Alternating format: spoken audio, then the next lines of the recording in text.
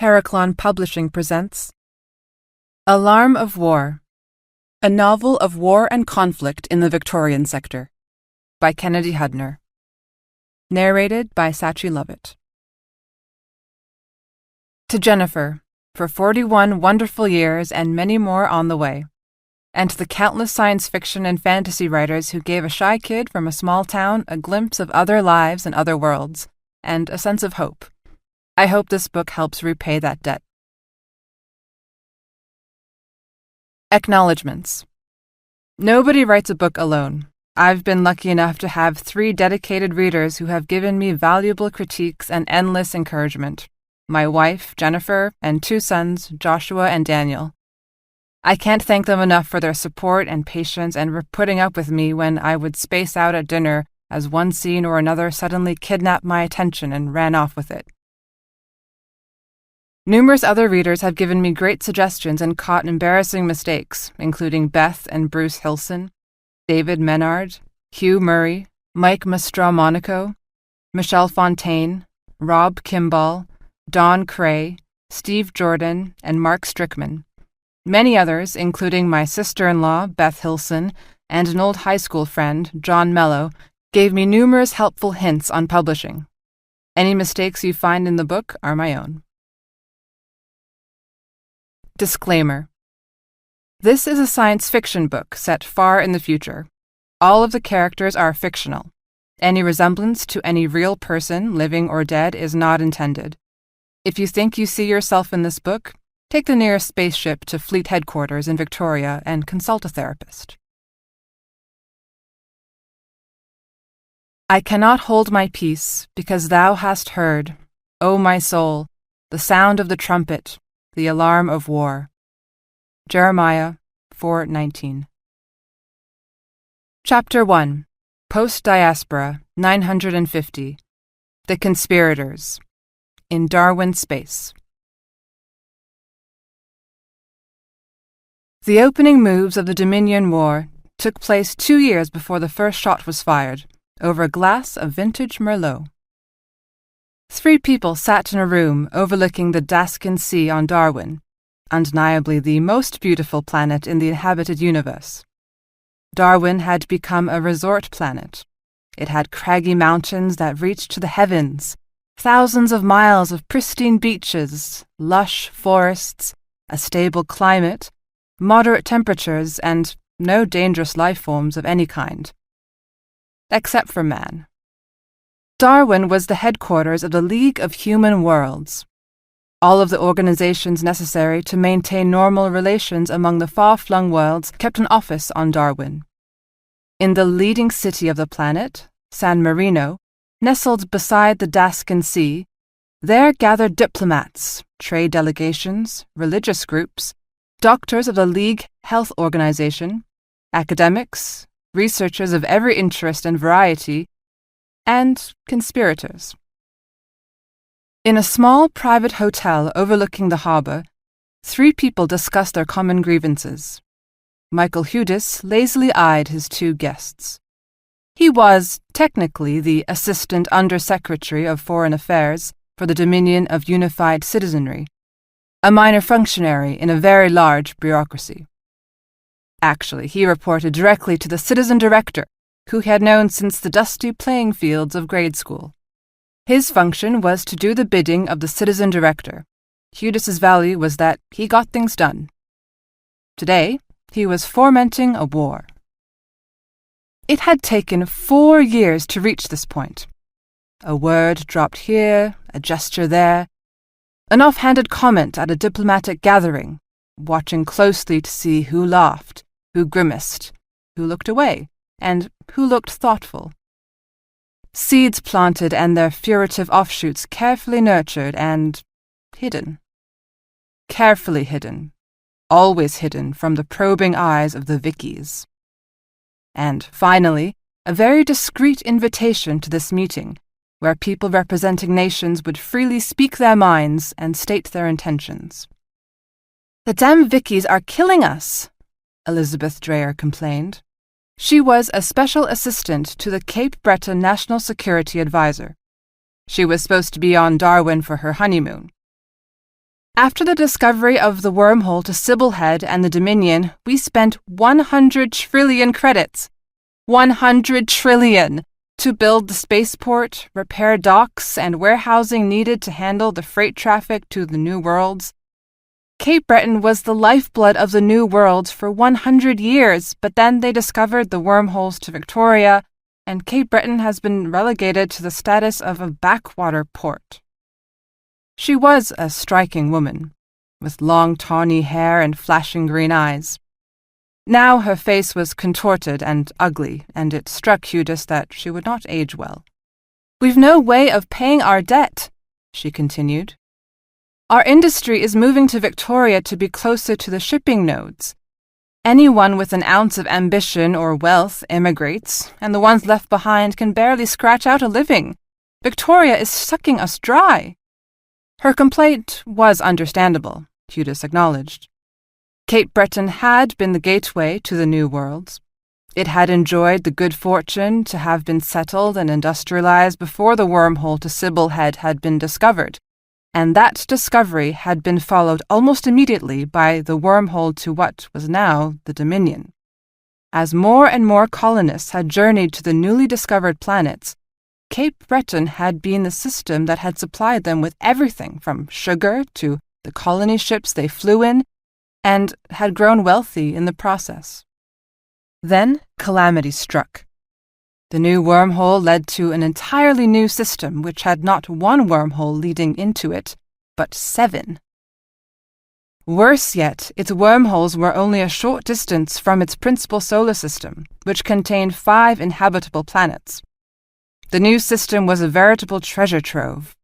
Its discoverer, of English descent and proud of it, dubbed the system Victoria Station, because it had so many entrances and exits. After a time, the name was shortened to Victoria. Victoria's 5 habitable planets had been settled quickly, and Victoria was soon the acknowledged hub of the inhabited worlds. Each of the 7 wormholes led to sectors containing at least one habitable planet. Virtually all of the commerce on the inhabited worlds passed through Victoria, and with it wealth that quickly made Victoria the richest of all the systems. And Victoria's wormholes were strategically placed. It was a 4-month trip from Cape Breton to the Dominion by the old route through Sybilhead, but it took only 3 days to reach the Dominion through Victoria. Judas gave a mental shrug as Dreyer continued her rant.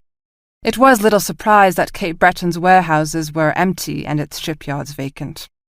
Cape Breton was indeed a backwater. Dreyer finally sat back in her chair, her anger draining away. Judas studied her, still trying to figure her out. Political neophyte sent on an important mission because she was a trusted minion? Or skilled political operative? She eyed him under hooded lids. "And the Dominion?" she asked. "Little wonder why you have an axe to grind after what the Vickies did to you in Windsor." Windsor. Judas grimaced involuntarily. Windsor was a badge of shame, an ongoing reminder that the Dominion did not rule over all of the inhabited planets within its sector. Windsor was a small planet, poor in resources and with a population of barely 50 million. Its chief export was people, mostly leaving Windsor to emigrate to the Dominion's home planet of Timor. Then, 15 years ago, the government of Windsor made a bold move. With great fanfare and a planet-wide vote, Windsor seceded from the Dominion and sought to become a member nation of Victoria. The Dominion's Central Committee had been caught flat-footed. Embarrassed, angry, and anxious to teach headstrong Windsor a lesson it would not forget, the Dominion had dispatched 4 warships to Windsor, only to discover that Windsor had sent 6 warships of its own, carrying an ambassador who intended to recognize Windsor and welcome it to the Victorian family of nations.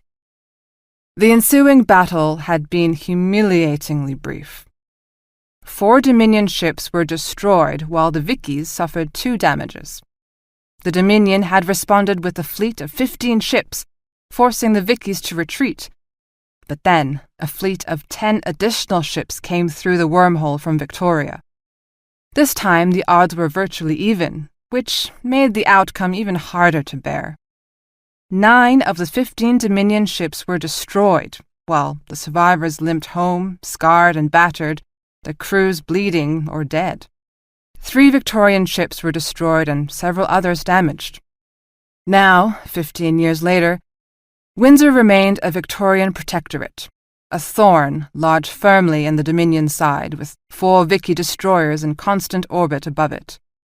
The Battle of Windsor remained the only large-scale space combat in the history of the League of Human Worlds. Relations with Victoria had resumed, after a fashion, but Huda still remembered the bitter defeat as if it were yesterday. And oh, how the Vickies had crowed about their victory! One man in particular, Vice Admiral Oliver Skiffington, took delight in commenting on the abysmal ineptitude of the Dominion military. He who laughs last, Huda thought. Chapter 2. PD 948. The Recruit. In Victorian space on the planet Christchurch. The recruiting sergeant wasn't sure what to make of her. At 27, she was older than his usual recruits. Usually he had nervous 18-year-olds, fresh out of high school, clueless and looking for something they really weren't sure of. Adventure, excitement, something other than the home they had grown up in. Sometimes they were miners in their early 20s, thick-necked and dirt-stained, looking to get off Christchurch and not having enough education to do anything else but join the fleet. Other times, the recruits were bored and restless or in trouble. Plus, she had some education. Gods of our mothers, she not only went through college, she actually had a master's degree. Sergeant Martinez shook his head. A master's degree? He had barely made it through high school. Why on earth would anyone with a master's degree want to join the fleet? She sat still, looking at him. She was attractive, but hardly glamorous. Small, almost petite, with coffee skin, very dark eyes, and black hair, all pretty much average for a woman born on Christchurch. But she held his gaze without looking away, showed no anxiety or discomfort. He had almost had the impression that she was interviewing him, not the other way around. He just wasn't sure what to make of her. Sergeant Martinez glanced at her application folder once more. "Says here you got a college degree," he said. She nodded. "Yes. Nothing more. Just yes." "What was your degree in, Miss Tuttle?" "History." "And what have you been doing for a living?" Her mouth twitched then, a mere hint of a smile. "I'm a sales clerk in a furniture store. Or was, anyway." Martinez raised his eyebrows in question. Tuttle shrugged. "Christchurch is not exactly at the heart of Victoria's economic juggernaut, Sergeant. Furniture store closed and I was laid off." Martinez felt himself grow irritated. "So you can't find a job and decided you might as well join the fleet, is that it?" She shook her head, her black hair swirling around her neck. "No, I had already decided I wanted to join, but my mother was still alive. She needed me to take care of her." "Fleet doesn't have a lot of use for history majors, Miss Tuttle." Her black eyes fixed on him for several beats. "I would have thought I would be an attractive candidate, Sergeant." "You're pretty small to be a soldier," he said. "I want to join the fleet, Sergeant, not the Marines." She looked at him appraisingly. "Anyway, I bet they said the same thing about you." Sergeant Martinez, all 5 feet 1 inch of him, blinked twice, then laughed out loud. "Yes, Miss Tuttle, they certainly did." He laughed again. "They certainly did." She smiled for the first time. Her black eyes grew luminous with their shared mirth. Sergeant Martinez felt the force of her smile, felt a little tingle. Then she leaned forward, earnest and intense. "I want to join, Sergeant. I'm educated, single, no family ties. I'm smart and—" Unexpectedly, she faltered.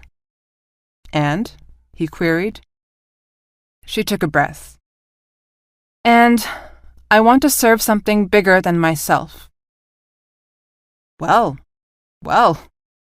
just when you think they can't surprise you anymore. Martinez drummed the table with his fingers. Then he stood and reached out a hand. She took it and he shook her hand. Welcome to the fleet, Miss Tuttle. I hope you are as happy with it as I think it will be with you. It wasn't until later that he noticed her field of studies for the master's degree. The history of conflict. He thought for a few minutes, then took a pen and carefully put a check mark in the top right corner of her application. It was a sergeant-to-sergeant thing. Her application papers became part of her personnel file and would go with her to the 2-year training program on Aberdeen. The check mark meant, watch this one. She could be good. He didn't use it often. Chapter 3, PD 948, The Recruit. At Victorian Fleet Training Facility on Aberdeen. For Emily, the first 2 months of basic training was like watching a laboratory experiment in behavior modification, but from the rat's point of view. The space flight from Christchurch to Aberdeen had been uneventful. When they arrived, she and hundreds of other recruits had been kept waiting for hours until the buses came to take them to Camp Gettysburg, the sprawling military base that was the training center for some 20,000 recruits each year. The buses reached the camp in the middle of the night, causing one of the recruits, a teenager, really, to groan. God, I'm looking forward to some sleep. Emily had suppressed a smile. She had read enough books on military training to know that none of them would be allowed to sleep for some time yet. Sure enough, they were herded off the buses, run across a large parade field, and then pushed into a sloppy semblance of order by screaming drill sergeants. As tired as she was, Emily wanted to laugh. It was all so obvious. A quick glance at her fellow recruits, however, revealed the fleet's time-tested formula for basic training was working. To a person, they looked scared, flustered, and unsettled. Ready, in other words, to be broken down and then rebuilt to fit the needs of the fleet. The first weeks passed in a haze of fatigue and pain. Emily was assigned to Training Company Baker, run by Drill Sergeant Kalin and 10 drill instructors. She slept in a barracks with 49 other women, but all of the training was co-ed. The 3 weeks were occupied with nothing but physical strengthening and verbal intimidation from the drill instructors. No recruit could do anything right, and the drill instructors made sure they knew it. Every day, each of them had one or more DIs screaming in their faces. Each night, some of the women recruits cried themselves to sleep. One of the men lost his temper, and when a drill instructor pushed him, he pushed back. A mistake. An instant later, he was on the ground, his eye already swelling shut from the blow that put him there, and then he was yanked to his feet and dragged away. They didn't see him again. The verbal abuse and intimidation did not bother Emily. She knew what they were doing. She would play the game. She would run and sweat and scream, "Sir, yes, sir," and do whatever they wanted her to do.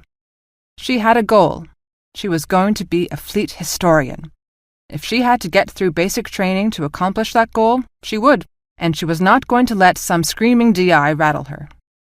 But in the 3rd week, Sergeant Kalin found her out. It was her own fault. Drill instructor Johnson was giving hell to another recruit. The recruit, Jeffers, had gotten so nervous that he had hyperventilated and, quite suddenly, crumbled to the ground, out cold. D.I. Johnson had stepped back, a look of astonishment on his face. The astonishment was soon replaced by irritation. "Get up, damn you!" he roared at the unconscious form on the ground. "I'm not finished with you yet!" That was too much for Emily. Laughter spluttered from her lips before she could stop herself. Then she realized that Sergeant Kalin was staring right at her. Still fighting the giggles, she thought, "What the hell?"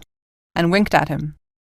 Kalin continued to stare at her without any change of expression, then abruptly turned and walked away. Later that afternoon, dragging in from a 5-mile run, her years in the library had not prepared her for this. Sergeant Kalin was standing in front of the administration building, hands on his hips. "Tuttle, my office, now!" he bellowed. Sure, she was in for it. Emily broke ranks and walked quickly to his office. By the time she got there, he was already behind his desk. She marched up to his desk, stood at attention, and saluted. "Recruit Tuttle reporting as ordered, Sergeant!" Kalin looked at her in silence for a long minute. Finally, he leaned back in his chair. "Tuttle, you are a problem. Do you know that?" "Sir, no, sir!" Emily shouted, wondering ruefully what had possessed her to wink at him earlier. "What are you, Tuttle? 27? "Sir, yes, sir!" "And you've studied some, got yourself a fancy degree?" He gestured idly to a personnel folder on his desk. "I've looked at your transcripts, Tuttle. You've studied a lot about military history and structure." He tapped a file with one calloused finger. "A lot about military culture, too." He pursed his lips together and nodded. "Yeah, and I looked at your intelligence test, Tuttle. You are pretty bright. Pretty damn bright." He looked at her coldly. "In fact, I'll bet you think you are better than anybody else here." This time, Emily did not shout her response, as all recruits are supposed to. She looked right at Kalin. "No, Sergeant," she said softly. "I don't. Older, maybe, but not better." Kalin sighed, then curiously ran his finger over the corner of her personnel folder as if touching something there. "Tuttle, the average age of the kids coming through here is 19. They've had almost no experience at anything other than high school. They are as green as can be. They think they're all grown up, but they're still kids. Hell, most of them haven't even been laid." He looked up at her. "You know what we do here?" Emily knew. The fleet took raw, scared kids and taught them discipline and skills. It showed them that they didn't know a damn thing, and then taught them what they needed to know to be soldiers. It taught them they can do things they never would have dreamed of a year earlier. It taught them pride. It taught them that failing your fellow soldiers was worse than death. "Yes, Sergeant, I know." "And do you know why, Tuttle? Do you understand the purpose of the training?" He paused a moment, then answered the question himself. "Someday, Tuttle, you may be at the helm of a warship, going into harm's way, perhaps against bad odds. You are going to give an order to attack, and you have to be able to rely on the fact that your crew, some who will be only a little older than the kids we have here, will obey that order, will follow you and attack because you have told them to. That all starts right here, Tuttle, on these training fields." He stopped talking for a moment and turned away, staring out the window. "I know that, Sergeant," Emily said. "You are a bit older, Tuttle. You know what we are really doing when we get into a recruit's face and give him L," he continued, still looking out the window. "But they don't." He turned back to her, and his eyes bored into hers. "Do not interfere with what we are doing here, Tuttle, or I will have your ass. Do you understand me?" Emily braced herself. "Sir, yes, sir!" she shouted. Kalin jerked his head at the door. "Out," he ordered. She started for the door. "And Tuttle?" She turned back, questioning. "One more goddamn wink out of you, and I most certainly will have your ass. Got that?" She nodded, and then fled. Chapter 4. PD 950. The Conspirators. On Darwin. The third person at the meeting sat slightly apart from the other two.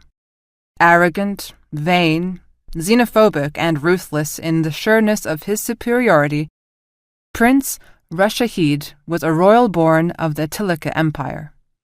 But he was not in his homeland now. He was visibly uncomfortable in such close physical proximity to freeborn commoners.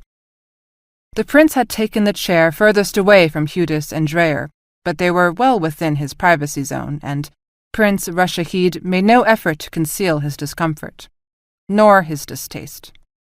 On Attilica, after all, a commoner was not allowed to be closer than 20 feet of a royal, on pain of death. For Judas and Dreyer to even sit in his presence would have been an unpardonable insult on Tilica. Inwardly, Judas despaired.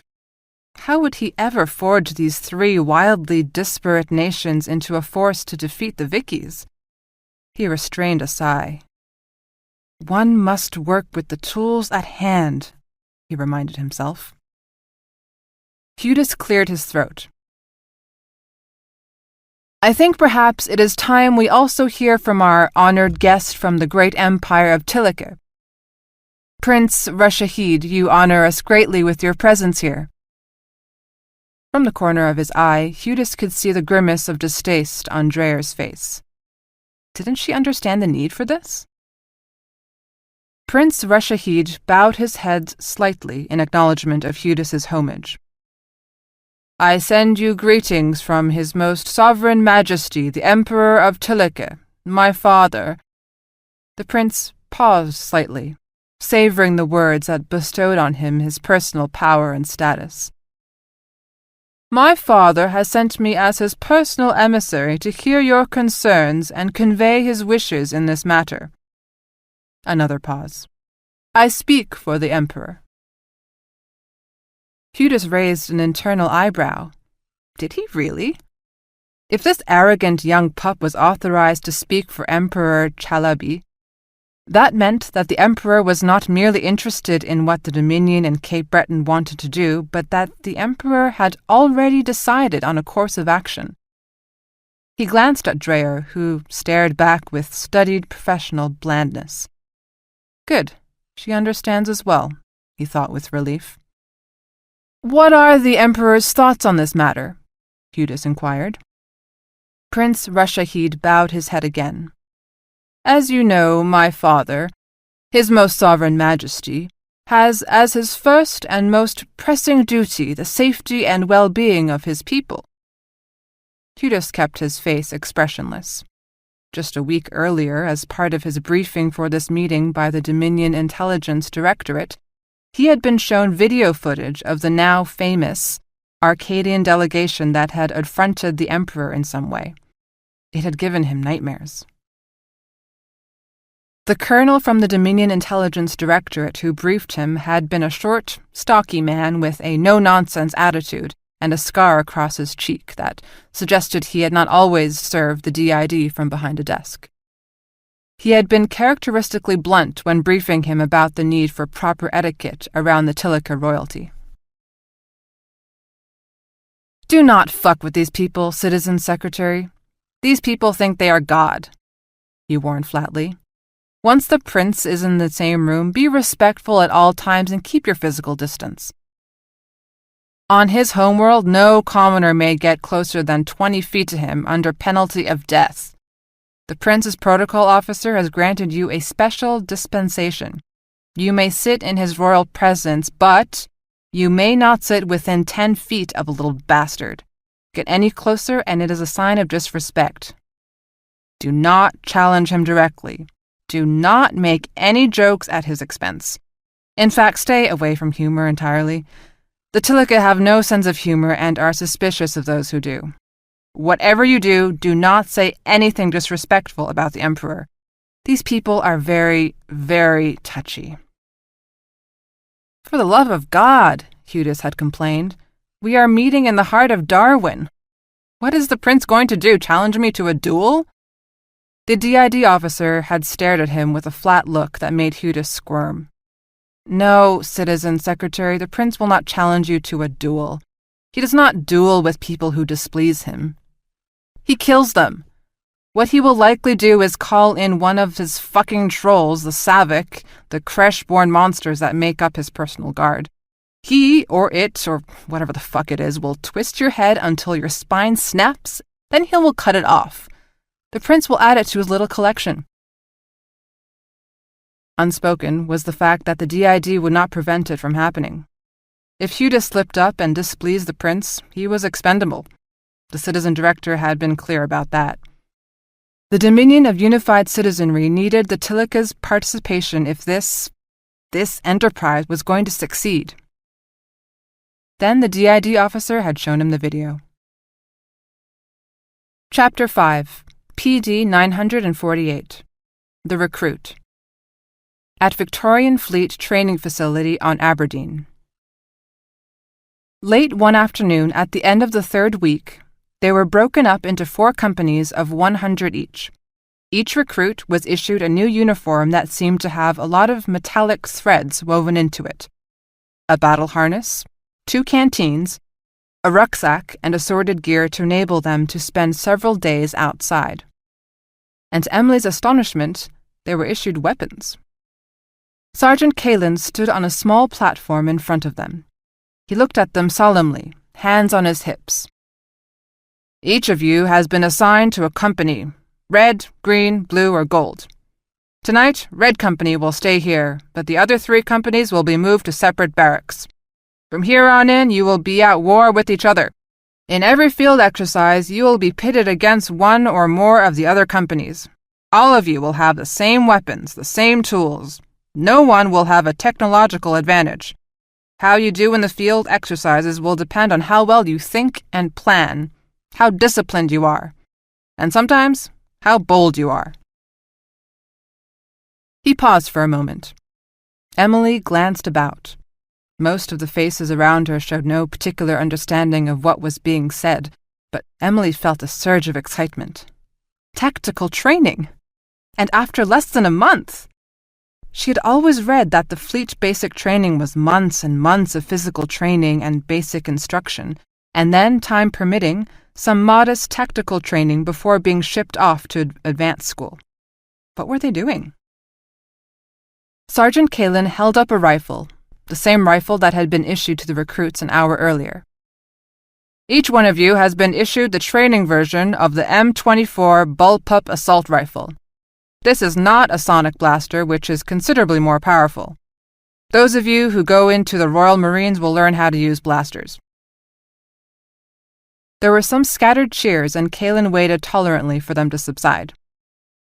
The regular model M24 shoots a flechette projectile, but for training purposes, we use a low-power laser. The bullpup weighs 10 pounds and requires a battery source, which weighs another pound.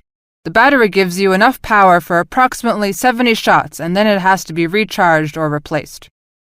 The bullpup has a removable 3-power scope.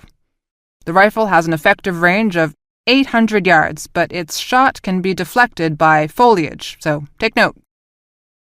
From this moment on, each of you is personally responsible for your rifle.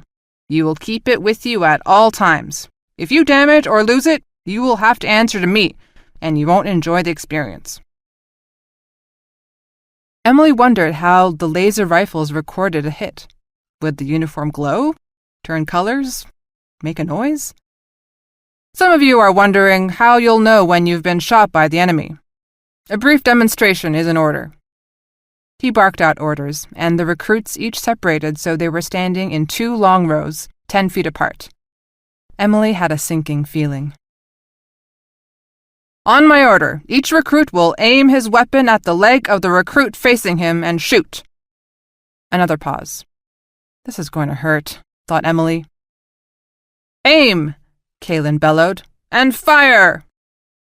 400 howls of pain and outrage echoed across the parade field. To Emily, the sensation felt like someone had stabbed her with a hot knife. Her leg erupted in pain, and she was dimly aware that her uniform pants leg had stiffened, making it very hard to bend her knee. God's hairy balls! She screamed. Off balance, cursing, she unceremoniously collapsed to the ground. That is how you know when you've been shot, Sergeant Kalen said mildly. You will find that the pain will diminish over a period of an hour and that the stiffness in your uniform will go away after 1 to 2 hours, depending on the severity of the wound. He pointed to a nearby recruit. On your feet! The recruit staggered to his feet, one hand still clutching his thigh. If you receive a fatal wound, Kalen said, your uniform will do this. He pointed a laser pistol at the recruit and shot him twice in the chest. The recruit staggered back and opened his mouth to scream, then stopped and looked sheepishly about. I don't feel nothing, he said. The recruits near him snickered. That's because you're dead, dipshit, a woman muttered. The recruit's uniform was blinking on and off, a brilliant fluorescent orange. Once this happens, you are FOF, or flashing orange forever. Dead, in other words. You're out of the battle. Your uniform will keep blinking until it has been reset by one of the drill instructors, Kaelin continued. That night, Emily settled into new barracks as part of Blue Company. There were no bunk assignments, and she found herself standing next to a bunk bed with a tall, strongly built Hispanic woman. I'm Maria Sanchez, she said, holding out a hand. My friends call me Cookie. She had a round face, high cheekbones, and rich brown eyes, which were bright with amusement. How do we get out of this chicken shit outfit? Chapter 6, PD 950, Emily's Personal Journal, at Victorian Fleet Training Facility on Aberdeen. Some historian I turn out to be. I've been here for 5 weeks now and not made one journal entry. I don't even have a proper notebook. I am writing this on a roll of toilet paper, much to the amusement of my bunkmates. I am in the Blue Company barracks, or I should say the Blue Company women's barracks. The men's barracks is across the parade ground. Life so far has been pretty regimented. Up at 5 a.m., calisthenics till 6 a.m., breakfast, and then start the day's maneuver by 6:45. I have my very own rifle now and take it wherever I go. And I mean everywhere. They are very serious about that. One recruit got caught coming out of the toilet without his rifle and spent the rest of the day running up and down a hill with a backpack full of sand. I am in the top bunk and finally learned to just sleep with Gertrude rather than leave her on the floor somewhere. Cookie, my downstairs bunkmate, laughed when I named my rifle. But Gertrude describes my rifle perfectly. Ugly, utilitarian, and deadly when angered. We have all learned the hard way that it hurts like hell to get shot. And since they started us on a steady diet of combat maneuvers, I have been shot several times. This has even given rise to mercy killings among friends, but the drill instructors ream you out if they catch you. I was surprised that they started us on field maneuvers so fast. Most of us are going to the fleet and will be on warships. I, of course, will be happily ensconced in the Fleet Department of Military History. If we ever face battle, it will be in space, firing missiles and lasers at hundreds or thousands of miles. Why teach us to run around in the woods and spring ambushes? I didn't really figure it out until this morning after breakfast. They had us moving across a large field, bordered by a hill on one side and a copse of trees on the other. It hit me then. I was no longer thinking like a civilian. I looked at the trees and thought, just big enough to hide a squad of men. Not how pretty the trees were in the morning sun, not curious about what type they were, just that they were a suitable ambush site. I kept my eyes on those damn trees all the way across that field, feeling naked and vulnerable. It's a different way of seeing things and not something you get in a classroom. My fellow recruits are a mixed lot. Most are young, quite a bit younger than me, mostly no college with a few exceptions. In the men's barracks, there are 15 men from my home planet, Christchurch. All miners, hard, quiet men who just take what the drill instructors hand out without complaint. They are old-fashioned and proper in their own way. Once they learned I was from Christchurch, they made it a point to look after me. On the long marches, they offered to help carry my rucksack, even though the DIs would be all over them if I accepted. They teased me and called me little sister as if I were from their village. I'm very proud of my Christchurch men, and a little sad that life on Christchurch offered so little that they had to join the fleet. Of course, that's why I'm here with them. Most of the others are here because they couldn't figure out what else to do with themselves. Some flunked out of school, some had trouble with the law. Only a few seem to be intent on a military career.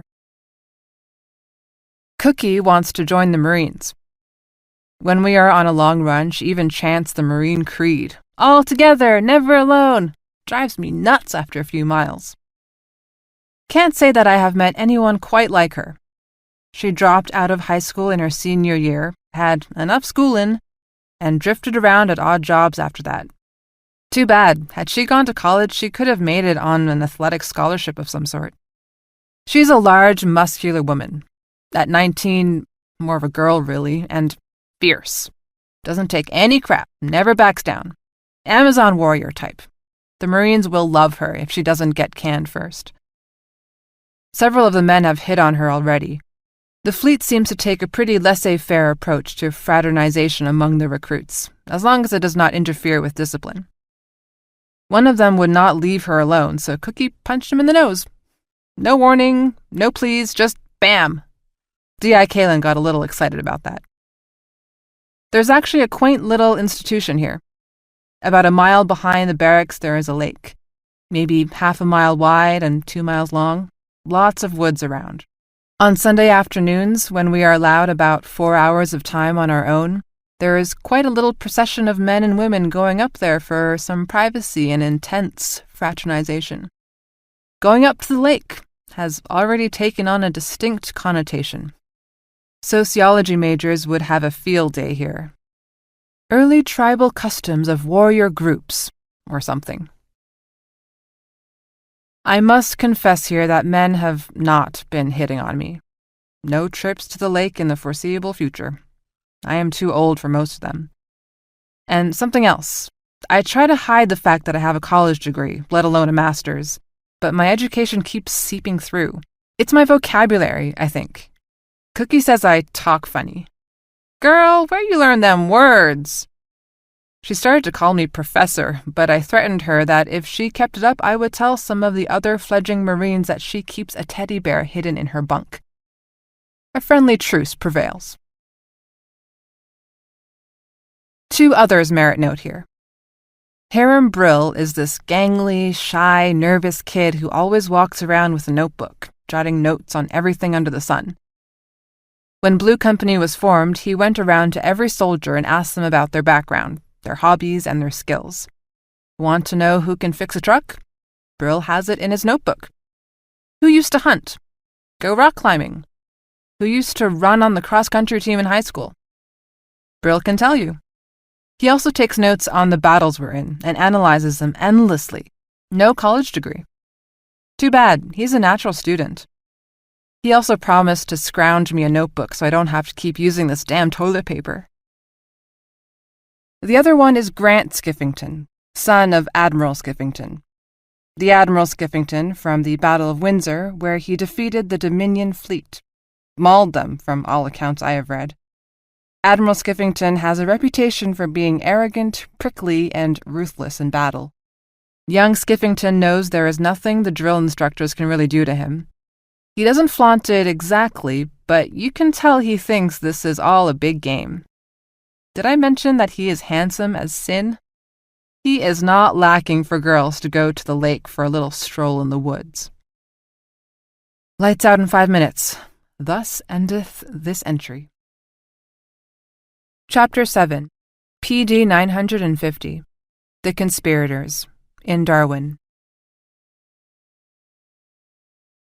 We are all aware of the Emperor's beneficence, Huda said smoothly, careful to keep any sense of irony out of his voice.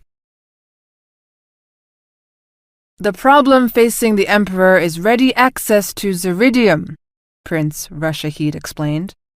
The Arcadians have large amounts of Ziridium in their asteroid belts, but they deny us our rightful share. I think I understand, Huda said.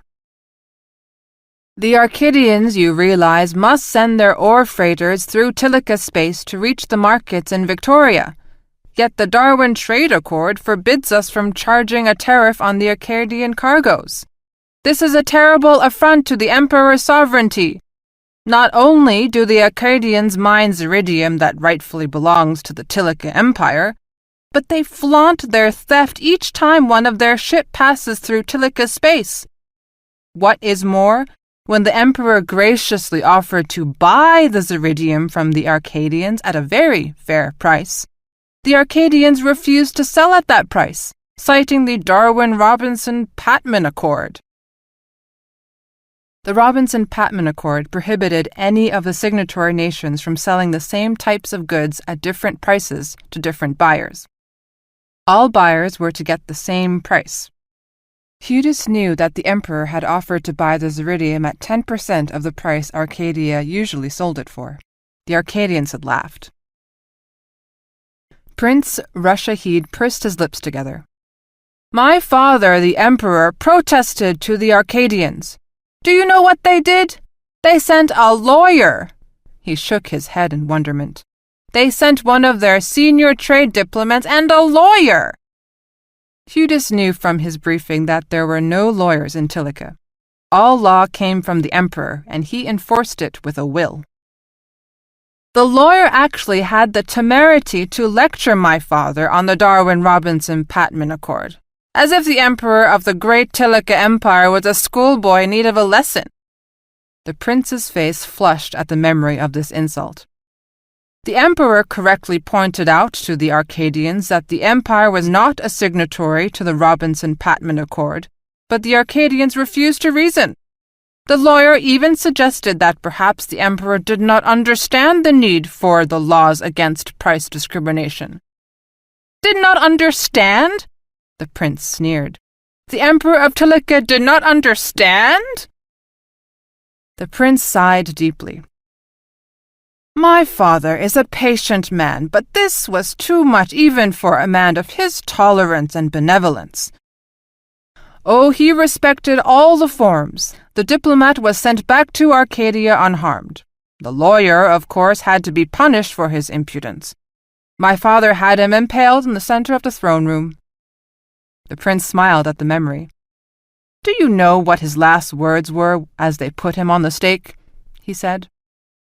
There must be some mistake. The prince gave a short, barking laugh. Really, where do they find these people? There must be some mistake. Eudes had heard the story, of course. The DID colonel had shown him the video. It was a major breach of diplomatic immunity, and the Assembly of the League of Human Worlds had voted to sanction Tilica. As for the Arcadian lawyer, he was still there in the emperor's throne room. Emperor Chalabi had ordered his body preserved and lacquered, still impaled on the stake. It had been left as a reminder to diplomats and other visitors to mind their manners. The prince laughed again, then abruptly sobered. Meanwhile, the emperor has needs for energy that cannot be met. Our industrial development has fallen behind schedule. Food production is not sufficient to meet our needs. If we had the Ziridium that the Arcadians stole from us, we could solve our energy shortage overnight. Instead, we must go into the market to buy necessary stores. Those purchases, of course, go through Victorian brokers who take a commission that is charged against the empire. The prince leaned forward, tapping the table in emphasis. The emperor is a great man. His patience is vast but not limitless. The Arcadians have not mended their criminal ways and have insulted the emperor's honor. They leave us no choice. The Tilica Empire will invade Arcadia and take back the Ziridium ore that is rightfully ours. The room fell into an abrupt silence. Eudes nodded in satisfaction. The Tilica were ready to go to war. They did not have to be convinced or bribed. They were ready, even eager. Then Elizabeth Dreyer spoke. The Victorians will stop you, Dreyer said flatly. Their fleet is twice the size of yours, and its ships are newer and more powerful. If you attack Arcadia, the Vickies will come running, and when they are finished, your fleet will be a smoking ruin, and you still won't have the Ziridium. Eudes cast a cautious glance at the Savic bodyguard standing against the wall and cleared his throat. Unless, of course, the Empire has the support and help of its allies. As the Assistant National Security Advisor said, the Victorian fleet is twice the size of the Tilica fleet, but it is not twice the size of the Tilica fleet, the Dominion fleet, and the Cape Breton fleet combined. He smiled. Perhaps we can accomplish together what no one of us could accomplish alone. He glanced at Dreyer, who nodded imperceptibly. We have been thinking of a way to distract the Vickies, forcing them to divide their fleet. It is still risky, Prince Rashahid, particularly for your empire. The Victorian fleet is formidable." Prince Rashahid nodded thoughtfully.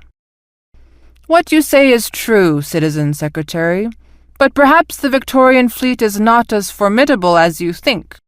We have developed a device that could help us in our effort."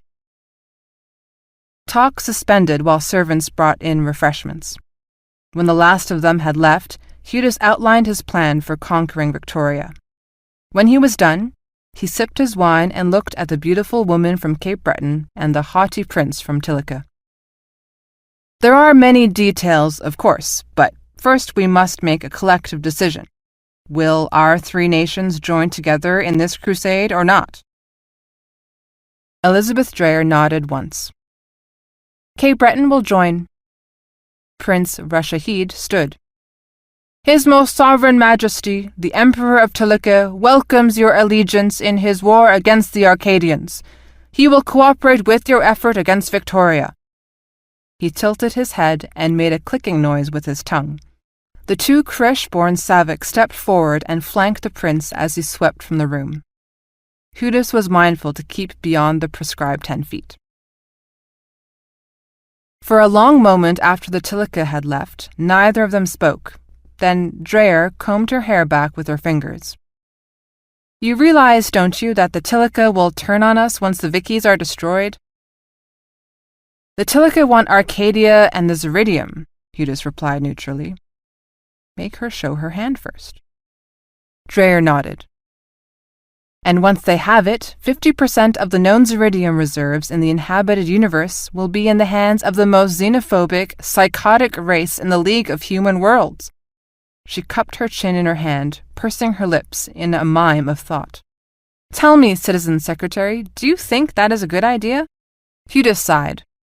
"Cards on the table, then." "The Tilica are vicious attack dogs. We can use them, but we can never trust them.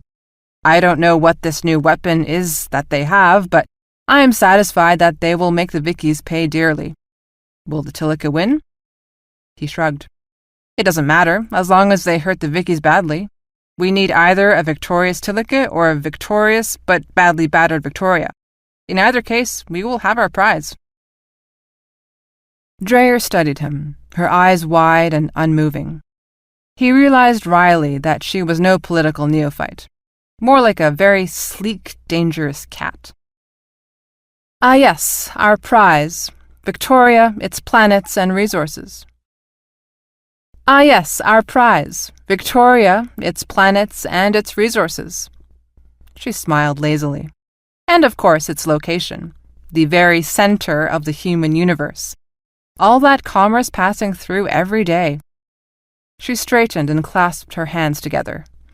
"Here it is," thought Hudis. "Now comes the hard bargaining." "Thanks to the Vickies, Cape Breton is a poor nation. When we defeat Victoria—" She paused, inclining her head to Hudis. "When we and the Dominion defeat Victoria, we want something to repay us for the harm they have caused." Hudis frowned. "We have already agreed that we will jointly govern the planets." "We want the Titans," Dreyer said firmly. "Independent control and exclusive rights to their total output." The Titans. Victoria had built 2 enormous shipbuilding and repair facilities, each one larger than any shipyard in any other sector. They named them after the early Greek gods Atlas and Prometheus. A third facility, Hyperion, was under construction but years away from completion. In their smug belief of their own superiority, Victoria used the Titans to produce mostly freighters and merchant ships, but whoever held the Titans would be able to build more warships than the rest of the world combined. It was a staggering logistical advantage and would make them invulnerable from attack. Hudis smiled wryly and held up one finger. "1," he said. "We'll each take 1. Dreyer considered for a moment, then smiled in return. "Very well, Citizen Secretary. Cape Breton will take Prometheus." She had played it well, Eudes thought. Prometheus was the newer of the two, with more advanced computer-aided manufacturing capability than its older brother. Still, each one of the Titans was a treasure beyond measure. "Done," he said warmly. "We can always take it back later." Chapter 8. PD 948. Emily's Personal Journal. At Victorian Fleet Training Facility on Aberdeen. Another 3 weeks without an entry. I can only plead exhaustion. Years of sedentary living did not get me ready for this. Some days I think they intend to run us to death. Then other times they throw us into a 4-day combat maneuver where we are lucky to get 3 hours of sleep a night. Funny, everyone gets real macho about staying awake for 30 hours straight, but the fatigue kicks in. People start making mistakes, tripping, forgetting to bring extra battery packs for their rifles. Friendly fire incidents go up. We actually had one recruit fall asleep while he was on a night march and walk into a tree. Broke his nose. Sergeant Kalin field-packed it with toilet paper and made him continue for the rest of the maneuver. "If the soldier is combat effective, he fights," he told us. "The mission comes first." On the other hand, maybe if the soldier was allowed a little more sleep, he wouldn't walk into trees. Dream on, Emily. Other lessons as well. Every day they select one of us to be a squad leader, platoon leader, or company leader. No training or instructions on how to be a leader, just, "You're it, take this position," or "Hold this hill." As my statistics professor would have said, the results are variable.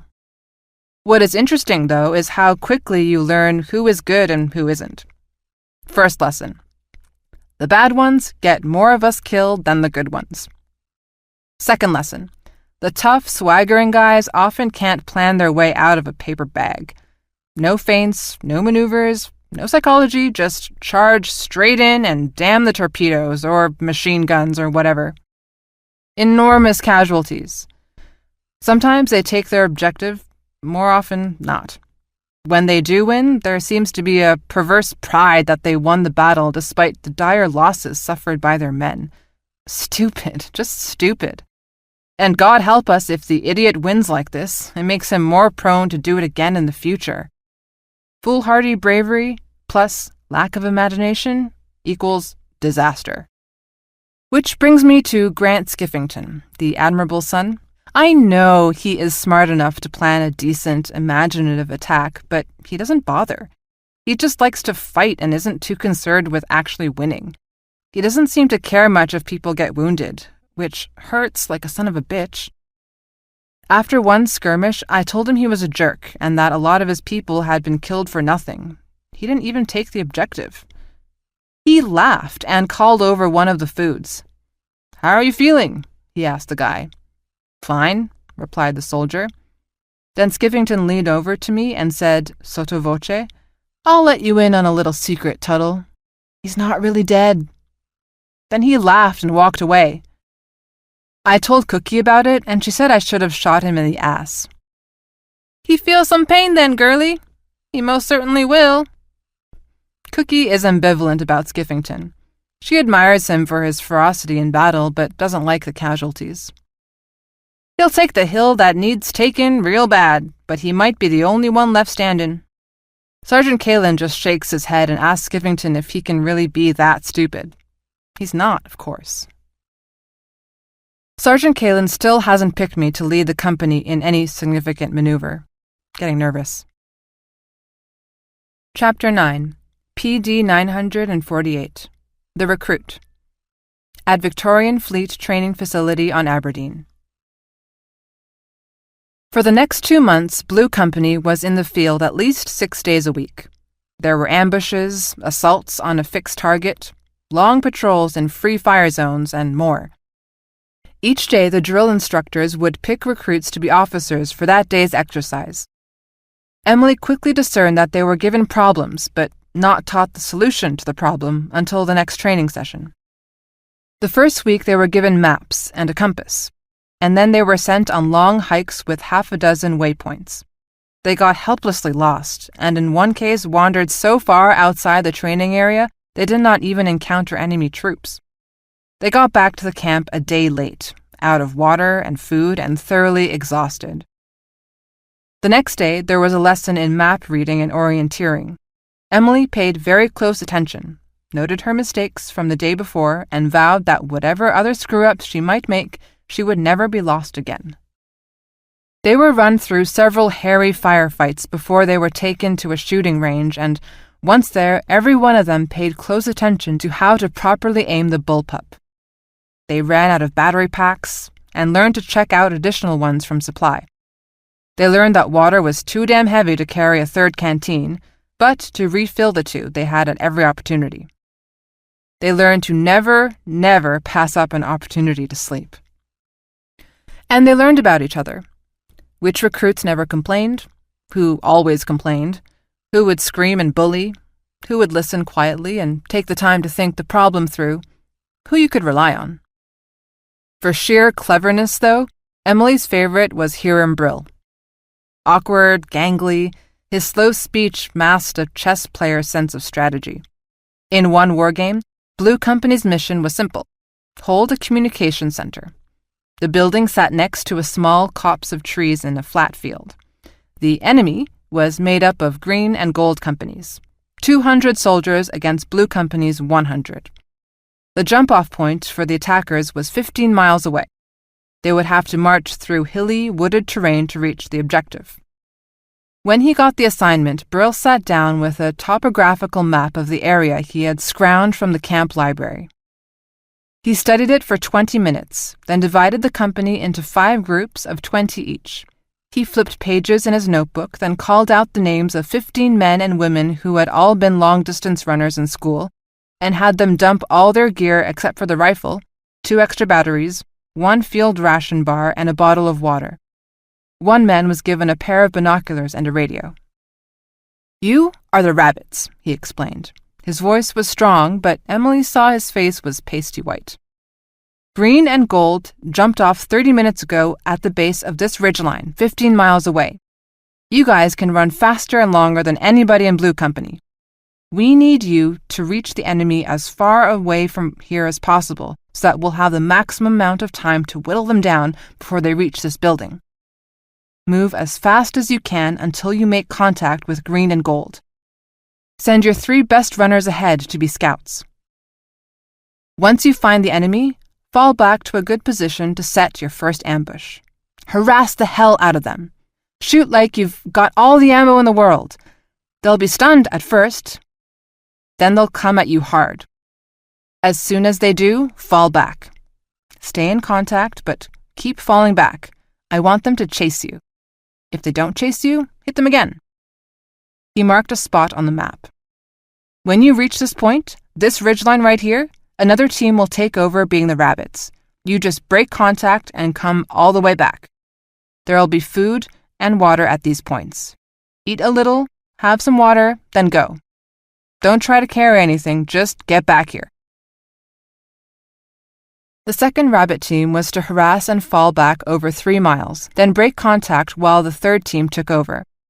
This way, the Green and Gold troopers would continually face fresh defenders who were traveling light and fast. It worked like a charm. The Green and Gold companies had only marched 4 miles, moving slowly with full packs, when they ran into the first rabbit team. They lost 10 men FOF before they could muster a counterattack, but try as they might, they could not seem to catch the fleet-footed blue soldiers. More Green and Gold fell, but they doggedly pushed on.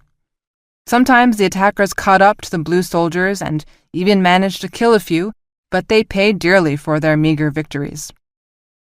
It was a hot day, and soon the pace began to tell on them.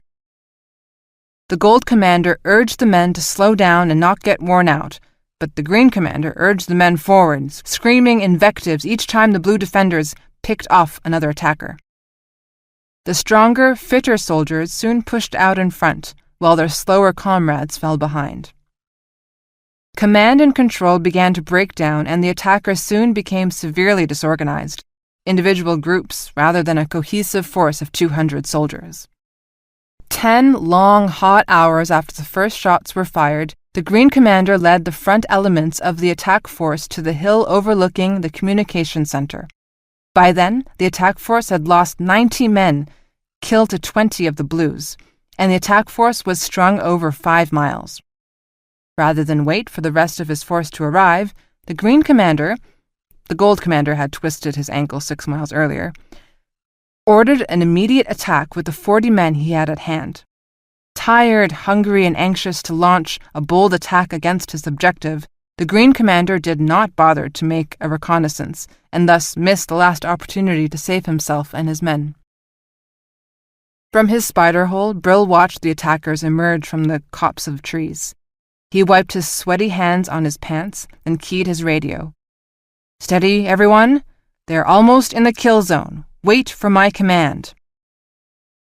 Brill's defenders waited until the green soldiers were fully exposed in the middle of the field, then emerged from the spider holes they had dug on either side of the communication center. In 3 brutal minutes, they annihilated the attackers. Not one attacker survived, and the field was littered with blinking orange troops. That still left some 70 green and gold troops in the hills, led by the limping Gold Commander.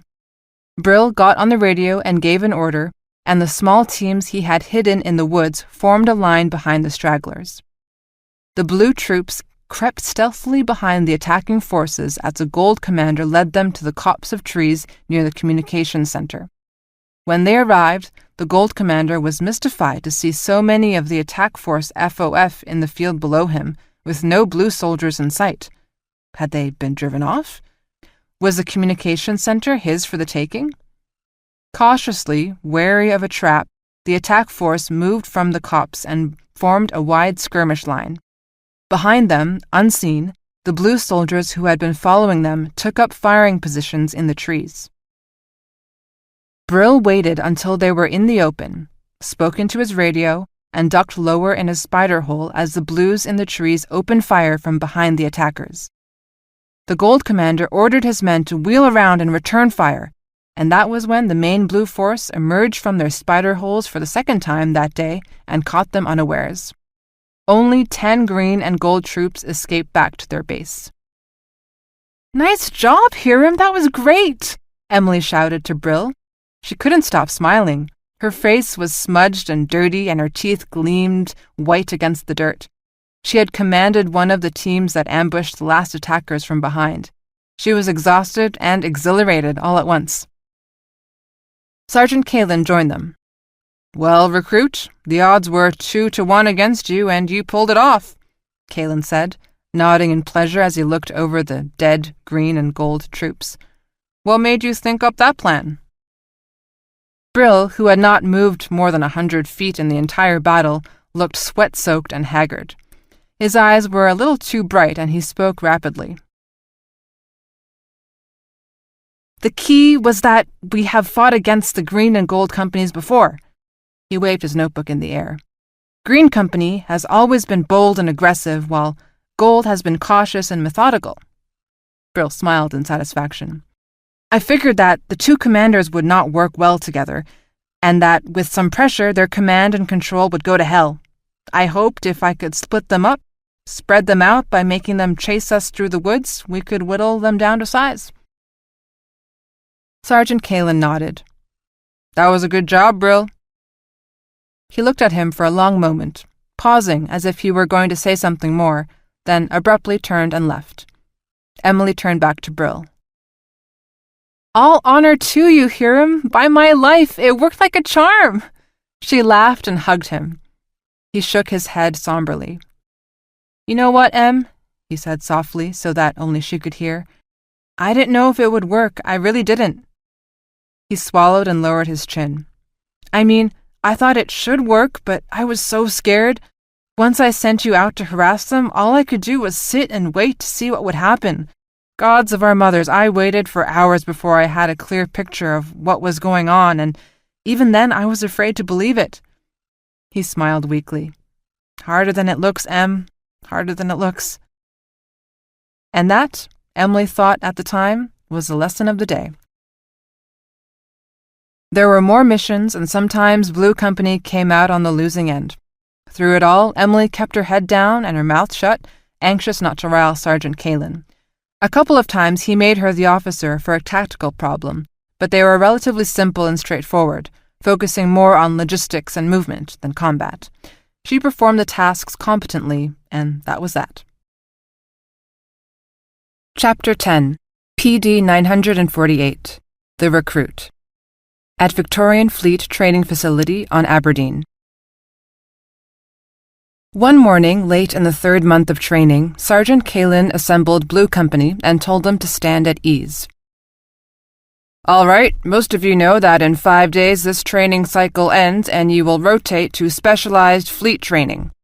On that day, you will officially become cadets instead of mere recruits. You will begin classes in line with your long-term assignments within the fleet. Today, he paused to consult the clipboard he held, flipping several pages before coming to the one he wanted. Okay, today there is a light schedule in the morning at the weapons range. You'll be brought back here for your midday meal, and this afternoon you'll begin packing your equipment, tagging anything that needs maintenance. Report out front in 15 minutes with your rifle and 2 battery packs. No other equipment is needed. He closed his clipboard with an audible snap. Recruit Skiffington is in charge of the company for today's activities. That is all. Dismissed. Beside her, Cookie gave a whoop and grinned broadly. We are almost out here! I finally get rid of you candy-ass Navy pukes and start Marine training. She turned and started back to the barracks to get her equipment. Emily laughed and started to join her, then caught sight of Brill. She hesitated. Brill was frowning. What? She demanded. Aren't you glad we're getting out of here? Don't you want to start all those intelligence school courses you've been waiting for? Brill glanced at her and then back to the main yard, where transport trucks were already pulling up to take them to the weapons range. How many days off have we had, Em? What? She said, confused. Come on, lighten up, Hiram. What's your problem? 3 days, he said, answering his own question. We've been here for 3 months, and in that entire time, they gave us 3 days with no training. Now, with 5 days left of training, they tell us we have light training today and nothing but packing and cleaning for the rest of the week. Don't you find that a little... He groped for the right words. Too good to be true? Emily sucked in a breath, thinking furiously. 5 days left. 5 days to put them in the field. 5 days to... Oh, damn. She turned and glared in the direction of the administration building where Sergeant Kalin kept his office. What's with you two? It was Cookie, who had come back to see what was keeping them. Hiram thinks it's all bullshit. If he's right, instead of rifle range, we are going to be sent on a major exercise. Emily quickly explained it. Cookie whirled on Brill. God damn it, tell me you're making this up, she said accusingly. Hiram shrugged. Think about it. They put us into the field with little ammo, no food or water, then they throw something big at us. It's perfect. In a gruesome sort of way. Catch us unawares. Lots of stress. Have to think on our feet. He shrugged again.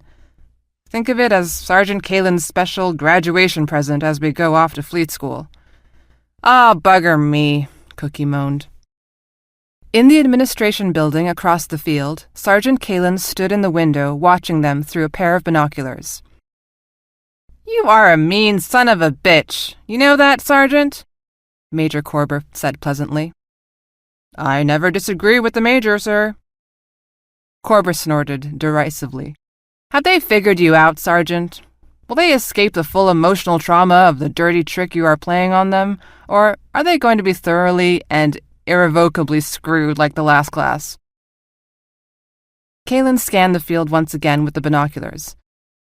Well, sir, I think some of them sense that something is not quite right. Major Corber leaned forward. Really? Who? Brill, sir.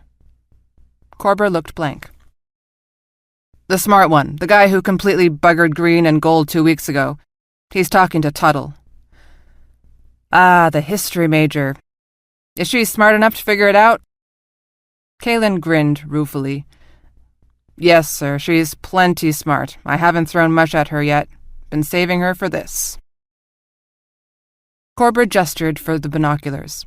Kalin handed them over, and the major peered through them. Okay, I see Brill. Looks like a bloody accountant, doesn't he? I recognize Sanchez. She already looks like a Marine. He moved the binoculars a fraction. Is that Tuttle? He snorted. She's tiny, for Christ's sake. He lowered the binoculars, his smile gone, and his tone serious. Is she tough, Andy?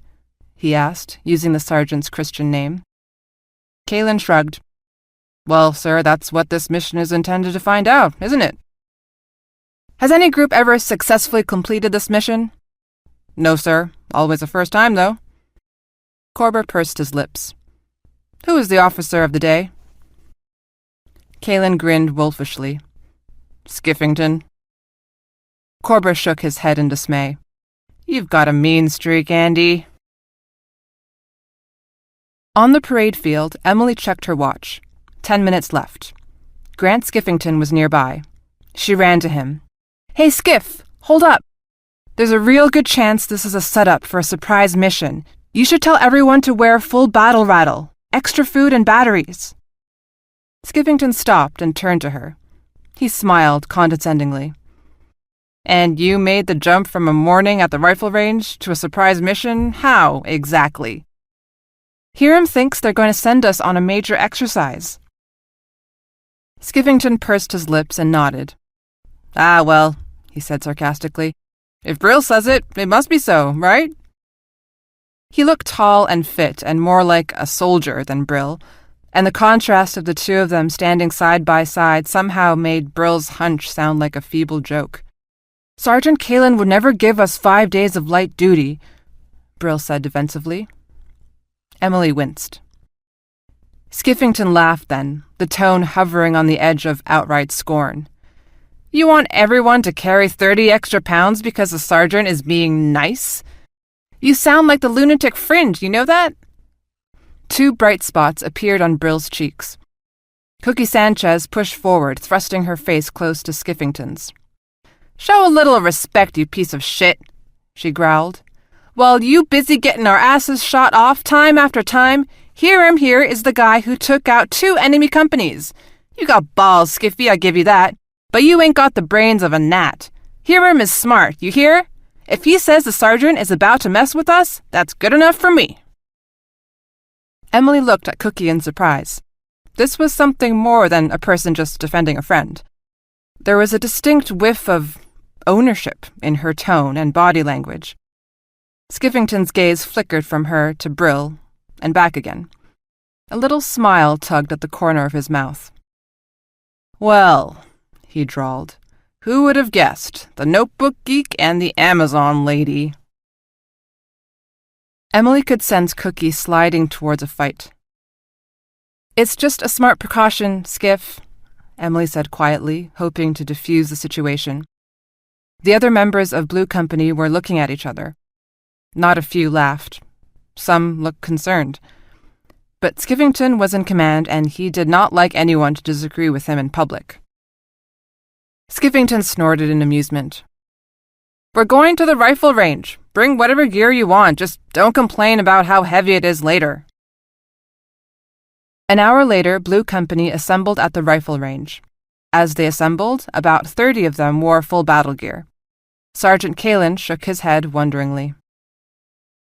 I see that some of you recruits are either hard of hearing, just plain stupid, or gluttons for punishment, he remarked sarcastically. Emily wasn't sure, but she could have sworn he glanced at her as he said it. She felt a little flicker of doubt. What if she was wrong? Screw it, she thought. If I'm wrong, I'm wrong. Cookie glanced at her, gave a reassuring wink. Brill kept his eyes fixed straight ahead, his jaw set. After 90 minutes of target practice, Sergeant Kalin blew his whistle and shouted, Cease fire! Cease fire! Blue Company, load up by platoon on the trucks. Back to base for lunch, then we start to pack up the company equipment. Get a move on, people!" As they boarded the trucks, Skiffington shot her an "I told you so" look. Then they were headed back to camp, down a long gravel spur that led to the main camp road. Emily's transport was third in a row of 5 trucks. As the truck lurched and bounced along, Emily glanced at her watch. Just coming on noon. Her stomach was grumbling with hunger. She looked at Brill. He shrugged apologetically. "Sorry," he said, a little sheepishly. "Don't you go be sorry, sugar," Cookie said from the other side of the truck. "It ain't over yet. We got ourselves 10 miles or more on this back road. Good ambush territory. You keep your safety off and your eyes peeled." Emily laughed out loud. "Of course." "Hey, folks," she called to the others. "Weapons ready. Keep your eyes on the trees for bad guys." The others in the truck collectively blinked. 3 shook their heads in disgust and went back to talking, but the rest dutifully unlimbered their rifles and turned in their seats to keep watch outward. The ambush came 2 miles later. Shots rang out from a copse of trees, and the first truck skidded to a halt. Inside, men were already screaming from being hit, and 2 recruits were flashing a cheerful fluorescent orange. "Now we're having fun," Cookie whooped, firing into the woods. Hiram Brill turned to Emily. "Thank God," he breathed. And Emily surprised herself by thinking, "The road is closed. They'll have ambush teams all along the road." It was over in 15 minutes. Skiffington quickly organized his troops and charged into the ambush site. The ambushers, it turned out to be Green Company, faded back into the forest, leaving behind several dead and wounded. The first truck in the convoy had been hit the worst. 4 dead, 10 wounded. Skiffington returned from pursuing the ambushers, grinning broadly, his rifle cradled in his arms. "Looks like we're going to get some fun out of this day after all," he told Emily. She glared at him, annoyed that he did not even have the good grace to apologize for his earlier behavior. Skiffington could care less. He was just happy to be fighting again. Scowling darkly, Kalen called on the survivors to assemble in front of him. "All right, everybody, take a knee and listen up. Lesson of the day. Be prepared." He glanced around sourly. "You all should know that by now. You think the enemy is going to send you a little nice note? 'Excuse me, but we are going to attack you tomorrow at noon?'" He shook his head angrily. "Why in God's name do you think we practiced all those ambushes? You want to take the enemy by surprise. Well, guess what, people? The enemy wants to take you by surprise, too. We are training you for war, people. Not for a day at the target range. War! Stay alert or die!" He took out a map tacked to a piece of poster board. "Okay, new orders." He pointed to the bottom of the map. "You are here, about 2 miles from the main road. The main road leads you due east to the Dunlow River, then follows the river as it curves back north and northwest to the Killarney Bridge. Total distance is 40 miles. Emily could see the map. The river road described a huge S, bending counterclockwise until it reached the Killarney Bridge, where it then crossed the Dunlow River and turned northeast. They were at the bottom of the S. It would be a lot shorter to go in a straight line, but the terrain was a mix of bogs and steep hills. Sergeant Kalen started talking again, and she gave him her full attention. "Blue Company's mission is to secure the river crossing for Gold Company. Gold Company is leading a convoy of trucks that have to reach the Four Corners crossroads." He pointed to a spot 2 miles past the Killarney Bridge. "For you to fulfill your mission, the trucks have to be at the Four Corners 24 hours from now. Emily forces hold the Killarney Bridge. Channel 3 on your radios has been assigned to you, and Channel 4 to Gold Company. You'll be able to speak to Gold Company when they are within 5 miles of you." He turned to Grant Skiffington. "Mr. Skiffington, you have your orders. I will be along as an observer only. You will handle the mission as you deem fit. As little added incentive, the side that wins the exercise gets 2 weeks' leave before leaving to start fleet school." That triggered an undercurrent of excited murmurs and at least one unabashed cheer. To Emily's dismay, Skiffington ordered everyone back onto the trucks. Emily stepped close to him, speaking in a low voice. "Skiff, the road is going to be blocked. They'll have ambush teams all along it. And now that we know they're there, we'll be ready for them. Relax, Tuttle. Once we blow through their ambushes and get behind them, we'll have a fast run to the bridge." Emily thought that if she were defending the bridge, she would have ambushes set up every mile. With every attack, Blue Company would be whittled down just a little more until the force that reached the bridge would not be strong enough to do anything. "Skiff, take a look at the map," she said urgently. "We can cut cross-country." "Mr. Skiffington," Sergeant Kalin bellowed, "you have a mission to accomplish. Take that bridge." Skiffington smiled sardonically. "They're playing our song, Tuttle. Time to move." He put his map back into its pouch. "Everybody on the trucks," Skiffington shouted. "You too, Tuttle." Emily walked back to her truck, her face red and lips pressed together. "Got a problem, Tuttle?" Sergeant Kalin asked her. She wheeled on him angrily. "You're supposed to be an observer here, Sergeant. Why are you egging him on like that?" she demanded. The sergeant shrugged eloquently. "Always somebody egging you on, Tuttle. Get used to it." They reached the river road, turned north, and promptly hit an ambush in force. Emily guessed there must have been 30 or more soldiers shooting at them. Skiffington tried to organize a sharp counterattack, but everyone was so pinned down it took time. They finally drove off the ambushers, who were forced to leave behind one smiling recruit. She blinked a cheerful orange and waved at them. All told, it cost Blue Company 5 dead, 7 wounded, and delayed them for 3 hours. Emily again implored Skiffington to leave the road. "They are going to nibble us to death if we stay on the road. When we make it, if we make it, we won't have enough troops left to take the bridge." Skiffington paused, dug out his field map and inspected it. Emily pointed out an alternate route, cutting across country. "This is not an easy walk," she said, "but will be hard to find in these hills away from this damn road. With a little luck, we might surprise them." Sergeant Kalin frowned and looked at his watch. "Time's running out, Mr. Skiffington. You are the commanding officer. You've got a mission to accomplish and a lot of ground to cover before you can do it. What are you going to do?" he demanded. Skiffington pointed down the road. "That's where the enemy is, Tuttle. We can't kill them if we don't fight them." He raised his voice so everyone could hear. "Everybody on the trucks! We are moving out!" Sergeant Kalin sighed and shook his head. "Wrong answer, recruit." As Skiffington blinked in confusion, Sergeant Kalin took out a small box and pushed a button. Skiffington's uniform began to blink fluorescent orange. "Your commanding officer had just been killed by a sniper." Kalin turned to Emily. "Tuttle, you are now in charge." He looked at his watch. "You have 21 hours and 20 minutes left to complete your mission." And while Emily stared at him, open-mouthed, he winked at her and walked away. Fighting back a sudden rush of panic, Emily took stock. She had 94 men left, 7 of whom were wounded. Only 30 had food, water, and extra batteries for their rifles. She quickly stripped the extra batteries from the dead soldiers, including the Red Company soldier who had been involved in the ambush. The soldier from Red Company had 2 water bottles. Emily took them both, along with 4 packets of field rations. The dead soldier stuck out her hand. "I'm Susan Matt," she said. "This should be very interesting. Good luck."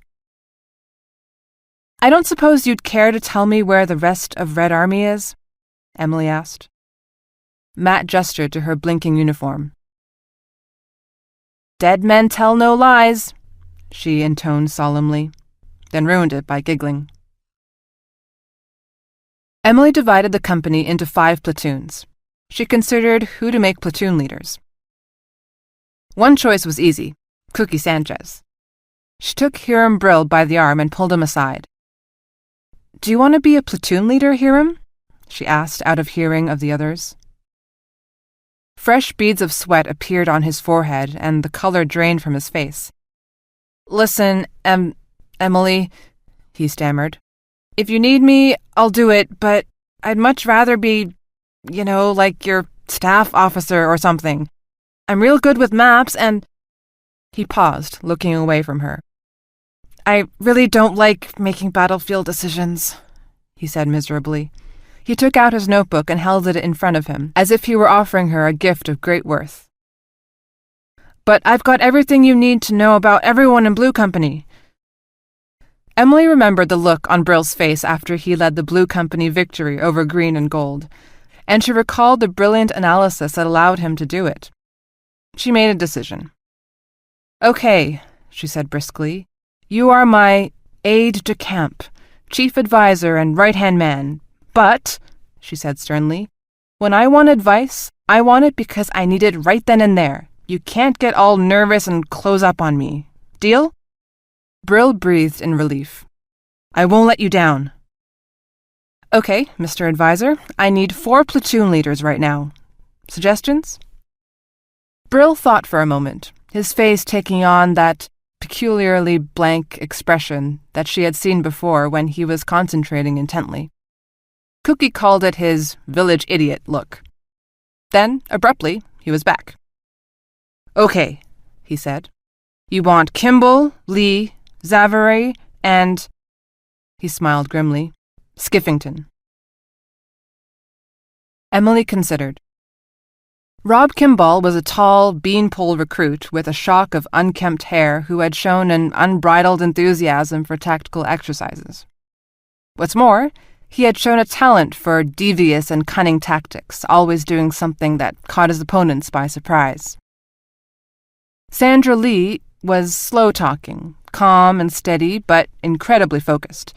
She wasn't afraid to take risks, and Emily thought she would walk through fire if that's what it took to accomplish the mission.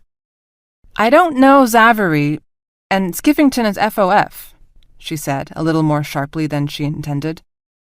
In the back of her mind, a voice was screaming at her that time was running out. They had to get going. "Kara Zavary is a high-energy type who will keep her troops motivated and moving," Brill replied easily. "And Skiffington is 10 feet behind you, looking fine. If we have to take a break through enemy defenses at the bridge, put his platoon out front." Emily turned. Grant Skiffington was standing there with a nonchalant grin, eating a field ration bar. "Sergeant said I could finish the maneuver with you," he said, explaining his rebirth. "And I hope you don't mind if I took one of your field ration bars. Haven't eaten since breakfast." Her staff problem resolved, Emily took stock of logistics. The company's biggest problem was immediately evident. Even after the extra ammunition had been passed out, there were still 12 soldiers without working batteries to power their rifles. Others had only a few shots left. They had depleted their batteries at the rifle range. Emily thought furiously. Then, borrowing an idea from Hiram Brill, called for the 4 fastest long-distance runners. When they stepped forward, she took them aside. "We are about 4 miles from the camp as the crow flies," she explained. "You take the truck back up the road about a mile. That will put you closest to the camp. Leave the truck there in case Red Company has more ambushes set up. Cut through the fields to the camp and beg, borrow, or steal as many batteries as you can find. Field rations, too. Don't load your packs too heavy because you've got to catch up to us. Come back a different route and don't go near the truck. If the enemy sees it, they'll stake it out." She showed them on the map which route she intended to take and gave them one of the radios, along with code words in case Red or Green companies were listening in on Blue's designated channel. As soon as the runners had left, she assembled the company. "Listen up, everybody," she said loudly, conscious that her soft voice did not carry well. To her ears, she sounded 10 years old. She held up the map. "We are marching cross-country, skirting this big swamp and these hills. Maybe 20 miles or a little more. It is rough country and it will be slow going, but we should make it to Killarney Bridge in plenty of time. The key is stealth. If we can get there unseen, we'll have a huge advantage. Red and Green will have some patrols out, but I am betting that most of their forces are tied up either defending the bridge or setting up ambushes along the river road." Emily paused to take a breath. The troops in Blue Company watched her intently. "Please," she prayed silently, Let me do this without screwing up too badly. I've sent runners for more food and ammo. With luck, they'll catch up to us in 4 or 5 hours. For now, everyone get a drink of water and have something to eat. If you are carrying a water bottle, share it with someone who doesn't have one. Fill it every time we pass a stream. We leave in 10 minutes. Emily called together the platoon commanders, and Hiram spread his map out on the ground. She pointed at a hill directly overlooking Killarney Bridge. I am calling this hill Sunflower. If I were red and green, I would have people up there with binoculars. It gives a good view of the river road and some view of this area as well. We are going to have to stay in woods and dead ground until sunset. The enemy will certainly have occupied it. If we are to attack the bridge, we are going to have to take that hill first. They discussed the best route, finally decided on skirting between the two swamps, then entering a large ravine that ran close to Sunflower. Emily sent out flankers and scouts armed with binoculars and radios. She warned them to stay off the radio except in extreme emergency. She tried to reach Gold Company without success. As the rest of Blue Company moved out, Emily checked her watch. The Gold Company convoy had to be at Four Corners in less than 21 hours. The day was hot, much hotter than she had expected. Water was going to be a problem. They crossed 2 small, dusty stream beds before they reached the gap between the swamps. Even the swamps had retreated under the summer sun, leaving vast sheets of hard-caked mud. Everyone was sweating, and they were rapidly going through what little water they had. The company slipped through the gap between the 2 swamps, then turned north. Well off to the east, they could see the hill Emily dubbed Butterfly, beyond which would be the river road. She tried to reach Gold Company again. Still, no luck. Somewhere ahead of them was Sunflower and the Killarney Bridge. 5 hours later, as they crept through a stand of pine trees, one of the scouts ran back to them, flushed and breathless, to report an enemy patrol less than a mile away, crossing the open ground in front of the forest. "We can take them out," Skivington said. "We can lay an ambush and they'll never know what hit them." He looked thrilled at the prospect of a fight. Emily shook her head. "Our target is the bridge. As long as they don't know we are here, we've got a chance. One radio call from this patrol and they would swarm all over us." They sat and waited for 90 minutes until the patrol left the area. Skivington grumbled and chaffed at the inaction. Emily was glad of the rest. The water was almost gone, and many in Blue Company were painfully thirsty. They had at least 10 more miles in front of them, and she wasn't sure all of them would make it. Then they caught a lucky break. While they were waiting, the 4 runners sent to fetch supplies caught up to them. They carried full packs bulging with ammunition and food and collapsed to the ground, chests heaving. Emily tore open one of the packs and dozens of battery packs spilled out. A second pack had 200 field ration bars, and the third pack had more batteries. "And a special surprise," one of them, Audicle, said. Emily made a "tell me" gesture. Audicle smiled and opened his haversack to reveal bottles and bottles of water. Emily felt a rush of relief. "Oh, thank God," she exclaimed. "I could kiss you." Really?" Audicle raised one eyebrow in amused question. Emily snorted. "Just a figure of speech. When we got to the base, we were all dying of thirst, so we figured that a little water wouldn't be a bad idea." He looked sheepish for a moment. "On the way back, I had to drink 2 bottles just to keep going." "You did great." Emily distributed the ammunition and made sure everyone had some water. By the time they finished, it was full dark. Cookie joined her then, carrying a map. She calculated they were 10 or 12 miles from Killarney Bridge. "Moon will be up soon, enough light to travel, at least for a few hours. We could be at the bridge by dawn if we push." Emily smiled. They had ammunition, food, and enough water to keep them going, and they had not been spotted by the enemy. They could do this. They could take Killarney Bridge with hours to spare. 8 hours later, Emily sat back in despair. There was no way she could take the bridge by assault. None at all. They had reached the top of Sunflower just before dawn, only to find 4 Green Company soldiers sound asleep. They were killed, then woken and told to stay off the ridge so that their comrades on the bridge would not see them flashing orange forever. One of them had a radio, which Emily gave to Kimball. "If anyone calls looking for a report, just tell them you don't see anything," she ordered. Now Emily lay atop the ridge, binoculars to her eyes, studying the bridge through the first light of dawn. Cookie and Hiram lay beside her, touching hip to hip. The other platoon leaders waited just behind them. "I would kill for a cup of coffee," Hiram grumbled. He swung his binoculars the length of the bridge.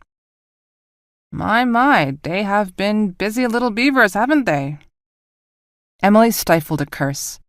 The bridge was small, only the length of a football field, and only one lane in each direction. The green and red soldiers had dragged tree trunks and rocks to block off both ends of the bridge, rendering it impassable to the trucks in the convoy. Also, at the end of the bridge, there were 2 rough-hewn bunkers, built from more logs, with firing slits cut into them. Blue Company was armed only with the bullpup laser rifles. There were no grenades, mortars, or artillery. To take out a bunker, they would have to storm it, then physically tear open the bunker walls and kill the defenders. Each bunker was positioned so that it could fire on anyone attacking the other bunker. As they watched, more enemy soldiers carried logs onto the middle of the bridge, where they began erecting yet another barricade. Emily shook her head. It was just too much. Her troops would be swept with fire the moment they started down the hill. Once on the bridge, they would have no cover at all and would be charging into fortified positions defended by twice the number of soldiers at her command. It was exactly the type of stupid frontal assault that she had criticized others for. So who says it has to be a frontal assault? What if they bypass the bridge altogether? But where and how? She brought the binoculars back up to her face and began to scan the bridge pilings. The pilings were made of cement. They were large, round, and dirty. No, she realized, not dirty, but stained. There was a clear water line mark about 6 feet above the water. "You've got 5 hours to accomplish your mission, Tuttle," a voice suddenly said into her ear. "You better get your ass in gear and take this bridge." Emily turned and saw Sergeant Kalen lying prone just beside her. Cookie and Hiram had discreetly withdrawn. Well, Sergeant Kalen, and just as I thought you had taken a vow of silence." She turned back to the river. No doubt about it, the summer's drought had left the river running much lower than normal. "Are you paying attention, recruit?" Kalen demanded. "Are you egging me on, Sergeant?" she asked mildly, still scanning the river. "Trying to panic me into charging the bridge and getting us all killed?" She looked up at him. "You wouldn't do that now, would you, Sergeant Kalen?" Sergeant Kalen frowned.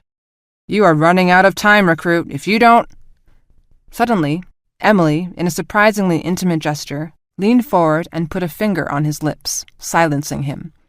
He blinked in surprise. She leaned in closer to his ear. "You are here as an observer, Sergeant, remember?" she whispered softly. "Just observe. I know what I need to do." She rolled to her feet and walked away. Kalen was shocked. If any other recruit had done that, he would have bitten off their head. He watched her go, his surprise gradually giving way to a jumbled stew of mild annoyance and bemusement. Well, by God, he had put her in this situation because he wanted to see what she could do. This had better be good, he mentally warned her. "What do you see?" Emily asked the platoon leaders. The sun was just creeping up, and Killarney Bridge was still deep in the shadow of the hill. They all had binoculars trained on the bridge. "Heavy defenses," said Lee. "A lot of targets concentrated in a very small area," replied Skiffington with relish. "Once we pin 'em down, they won't be able to move worth shit." "Static defenses," Kimball said thoughtfully. "We can put a platoon over the river and attack from the flank. They'll be caught in crossfire from the side and this hill." "Take us hours to pry them out of there," complained Kara Zavary. and we don't have too many hours left. Cookie was counting. They got most of their men right here, Em, camped out by the bridge. If we can pin them down and go around, Emily confirmed. The river is low. We need to get upriver and find a spot to take the trucks across. Push a feint at them here and cross someplace else. Skivington laughed. My platoon will go across and attack the bridge from the flank. This'll be fun. Now, wondered Emily, where was Gold Company with the convoy? Audicle supplied the answer as soon as the platoon leaders had slithered back from the crest of the hill. Gold Company just called in. They are 4 miles away. The company commander wants to hear from you as soon as you're free. Emily radioed immediately. The Gold Company commander was Raphael Eitan. Are you on the river road? She asked. Oh, yes, he replied. It took us a while to get here, but now we are making good time. I still have all the trucks, but I am down to 73 men. Now listen carefully, Emily said slowly. I need to know your exact orders. There was a pause as Eitan considered this. Well, I have a convoy of 10 trucks with cargo. I have to get the cargo to a location on the map called Four Corners by noon today. And what do your orders say about the Killarney Bridge? Well, it is the only bridge across the river, isn't it? Emily grinned wolfishly. She was right. Kaelin, you are a devious son of a bitch. Okay, Raphael, I want you to drive exactly 3 miles, then stop. Do you understand? 3 miles, no more. And Raphael, do any of your trucks have a winch? She left Skivington and Kimball with their platoons and strict orders to wait for her signal before attacking. Once you start, you have to keep them occupied for at least 3 hours. She looked hard at Skivington. No heroic charges, Skiff, you understand? If you get your platoon wiped out, they'll be able to mob Kimball's platoon, and then wonder just where the rest of us might be. You need to keep them occupied. Skivington gave her his best devil-may-care grin. Don't worry, Tuttle. Prudence and caution are my middle names. Kick your ass, you screw this up, Skivington, Cookie said. Careful to stay out of view of the bridge, Emily led the rest of the company to the river road. Cookie's platoon shucked most of their gear and went ahead at a fast trot, looking for the convoy and keeping an eye out for a shallow crossing. As Emily led her group, Hiram Brill gave her a piece of paper torn from his notebook. A list of everyone in these 3 platoons with any engineering or construction experience. We'll need it to get the trucks across the river. At the bridge, the Green Company commander nervously looked at his watch. Where was the damn convoy? He knew the ambush had not gotten them, and all the surviving ambushers were now back at the bridge. He wheeled to the Red Company commander. I don't like this, he said worriedly. They should have been here by now. They're up to something. We need to send out some more patrols. The Red Commander yawned. Take it easy. We've got the hill and we've got the bridge. They have to come over this bridge to reach the Four Corners. Relax and let them come to us. She looked at her watch. Only 3 hours left. The Green Commander picked up his radio. This is Messina on the bridge, calling the observation detail. Do you have anything to report?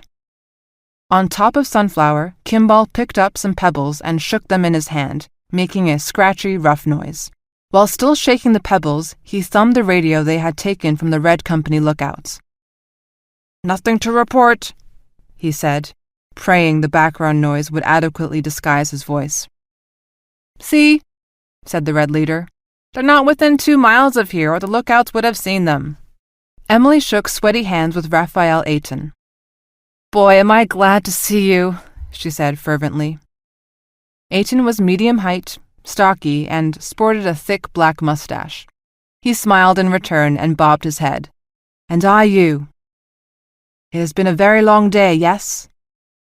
His accent told her he came from refuge. His uniform was torn and filthy. Emily wondered if he had spent the day driving a truck or rolling around in the dirt. From the corner of her eye, she could see Sergeant Kaelin join drill instructor Johnson, who had climbed out of one of the trucks. They stood to the side, conferring quietly. D.I. Johnson looked at his watch and shrugged. A radio buzzed. Kara Zavary trotted over. Our patrol on the flank reports all is clear. How far is the bridge? Ayton wanted to know. Forget the bridge, Emily told him. We are taking the trucks across the river just up past that stand of trees. We found a sandbar that is only 3 feet deep. She didn't mention that it stopped 30 feet short of the far bank and that the water there was deeper and faster. One thing at a time. Ayton looked doubtful, but he had good grace not to say anything. Emily's curiosity finally got the better of her. Just what is this precious cargo you've been carrying? Ayton shrugged. Boxes. 1 per truck, but I don't know what's in them. Emily followed him to the back of the truck. Ayton swept back the tarp. The floor was cluttered with tools, pry bars, a coil of rope, and a square wooden box measuring roughly 2 feet per side. She hoisted herself into the truck and gave the box an experimental push. Heavy, but 2 men could carry it. She eyed the tools scattered around the floor. What is all this? She asked. I think these are the trucks used by the grounds crews to clear brush and trees back at Camp Gettysburg, Ayton said. He frowned. Don't we have to hurry? Emily nodded, preoccupied. Do you have axes in the other trucks? Ayton thought a moment. Yes, in the 3rd truck, maybe half a dozen. Some saws, too. Emily clapped her hands in delight, startling him. She scrambled down off the truck, shouting a flurry of orders. Not much time! Move your asses!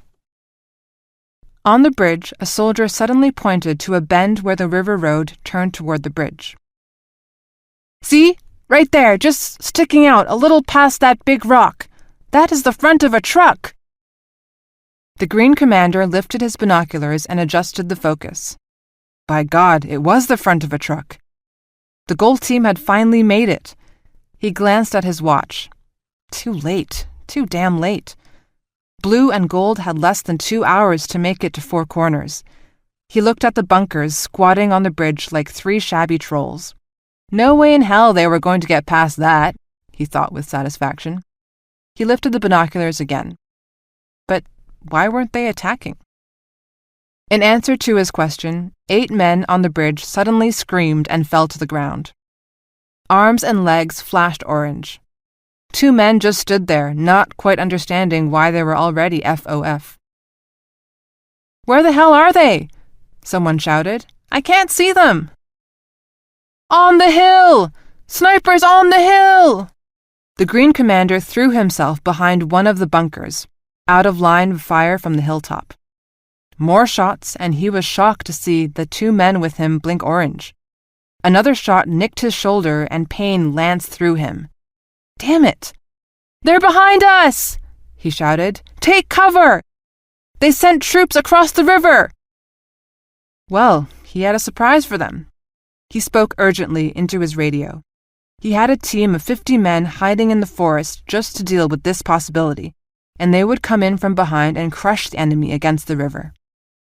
But as the troops hiding in the forest came forward to crush the attackers, they came within reach of the attackers on the hill. More red and green soldiers fell. The Red Commander ordered fire from the bridge, but to get a decent firing angle, the soldiers had to leave the protection of the bunkers. FOFs began to pile up. Fall back! The Green Commander ordered disgustedly. Get back into the forest and the bunkers! Make them come to us! He shook his head in frustration. 15 dead after only 10 minutes of fighting. He looked at his watch. Not much longer. Pull, damn it! Pull! Emily shouted. 50 men pulled on the rope and the first truck lurched off the sandbar. Its nose started to sink into the water. Then the 2 tree trunks jammed behind its front tires gave it some buoyancy. 5 of the miners from Christchurch thrust more logs under the back of the truck just as the rear wheels reached the end of the shallows. Then the truck was floating.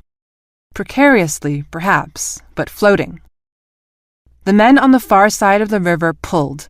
The rope tightened, and the truck jerked forward, bobbing toward the far shore. Emily laughed out loud. It was working! One of the men from Christchurch called to her. "Give us more time, little sister.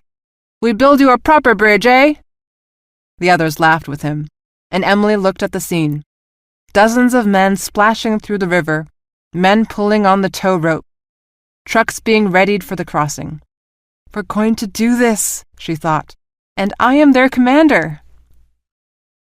Once the first truck was across, Emily sent 2 platoons led by Cookie and Sandra Lee ahead to the Four Corners. She was taking a risk that Green and Red had it heavily defended, but she was betting that they had thrown everything into securing the bridge.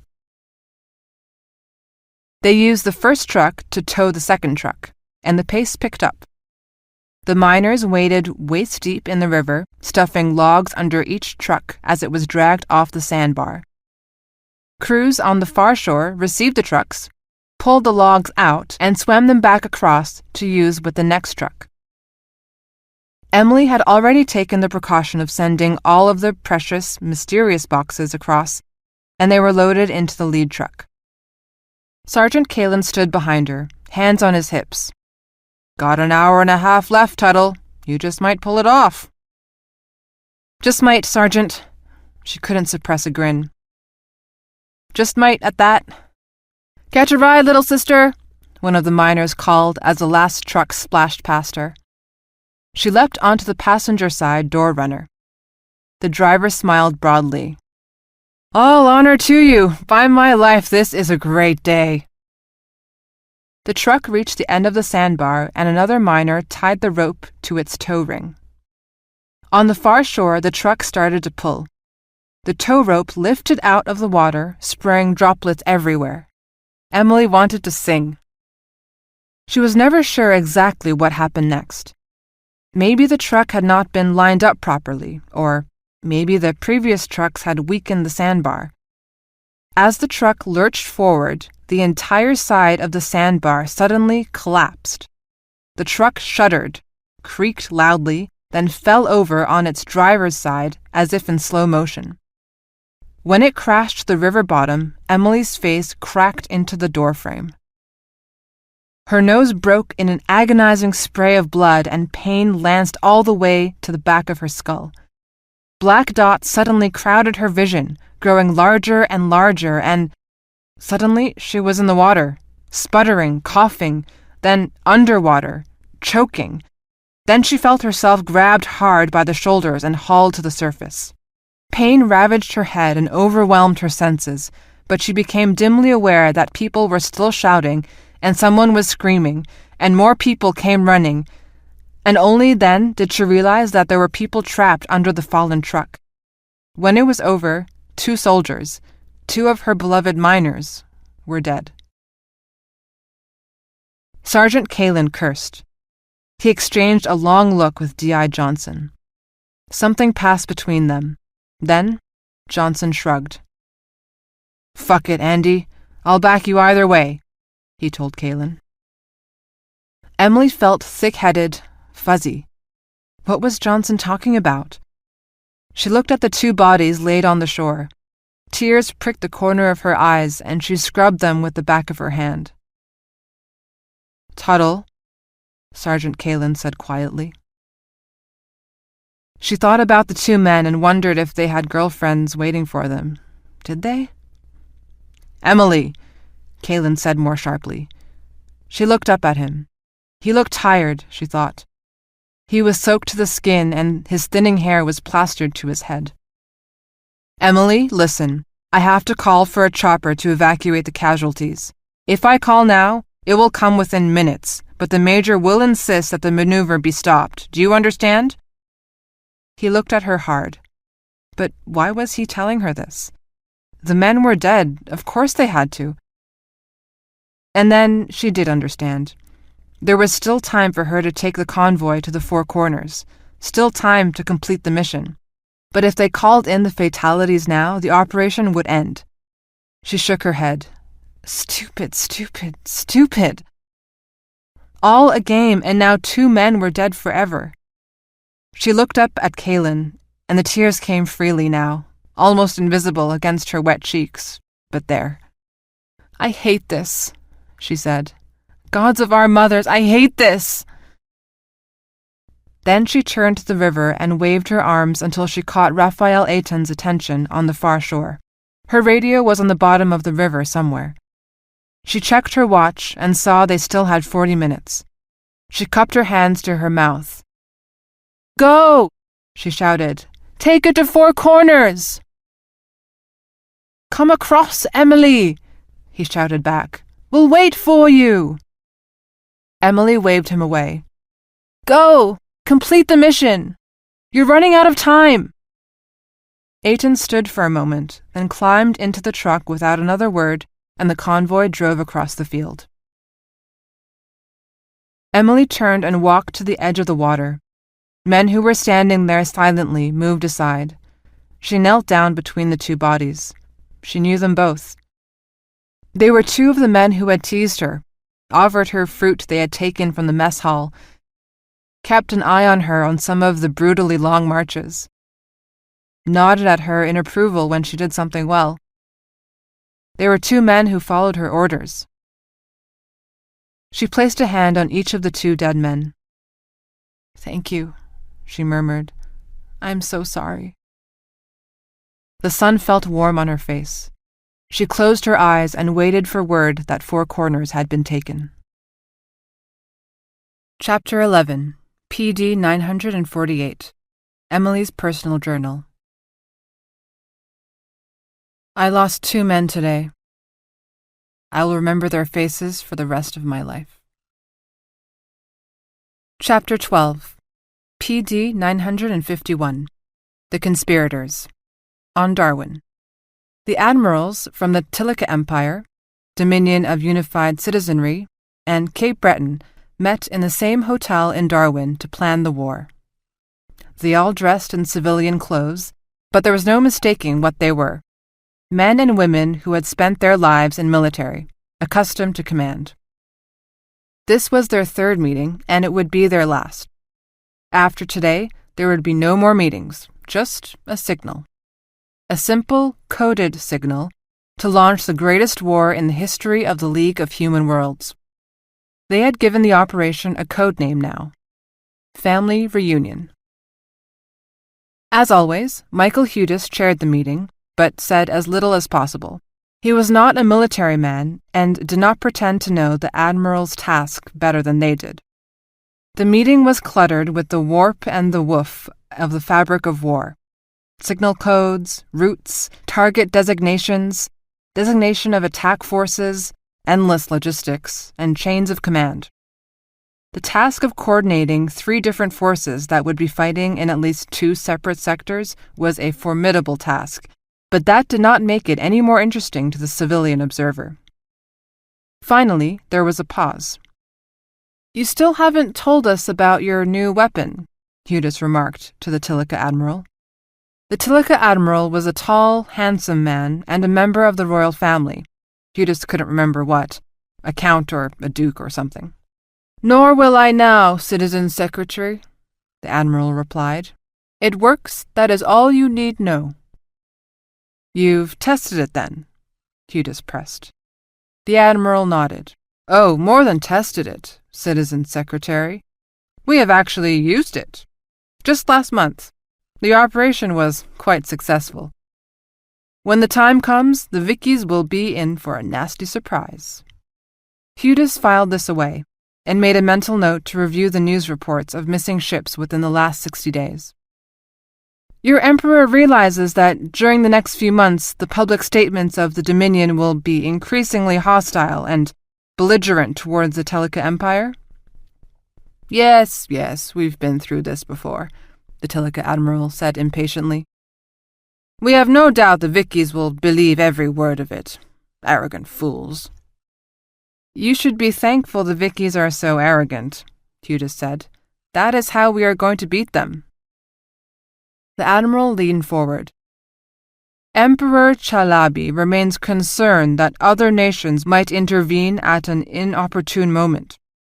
Our intelligent operatives have not discovered anything, but we acknowledge that our spy network is not as extensive as the Dominion's." Hudis paused a moment while a servant entered the room to refresh their drinks. The man, goggle-eyed, behind thick glasses, topped off water glasses and put out a fresh bottle of cold white wine. He fussed over the table until one of the admirals snapped at him. "That's enough, man! Get out and don't bother us again!" The servant bowed hastily and withdrew, apologizing as he went. "There are only 3 other nations of note," Hudis continued. "Sybil Head and the Sultanic Empire will sit on the sidelines as long as there are no attacks on their principal planets. There's even some chance the Sultanics will be persuaded to side with us if we are doing well, but if things go as planned, they will not have time to mobilize. Refuge will side with the Vickies, but we've known that all along. Their navy is small, however, and by the time they mobilize, the fate of Victoria will have been decided." The admiral frowned. "There is a 4th nation, the Light. What of them?" he queried. Hudis barked out a short laugh. "A Light? A bunch of religious fanatics with a small navy made up of small ships. They're not a serious threat." The Tilike cocked his head thoughtfully. We have had dealings with the Light. They can be quite nettlesome." Hudis snorted in derision. "How many battleships do they have? How many cruisers?" The Cape Breton admiral had been listening. "Oh, the Light has a military force, all right, but their entire doctrine is defensive, not aggressive. They have enough forts and ships to make invading the Light like wrestling with a porcupine. You can win, but you might regret it later." "And your fleet building?" asked the Tilike admiral. "Is the Dominion on schedule?" "Our fleet will be twice as large as the Vickies think it is by the time we launch the attack," Hudis said, unable to keep a note of smugness out of his voice. "When we give you the signal, we will be ready to attack Victoria from 2 fronts, while the Tilike Empire deals with the Vicky fleet that goes to rescue the Arcadians." "And don't forget our force," said the Cape Breton admiral. "It won't be as large as yours, Citizen Secretary, but it will give the attack a formidable edge." This was overt posturing, of course. Cape Breton would supply access to the wormhole into Victorian space and some supply ships, but its navy was small and antiquated. The meeting broke up. One by one, Hudis shook the hands of the foreign admirals, except for the Tilike admiral, who would have been repulsed by the idea of touching a commoner. "This is our moment," he told them. "Our time to strike against the Vicky oppressors, to take our rightful place. All of us are depending on you. Don't fail us." And then they were gone, leaving only Hudis and Admiral Mello, leader of the Dominion Space Fleet. Admiral Mello shared the brusqueness of his soldiers. "Pretty words, Citizen Secretary," he said. His rolling vowels gave away his upbringing in the streets of Cape Town, a coal-mining region in Timor. "But it doesn't change the fact that if the Vickies have one fucking whiff of what we're up to, it will be us who are walking into a trap, not them."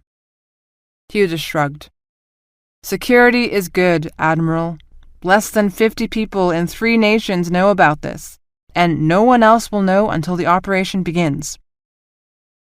The admiral was not placated. "It also doesn't change the fact that even if the plan works, our force will still be smaller than the Vickies," Hudis said. "Well, Admiral, when you are a small force attacking a larger adversary, it is always important to remember the first rule of military strategy." The admiral looked puzzled. Hudis smiled humorlessly.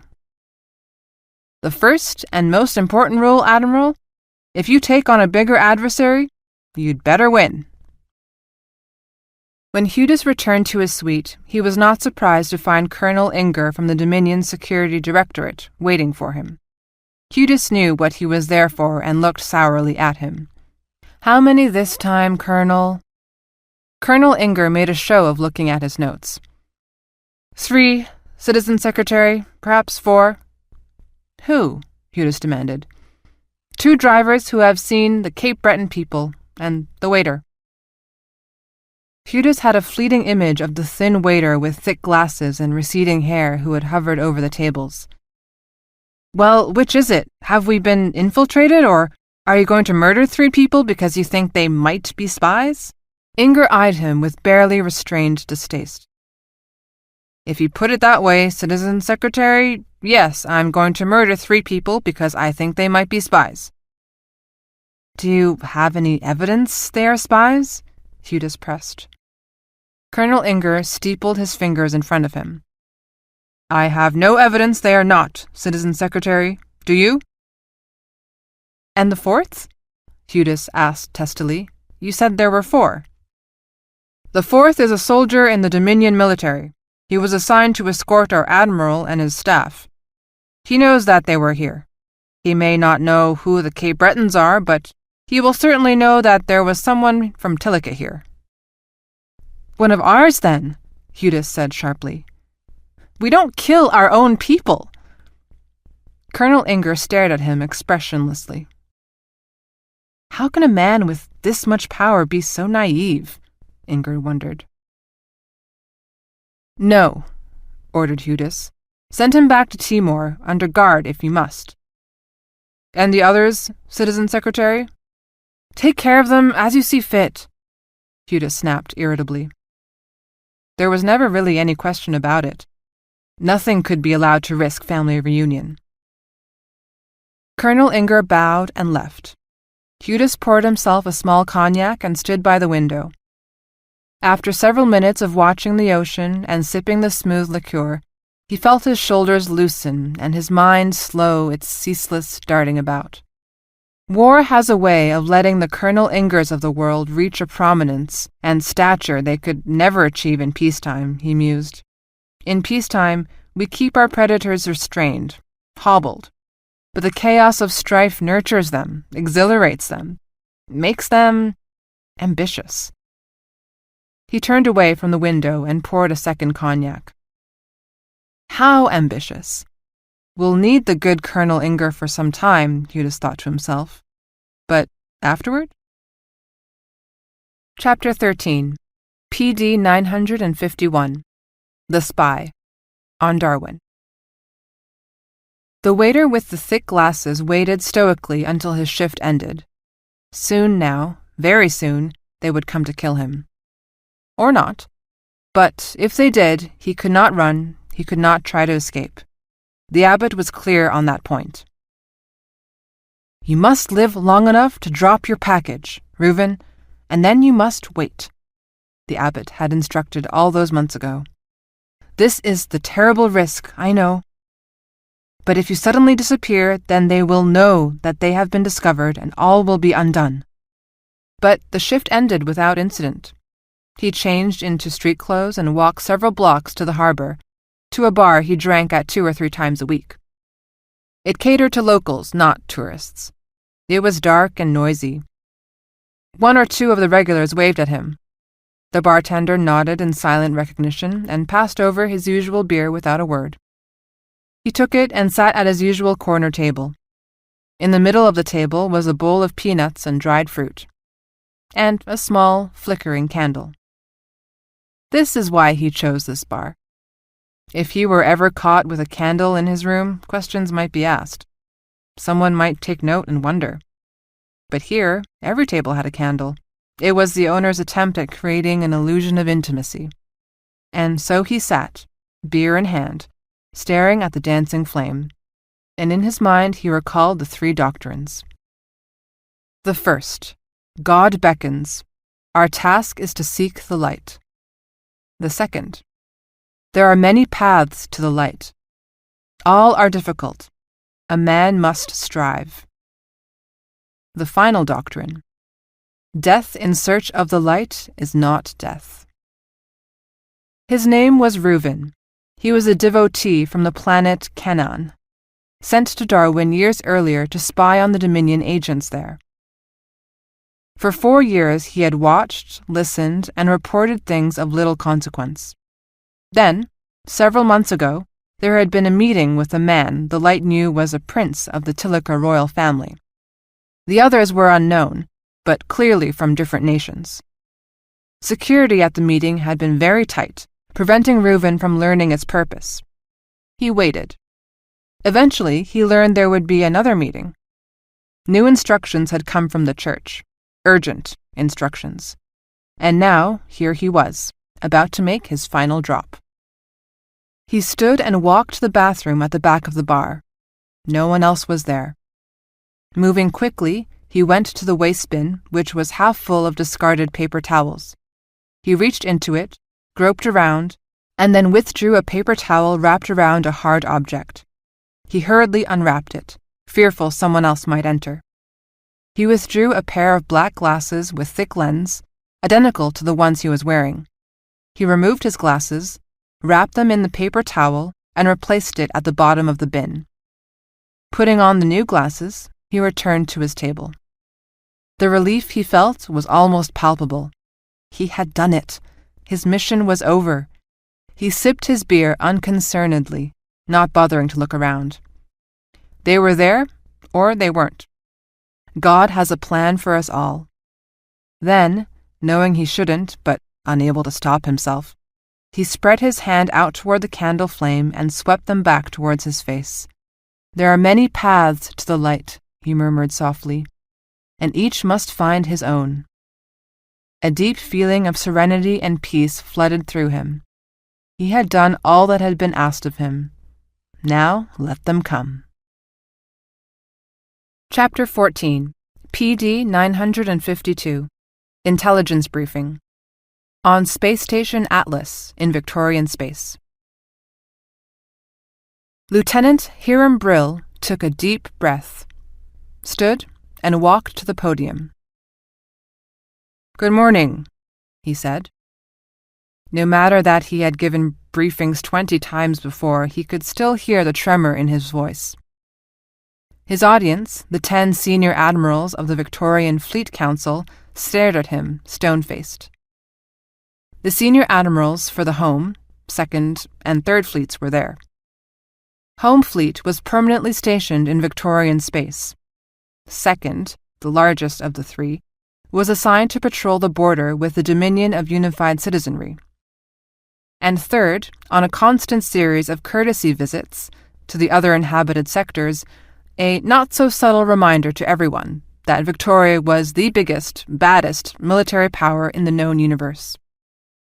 In addition to the fleet admirals, there were the commanders for logistics and personnel, operations and intelligence. The meeting was chaired by Admiral Giunta, the first Sea Lord. 10 admirals altogether, staring at one lowly lieutenant. Today's briefing concerns recent developments between the Tilica Empire and the Arcadian sector, Brill continued. As you know, 5 months ago, Emperor Chalibi declared that unless Arcadia sold Tilica's iridium at heavily discounted rates, he would deny Arcadian freighters transit rights to pass through Tilican space. Although this is in violation of the Darwin Accords, the Emperor— "We are well aware of the history. Tell us something we don't know, Lieutenant," snapped Admiral Skiffington, Commander 2nd Fleet. Brill's face flushed. He darted a quick glance at Rear Admiral Tehan, head of the Victorian Intelligence Bureau and his ultimate boss. Tehan placidly returned his gaze. "Of course, Admiral," Brill said more calmly than he felt. "Under protest from the League, the Emperor has not closed the shipping lanes to Arcadia, but within the last 4 weeks, 3 Arcadian fighters have disappeared." Yes, we know that, Lieutenant," Skiffington growled. "Do you have anything new to add, or is this briefing a waste of our time?" He swiveled in his seat to look at Admiral Tehan. "Really, Geoffrey, it's bad enough that you've sent a lieutenant to brief us, but this is old news." "Give the boy a chance, Admiral," Tehan replied evenly. "There's more. And the lieutenant is here at my express order, Admiral." Admiral Giunta stared coldly at Skiffington. There was a spark of tension in the room. There was little love lost between the two men. Everyone knew that Admiral Skiffington wanted Admiral Guinta's job at First Sea Lord and had been actively lobbying with members of the legislature to get it. Guinta nodded at Brill. Continue. What has not yet been made public is that tomorrow the Arcadian ambassador will formally protest to the League and petition the League to impose civil and military sanctions against the Tilica Empire for piracy. Well, said Vice Admiral Alice Duthat, Commander Home Fleet, in a mischievous tone, that should get a reaction from the good Emperor. This is obviously a job for Second Fleet, Admiral Skiffington declared. After all, Second Fleet has more combat experience than any other Victorian unit. The Home and Third Fleet admirals bristled at that remark. But before they could say anything, Brill spoke again. Forgive me, Admiral, but there is something more. When the Arcadian ambassador makes his request, he will also announce that Arcadia and the Dominion of Unified Citizenry have entered into a mutual assistance pact. Starting immediately, all Arcadian freighters crossing Tilica space will be escorted by Dominion military vessels. Well, well, muttered Vice Admiral Catherine Penn, Commander Third Fleet. Isn't that interesting? That is preposterous, Skiffington fumed. Why would Arcadia look to the ducks, for Christ's sake? Why wouldn't they come to Victoria? We've got the best fleet and we're closer. Left unspoken was that the Dominion had only been involved in one military confrontation in the past few years and had lost to Admiral Skiffington himself. Maybe it's because the Arcadians don't like us very much, suggested Vice Admiral Penn. Arcadian freighters had to pass through Victorian space in order to reach at least 6 of its markets. The Darwin Trade Accords prohibited any tax or tariff on goods being shipped through any sector, but it did allow for customs inspections. The Victorian legislature promptly passed a law requiring that all shipments passing through Victorian space be inspected for contraband, hazardous materials, and prohibited goods. Victoria had a limited number of customs inspectors, however, and inspection delays could tie up a valuable freighter for 4 or 5 weeks. To avoid that, shippers usually offloaded their goods at special customs warehouses, owned either directly by the Victorian government itself or specially licensed private businesses. The slow inspection process meant that a shipper was forced to keep a lot of his goods in Victorian warehouses for weeks, sometimes months. And the warehouses' fees were steep. Very steep. The Arcadians had complained for years at the high storage fees to no avail. Victoria was the central shipping nexus, and it shamelessly exploited it. No, I don't suppose they do, Admiral Guinta remarked dryly. But this development means that we will have Dominion warships passing through Victorian space on a routine basis. He paused, absently toying with his pen. Kathy, I want you to move Third Fleet to Windsor and replace the Second Fleet there. He shifted to look at Admiral Skiffington. I want Second Fleet brought back to Victoria and placed in deep orbit around Cornwall. If we need to take action, Second Fleet will be our primary strike force. Vice Admiral Skiffington nodded in agreement, smiling broadly. Admiral, the Third Fleet commander protested. There's no reason why Third Fleet can't handle this. From what we know of the Tilica Navy, we... Admiral Guinta held up a hand to forestall her. That's the problem, Kathy. We just don't know. He turned to the head of intelligence. Geoffrey, how current is our information on Tilica technology? Rear Admiral Tehan frowned. It's not current at all, Admiral. Our latest information on their military technology is at least 7 years old. Every time we've sent agents in to spy on them, they disappear. No reports, no information, and we have not been able to observe any tests or weapon trials. We know they have a huge development program based on the materials they've bought from others, but we just do not know what they have done with it. Admiral Guinta turned back to Vice Admiral Penn. That's the problem, Kathy. We don't know what we are up against. Second Fleet is bigger with newer ships. If there is a shooting war, I want Second Fleet there first." Penn frowned, but said nothing. Beside her, Admiral Skiffington looked thoughtful. "If I may, Admiral," he said pensively, "I know I can come across a little strong about Second Fleet's abilities sometimes." "And all the time I thought you were shy and introverted," Alice Juthat said in mock astonishment. A dry chuckle sounded around the table.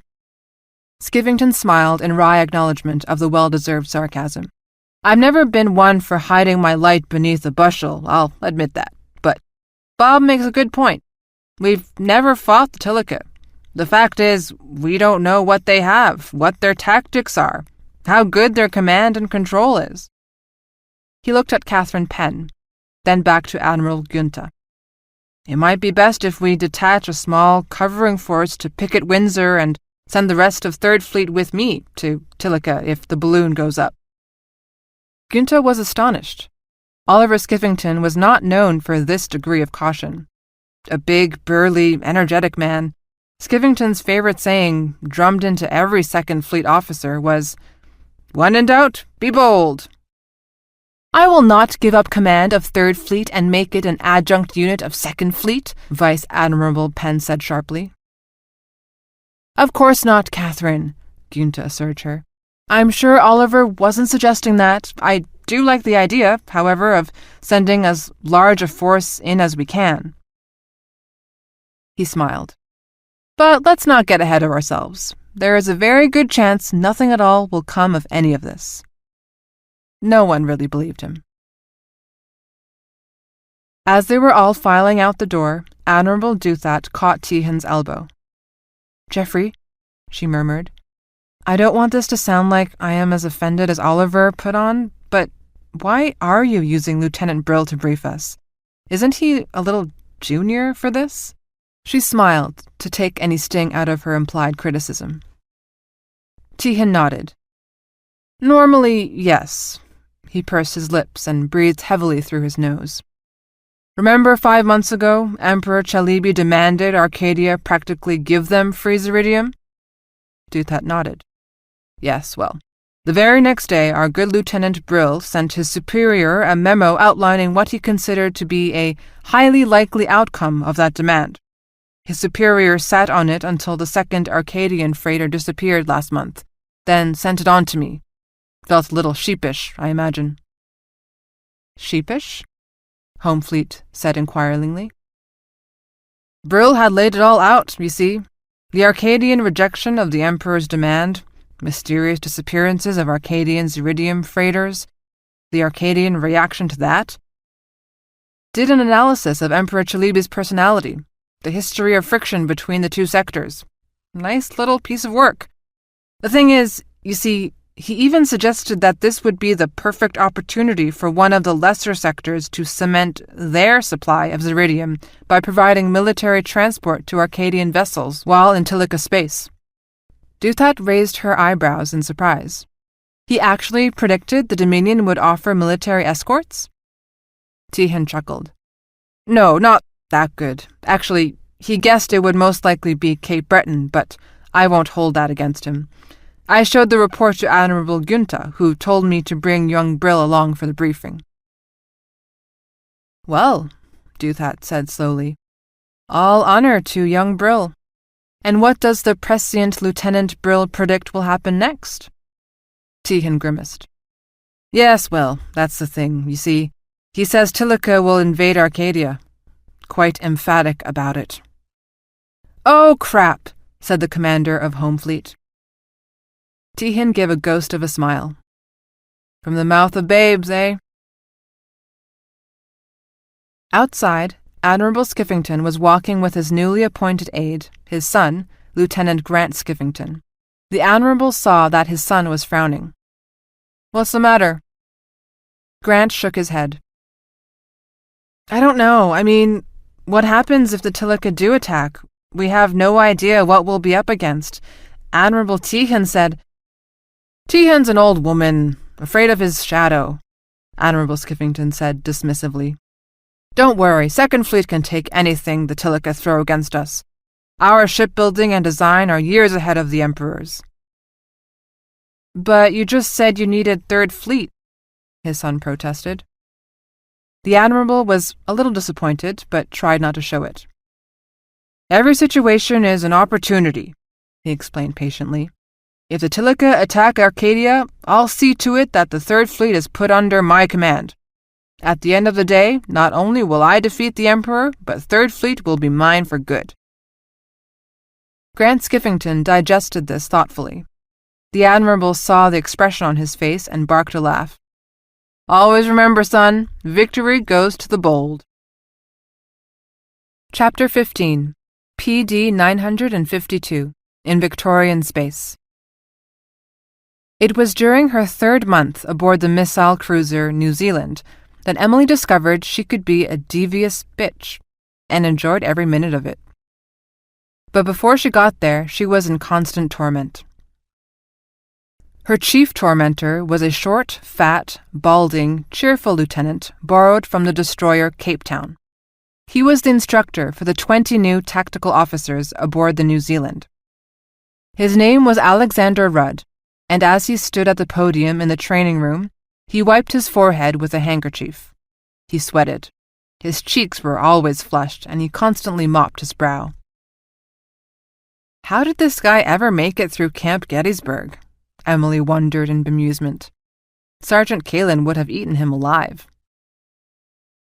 Lieutenant Rudd unbuttoned his tunic and wiped his face. Okay, listen up. Welcome to the home fleet. This is kiddie school for the new tactical officers. For the next 3 months, you will learn about basic tactics, weapons, loadouts, combat maneuvers, use of weapons and decoy combinations, and combat under a variety of scenarios, from one-on-one skirmishes to task force-size engagements. For the next month or so, each of you will be the captain of your very own destroyer. He smiled. Your first task is to name your ship. Once you have done that, I want you to select a weapons loadout, arm your ship, and prepare to attack me. One at a time for all of us? Laura Salazar asked boldly. She was tall, with striking red hair and pale skin. She made Emily feel frumpy and too short. Entirely up to you, Rudd replied. You can coordinate with each other if you want to. In fact, I would urge you to do so. One of the students, Andrew Lord, stared dubiously at his screens. How will we know which ship is yours? He asked.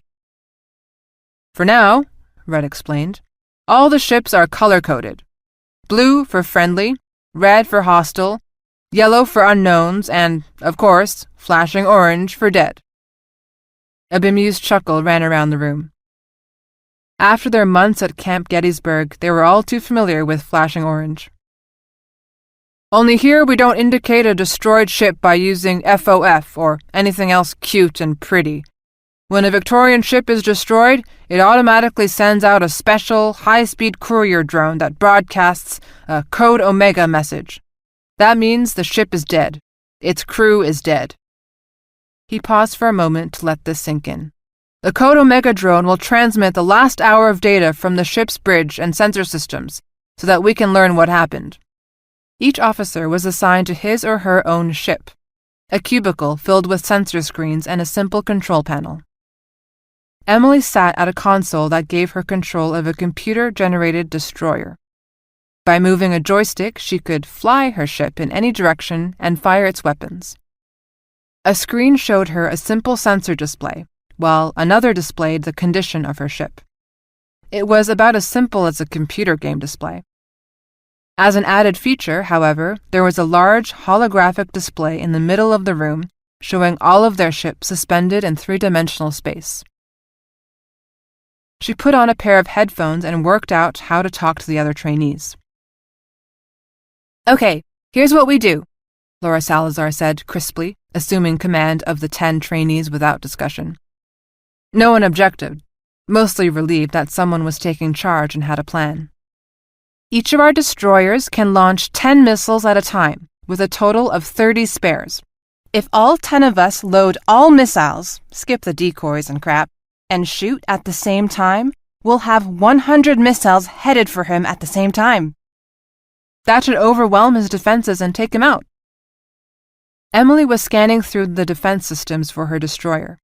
It seemed to be based on short-range lasers. She wondered what the time was to recharge so she could fire the lasers a second time. A frown wrinkled her forehead. How many hits could a destroyer absorb before it was killed? A lot she didn't know yet. 10 minutes later, they were ready, their ships moving across the holograph as tiny blue specks. For several minutes, nothing. Then, a red triangle popped up on Emily's sensor screen. "Got him!" she alerted the others. They had him too. "Let's nail the bastard," Salazar snarled. "Tally-ho!" Lord shouted, then ruined it by laughing. The 10 ships wheeled towards their target, formed a ragged line, and advanced to weapons range. Moments later, 100 missiles were in the air, accelerating rapidly toward Rudd's ship. Emily sighed, folded her arms, and sat back. Too easy, she thought to herself. Much too easy. She wondered how he'd do it. Then she frowned and wondered how she would do it if she were in Rudd's shoes. She thought about how to succor 10 untried tactical officers on their first mission, 10 trainees eager to show that they could be more aggressive than the next guy. 10 trainees who would charge at the enemy at the very first opportunity. Oh, bugger me. She toggled her communicator so that she was talking only to Rudd. "We who are about to get thoroughly screwed salute you," she said ruefully. There was a moment of silence, then a dry chuckle sounded in her headphones. "Tuttle?" Rudd asked. "Yes, Lieutenant." "Well, your file said you were bright. Figure it out yet?" "Not all of it," Emily admitted. "But I know that we're about to get creamed." She smiled. "You must be a very busy person just now with 10 ships to target." "Nah, Tuttle, not as busy as you might think. After all, you guys are doing all the hard work for me," Rudd said cheerfully. "Got to go, Tuttle. Things to do, ships to kill, and all that." He switched off. Meanwhile, the destroyers were frantically reloading missiles. "Once we are all loaded, shoot the second round on my command," Laura Salazar said forcefully. It was a good plan. The second wave of missiles would be in the air just as the first wave was, reaching the target. If the first wave didn't kill the target, the second surely would. Emily stood up in order to get a better view of the holographic display. 10 blue triangles were closing in on one red ship. Then, as she watched, the red ship split into 2, then into 4, then into 8, each darting in a different direction and maneuvering wildly. The missiles relentlessly pursued, splitting into groups to chase after the nearest target. 3 of the trainees decided on their own not to wait any longer and launched their second round of missiles. Seeing that, the others fired theirs off in a ragged volley. The screen was filled with dots of light leaping towards the hostile ships. No, not ships, Emily thought. Decoys. Damn it, they were all decoys. So, where was Rudd? Her head swiveled to scan her sensor screens, which were filled with a confusing clutter of over 100 missiles, other ships, Rudd's decoys, and, without warning, 3 destroyers blew up, their blue symbols suddenly flashing orange. Shouts of consternation came from their captains. 2 more exploded a moment later. Where there had been 10 blue symbols representing their destroyers, there were now 5 orange circles and 5 blue triangles, and 1 red triangle behind them. Empty space a moment ago, but now there was Rudd's ship. More missiles emerged from it, almost languid in their movement, boring in toward the remaining blue ships. "Shit!" Salazar shouted frantically. "Turn! Turn! Activate your short-range defenses!" Then it was over. 2 more ships were completely destroyed. 3 were crippled, including Emily's. After a long moment of silence, broken only by muttered curses, Rudd's voice came over their headphones. Emily had expected laughter, perhaps sarcasm, but instead his voice was somber and serious. "Those of you who are Code Omega are the lucky ones. For the others, your ship is crippled. You cannot maneuver, you cannot return, cannot stop. Maybe your life support is still working, so you still have air, for a time. Perhaps you hope to be rescued, but look at your sensors. Your ship is still moving, drifting farther and farther away into deep space. On Emily's screen, her ship slowly cartwheeled away into the inky blackness, growing smaller and smaller.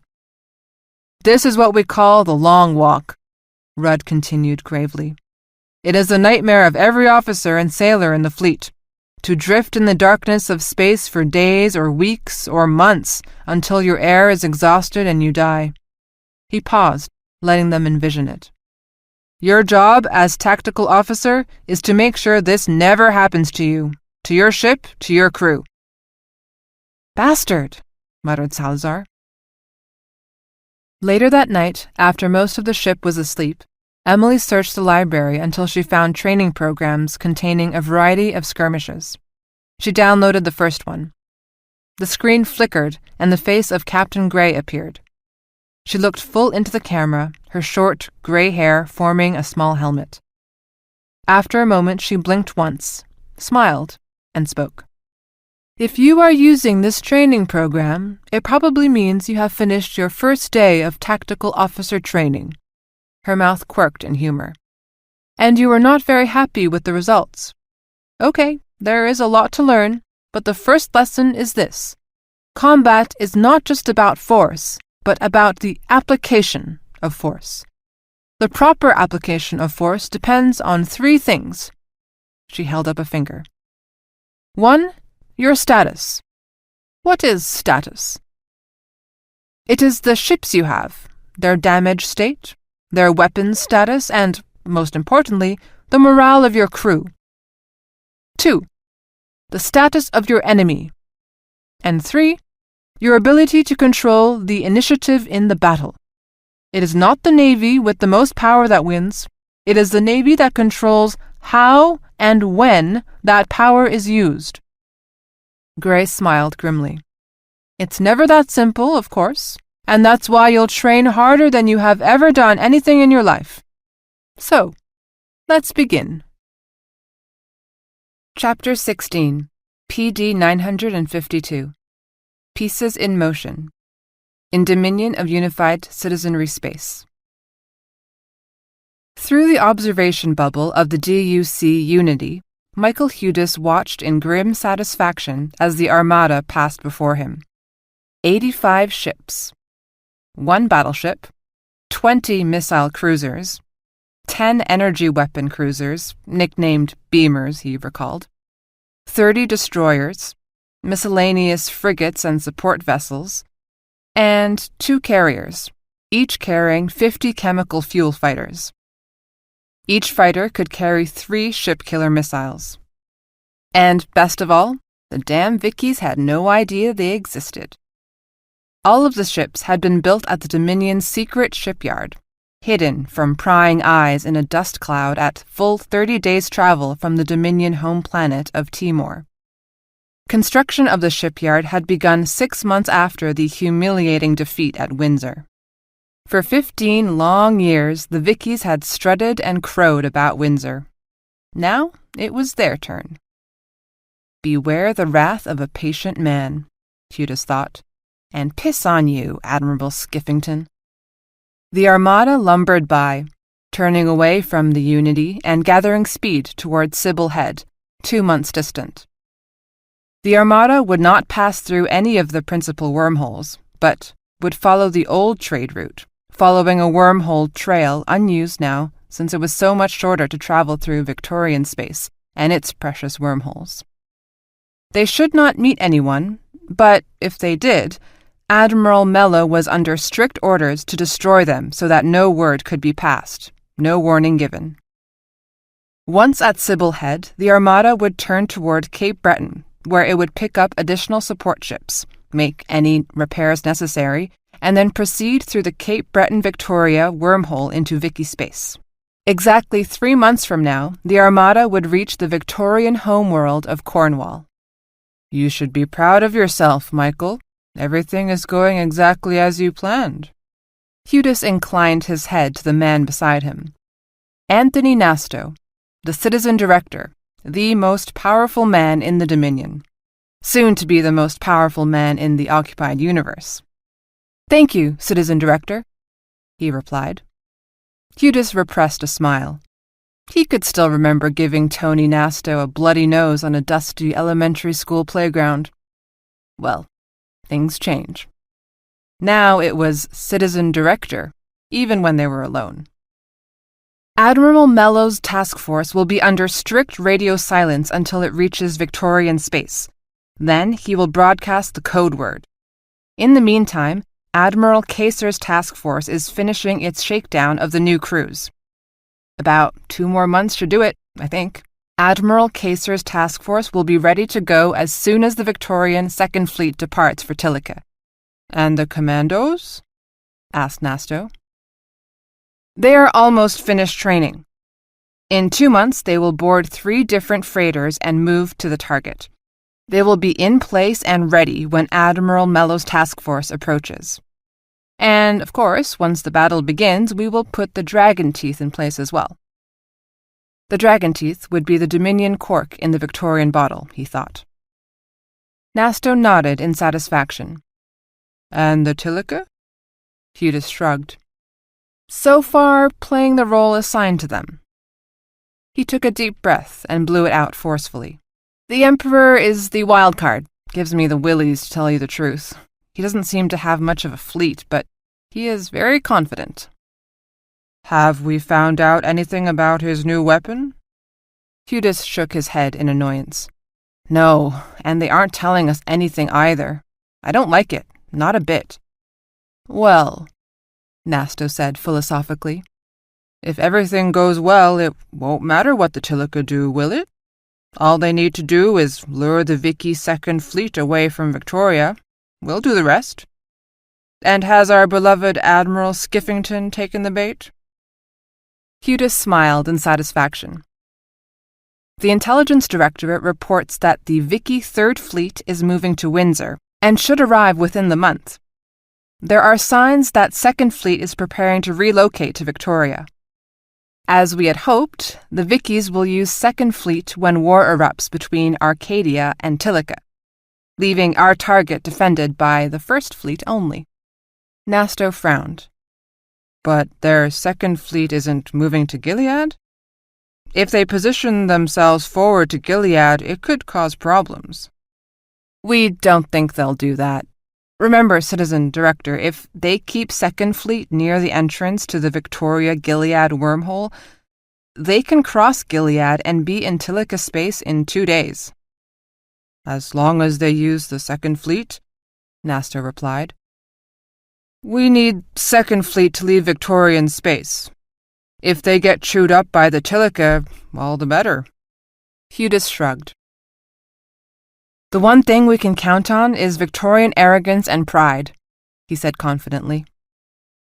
The Arcadians have been telling the Vickies that they don't need any help from them.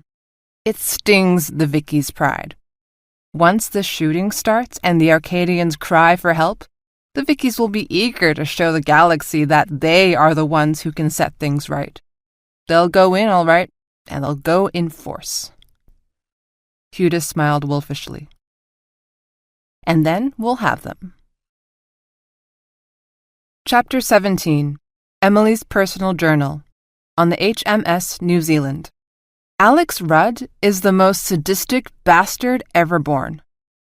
For the last 10 weeks, he has beaten the living crap out of every one of us in Tactical Officer School. And after he does it, he sits us down and explains in excruciating detail just how we screwed up. Slow-motion replays of every stupid blunder we made. And he has this most annoying mannerism of raising his eyebrows in mock bewilderment and asking, "What are you possibly thinking when you gave that order?" Now we are in final exams, or as Rudd puts it, the last chance to have to show just how god-awful stupid we really are. We started with 20 trainees. There are 10 of us left. We've just had 1 field exercise, 1 more to go. The exercises are played in real time. 10 of us on the blue team are in simulators here on New Zealand, while Rudd and his pack of hyenas are based on the missile cruiser Dublin. The first exercise was a disaster. They picked Laura Salazar to head Blue Team in a mission to guard a 15-ship convoy. She kept us in a tight formation to maximize our firepower, but Rudd's Red Team had split up. After 3 days of constant battle stations, we were all dragging our butts. Then we were attacked simultaneously from 2 directions.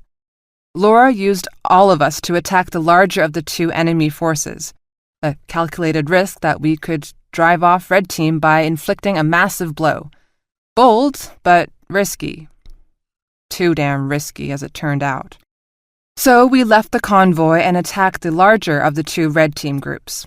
Or thought we did. When we got into missile range, we discovered that most of the ships we were attacking were decoys. By the time we got back to the convoy, half of the freighters were code Omega and the rest had scattered to hell and gone. Blue Team lost 2 warships and 8 freighters. Red Team lost 1 ship and a bunch of decoys. Rudd told Laura that she had done quite well for someone who obviously hadn't given the exercise any serious thought. He was right, of course. Bastard. Tomorrow we start our second exercise, Supply Station Alamo. Alamo has 50,000 tons of processed Ziridium, the entire supply of Ziridium for that sector. Blue Team has 10 destroyers and has to protect it. We have hard intelligence that Red Team is sending a large force of ships to seize the supply station, or, failing that, to destroy it. They could be here within 2 days. We have 7 days before we can expect reinforcements from Second Fleet. Rudd told me 10 minutes ago that I am in charge of Blue Team. Chapter 18. PD 952 on HMS New Zealand. Supply Station Alamo. Training exercise. Home Fleet. He loved it. This was the best part. They knew he was coming. They would set a trap for him. And he would still beat them. He was chubby, unattractive, pigeon-toed and awkward, but he would walk into their trap and then beat them silly. Let them do their best. He would beat them. He would beat them every time because he was smarter and more treacherous than they were. He loved it. Lieutenant Rudd studied his data screen. He had 15 ships, 2 cruisers and 13 destroyers, with 8 destroyers in the van and the remaining 7 ships coming in behind him and to his left. As in all missions, the ship's computer established an artificial plane of advance that helped orient the fleet. It showed on the holo display as a shimmering green rectangle that looked like a playing field. Any ship on the mission could know where it was relative to the other ships and their targets, and, in the confusion of battle, it helped enormously to have a simple sense of what was north, south, east, west, and up and down. He was traveling east, towards a large asteroid belt which covered the eastern edge of the screen. The asteroid belt was enormous, passing out of sight at the top and bottom of his screen. Supply Station Alamo sat immediately in front of it. Good defensive positioning. There was an enormous amount of sensor clutter from the belt. You could hide an entire battle group in there. Of course, he was pretty sure they didn't have an entire battle group. This was their test, not his, and usually Captain Gray liked to tilt the odds against the trainees. Still, it never hurt to be careful. Launch sensor drones to the left and right of the supply station. Pay particular attention to the thermal scanners. Anything hot is an enemy ship. He wondered what they would try. The last group he'd been up against in this scenario had tried to sucker him with decoys, but his Recon drones had detected the ruse. When the real Blue Force had burst out from hiding in the asteroid belt, Rudd was ready for it, and had tricked them into wasting missiles on his decoys. It was over in 2 minutes. He'd been scathing in the debriefing. Supply Station Alamo is in missile range, his tactical officer reported, bringing him back to the present. Eyes peeled, people, Rudd warned. Our little friends will be popping in for a visit any moment now." A minute later, alarms shrilled. "Laser hit! We have been struck by a laser on the port bow." A quick diagnostic revealed only minor damage, but nonetheless, battle had been joined. Rudd leaned closer to the sensor display. The display was poor, fuzzy, with static from the asteroids, but it was clear enough. And there they were. 6 destroyers emerging from the asteroid belt 10 degrees to the left of the supply station. Good. He had turned to his executive officer. "Frank, this is their feint. They'll pop out another force once we've committed to attack. You fight the feint. I'll handle the real attack." The red force swung to the left, honoring the threat. The two forces began to exchange missile fire. Rudd ignored it. It wasn't the real threat. He ordered sensor drones launched up and down, perpendicular to their line of flight, with active pinging to detect anyone coasting in from the ceiling or basement. He didn't think Tuttle would do that, though. It was too obvious and too easy to discover. He was betting on an attack from the rear, and he began to move his second wave into position to pounce on it when it came. Meanwhile, the missile duel was going pretty much as he expected. The Blue Force had flushed their missile batteries, but had fired erratically, depriving them of the saturation they needed to maximize their chances of a hit. He peered closer, and then shook his head in disappointment. The best tactic for Blue Force was to flush its missile batteries, then retreat immediately back into the asteroid belt, where they would be protected from Red Force's missile and lasers. But they had charged out farther than they should have, like the British cavalry at Waterloo. They would be exposed to deadly fire for several minutes before regaining the protection of the asteroid belt. Rudd frowned. He'd expected better from Tuttle. Suddenly, the sensor plot changed, showing the Blue Force wheeling about, trying to get back to the asteroid field. They desperately shot chaff clouds to further confuse his sensors. His executive officer ordered the second round of missiles, and 80 missiles shot towards a retreating enemy. He watched the feed from the 2 sensor drones he'd launched towards the supply station. Lots of static from the area of the chaff cloud. Well, no surprise there. And nothing from the right flank. Unless... Behind him, he could hear groans from the weapons officer as the missiles lost their sensor lock in the chaff cloud. Some of them would punch through the chaff and regain a lock on the other side. Maybe. Ready for Act 2, he thought. He touched his sensors officer on the elbow. "Active sensors there," he ordered, pointing to an area to the right of the supply station. "Now, ping the hell out of them!" The sensors officer charged the sensors for a 5-pulse sequence, then punched the firing button. Even as the first set of data came up on the screen, more alarms blared. 50 missiles inbound from our stern! 50 missiles! 2 minutes to impact! The sensors officer barked. But before the missiles could reach him, one of his 8 ships blossomed and began blinking orange. Rudd blinked. That wasn't supposed to happen. "The Alexandria is dead. Looks like multiple laser strikes cracked her bottle, sir." The sensors officer looked up from his screens. "Gods of our mothers, they must have all aimed at the same target." Rudd cursed under his breath. Every ship had a magnetic bottle protecting the antimatter reactor. It was very well shielded, but a lucky hit could knock out one of the crucial capacitors, making the bottle fluctuate and lose cohesion. Matter and antimatter would fuse uncontrollably, and that would be that. Time to spring his own ambush. He touched a button to talk to his second wing. 2 cruisers and 5 destroyers had been coasting in behind him, antimatter reactors throttled back to idle, observing radio silence. There was an excellent chance that the Blue Force would not even have noticed them. "Rudd to Red Force 2! Attack the force that emerged behind us! Execute now!" A moment later, Red Force 2 volleyed 90 missiles. That should distract them, he thought. Now to turn around and... Sir, the Boston reports several laser strikes, damage to one of her missile batteries and to her fire control. Damn, Rudd snorted ruefully. He was still going to win this, but Tuttle was taking her pound of flesh. Time to protect his force until the cruisers could soften them up. He quickly weighed the options. The asteroid field would give him ample protection, but it was still several minutes away. Too long. He smiled.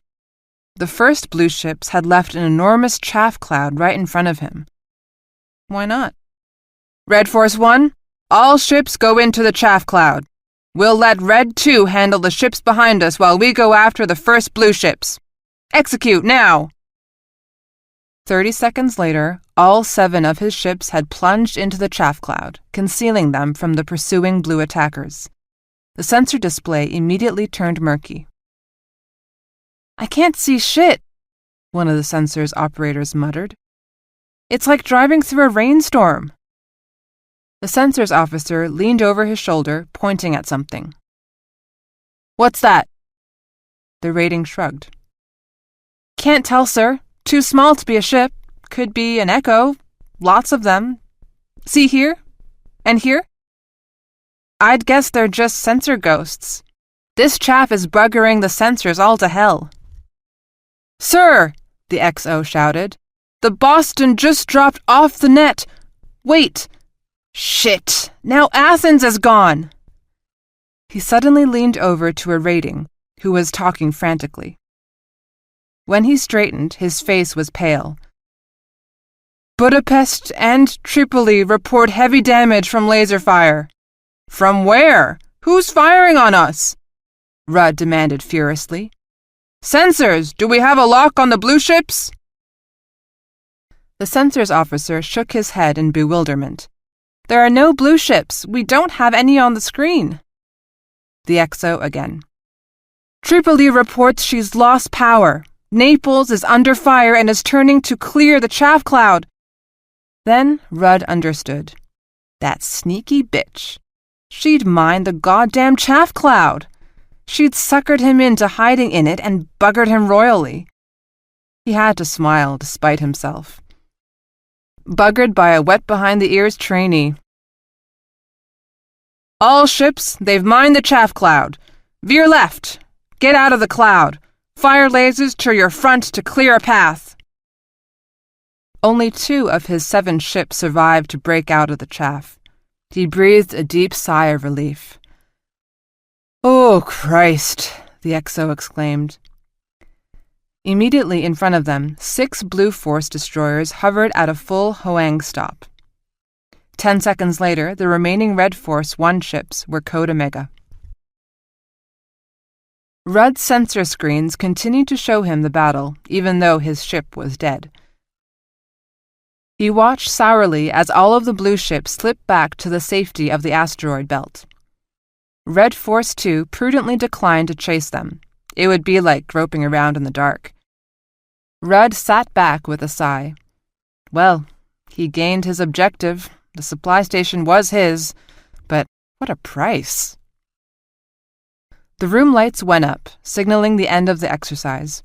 His comm screen came on. Commander Gray's face appeared. Well, Alex, this is a first, she said coolly. I don't normally expect my tactical instructor to be taken to the cleaners by one of his students. Rudd stifled another sigh. Losses were heavier than I anticipated, ma'am, but I achieved my objective.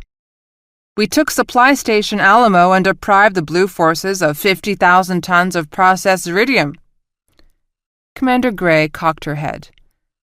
Didn't they tell you? Rudd closed his eyes. Excuse me, ma'am?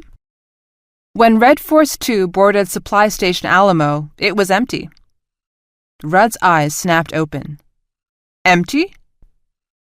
The corner of Commander Gray's mouth was twitching despite her effort to appear deadpanned. The young, chubby lieutenant was one of her protégés, a whiz kid in his own right, and it was all she could do to keep from laughing at the pained expression on his face. Yes, Alex, it seems Lieutenant Tuttle moved the Ziridium to freighters.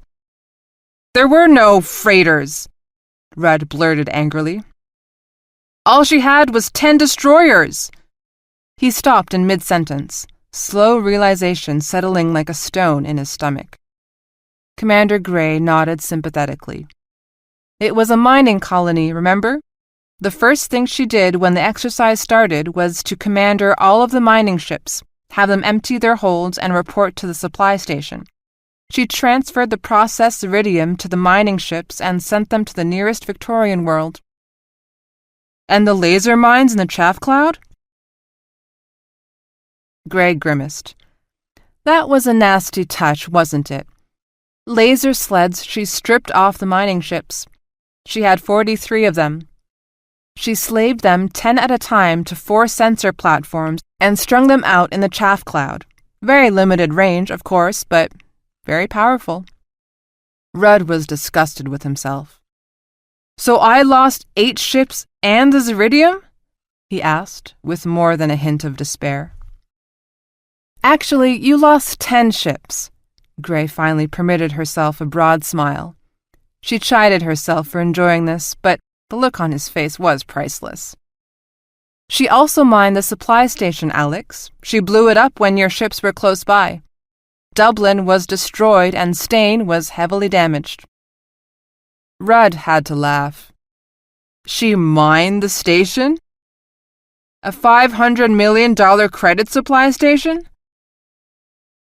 It was beautiful. It was something he would never have done if he had been playing the defender.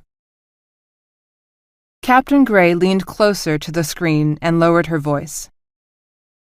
What do you think, Alex? Is she a keeper? This was a sensitive subject. For years, Second Fleet had raided Home Fleet for skilled officers and used Home Fleet as a dumping ground for Second Fleet's rejects. Admiral Duthat had objected, of course, but Fleet personnel had generally given Admiral Skiffington his way. One of those rejects was Michael Bishop, now serving as New Zealand's tactical officer. He was ponderous, unimaginative, and enjoyed picking on his subordinates. Gray had been looking for a replacement for months. Rudd nodded in reply. She needs more training, of course, but she's creative and ruthless. He smiled. All the characteristics required for making captain someday. I'd suggest you make her the assistant tactical officer to start with. He grimaced. She'll have to survive Lieutenant Bishop's tender mercies, but if you bring her along fast, then maybe in 9 months? Good, Captain Gray replied. She smiled. When you write up her evaluation, Alex, make it look mediocre. I don't want to lose this one, too. After Rudd had left, Gray sat at the communicator and dialed a number. In fact, she was calling her own communication server, which, in turn, connected her through an encrypted line to a small stateroom on board the Atlas space station. A deep male voice answered. Hello? Sir Henry, it's Julie Gray. There was a pause. Then the comm screen came on. An elderly, elegant-looking man with a neatly trimmed beard and a shock of white hair looked back at her. Always a pleasure to hear from you, Captain Gray, he said formally. Gray suppressed a smile. From his tone, you would think they were barely acquainted. Sir Henry was always cautious and discreet. She had known Henry Truscott since she was a girl of 5, when he used to bounce her on his knee and tell her stories of the faraway lands he had visited. Gray's father had died before she was a year old. Sir Henry had become a special friend of her mother's, and though they never married and after a time no longer shared a romantic relationship, he had remained a family friend and was as close to a father figure as Gray ever had. Sir Henry did not have a job as such, but was said to be influential at the court of Queen Beatrice. In fact, although his name did not appear on any public table of organization or list of high governmental officials, Sir Henry was the most valuable advisor to Queen Beatrice and the royal family. His influence ran from foreign affairs to matters of security. It was Sir Henry who had helped Gray get a posting in Home Fleet, not merely out of respect for her mother or affection for her, but because he wanted officers in Home Fleet that he could trust. "We have just finished running the qualifying exams for tactical." She looked at him intently. "I have someone you may want to meet. She's only a second lieutenant, but she's already a standout. With a little bit of time—" "We may not have much time, Julie," he said gravely. Gray stiffened. "Do you know some—" He shook his head. "Nothing concrete, at least since that intercepted message I told you about, but things are in motion. The Tilica are intimidating Arcadian shipping as it passes through Tilica space. The Sultanic ambassador has issued a formal complaint and is threatening sanctions against Victorian vessels in its space unless we reduce tariffs. And the Dominion has gone surprisingly quiet, which makes me nervous." He rubbed a hand over his face. "If any of these reach crisis, Her Majesty will ask the fleet to show the flag."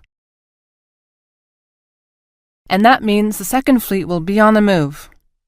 Gray finally saw where he was going with this. Sir Henry nodded. "On the move and possibly in harm's way, so of course he'll ask for more ships." "Not from Home Fleet," she protested. "No, but he'll get them from Third Fleet, and then Admiral Skiffington will have the largest fleet Victoria has ever seen." He looked grim. "And this could all happen soon, Julie. Very soon." "Have you spoken to the Queen? Couldn't she—" Sir Henry sighed. "It's been a year since her husband's death, and she has—" He looked up at the ceiling, groping for the right words. "Grown tired of political intrigue. Queen Beatrice has withdrawn from an active role. She spends most of her time in her library or her garden." "But surely the First Sea Lord—" she sputtered. "You could warn him." "Warn him about what? The suspicions of an old man he considers little more than a family retainer? Admiral Günther is faced with a possible military action, the first since the Battle of Windsor. Admiral Skiffington is the only fleet commander with any combat experience. Günther will use the tools he has." Gray thought furiously. "And the princess?" Princess Anne was 20 and the only direct heir to the throne. If anything happened to her, several cousins and her uncle would all be in position to make a claim to the throne, a nightmare Gray did not want to think about. Sir Henry nodded. "I think it might be wise to send Princess Anne on a tour, perhaps to Space Station Atlas, somewhere where she is physically separated from the Queen in case someone should become ambitious." "Atlas? But that's the primary naval base. What makes you think she would be safe when she is surrounded by Second Fleet warships?" "Because she will be on a Home Fleet ship, surrounded by Home Fleet sailors and under the eye of my favorite Home Fleet captain," Sir Henry explained. Gray inwardly groaned at the thought of having Princess Anne under her charge. Security would be a problem, and who would take care of her? "I've already spoken to Admiral Duthat," Sir Henry said. "She agrees that the princess would be safer with Home Fleet than anywhere else. I will arrange to have her visit Atlas in the next week or so." Gray sighed. Princess Anne had a reputation as being smart, acerbic, and hard to handle. She came by it naturally, Gray thought ruefully. Queen Beatrice was a formidable woman, or had been, and her father, the king, had been as well. Something in the Churchill genes. It was hard to picture the Queen retreating to her garden. "And my aspiring second lieutenant?" Gray asked. Sir Henry considered for a moment. "By all means, go ahead and vet her, Julie. I trust your instincts on this, but be prepared to bring her along much faster than usual. We may soon need to know who we can rely on and who we can't." I hope you're wrong, Uncle Henry, she said fervently. He gave a short laugh, totally devoid of humor. Not half as much as I do, Julie. Chapter 19, PD 952. In Tilica space / in Victorian space.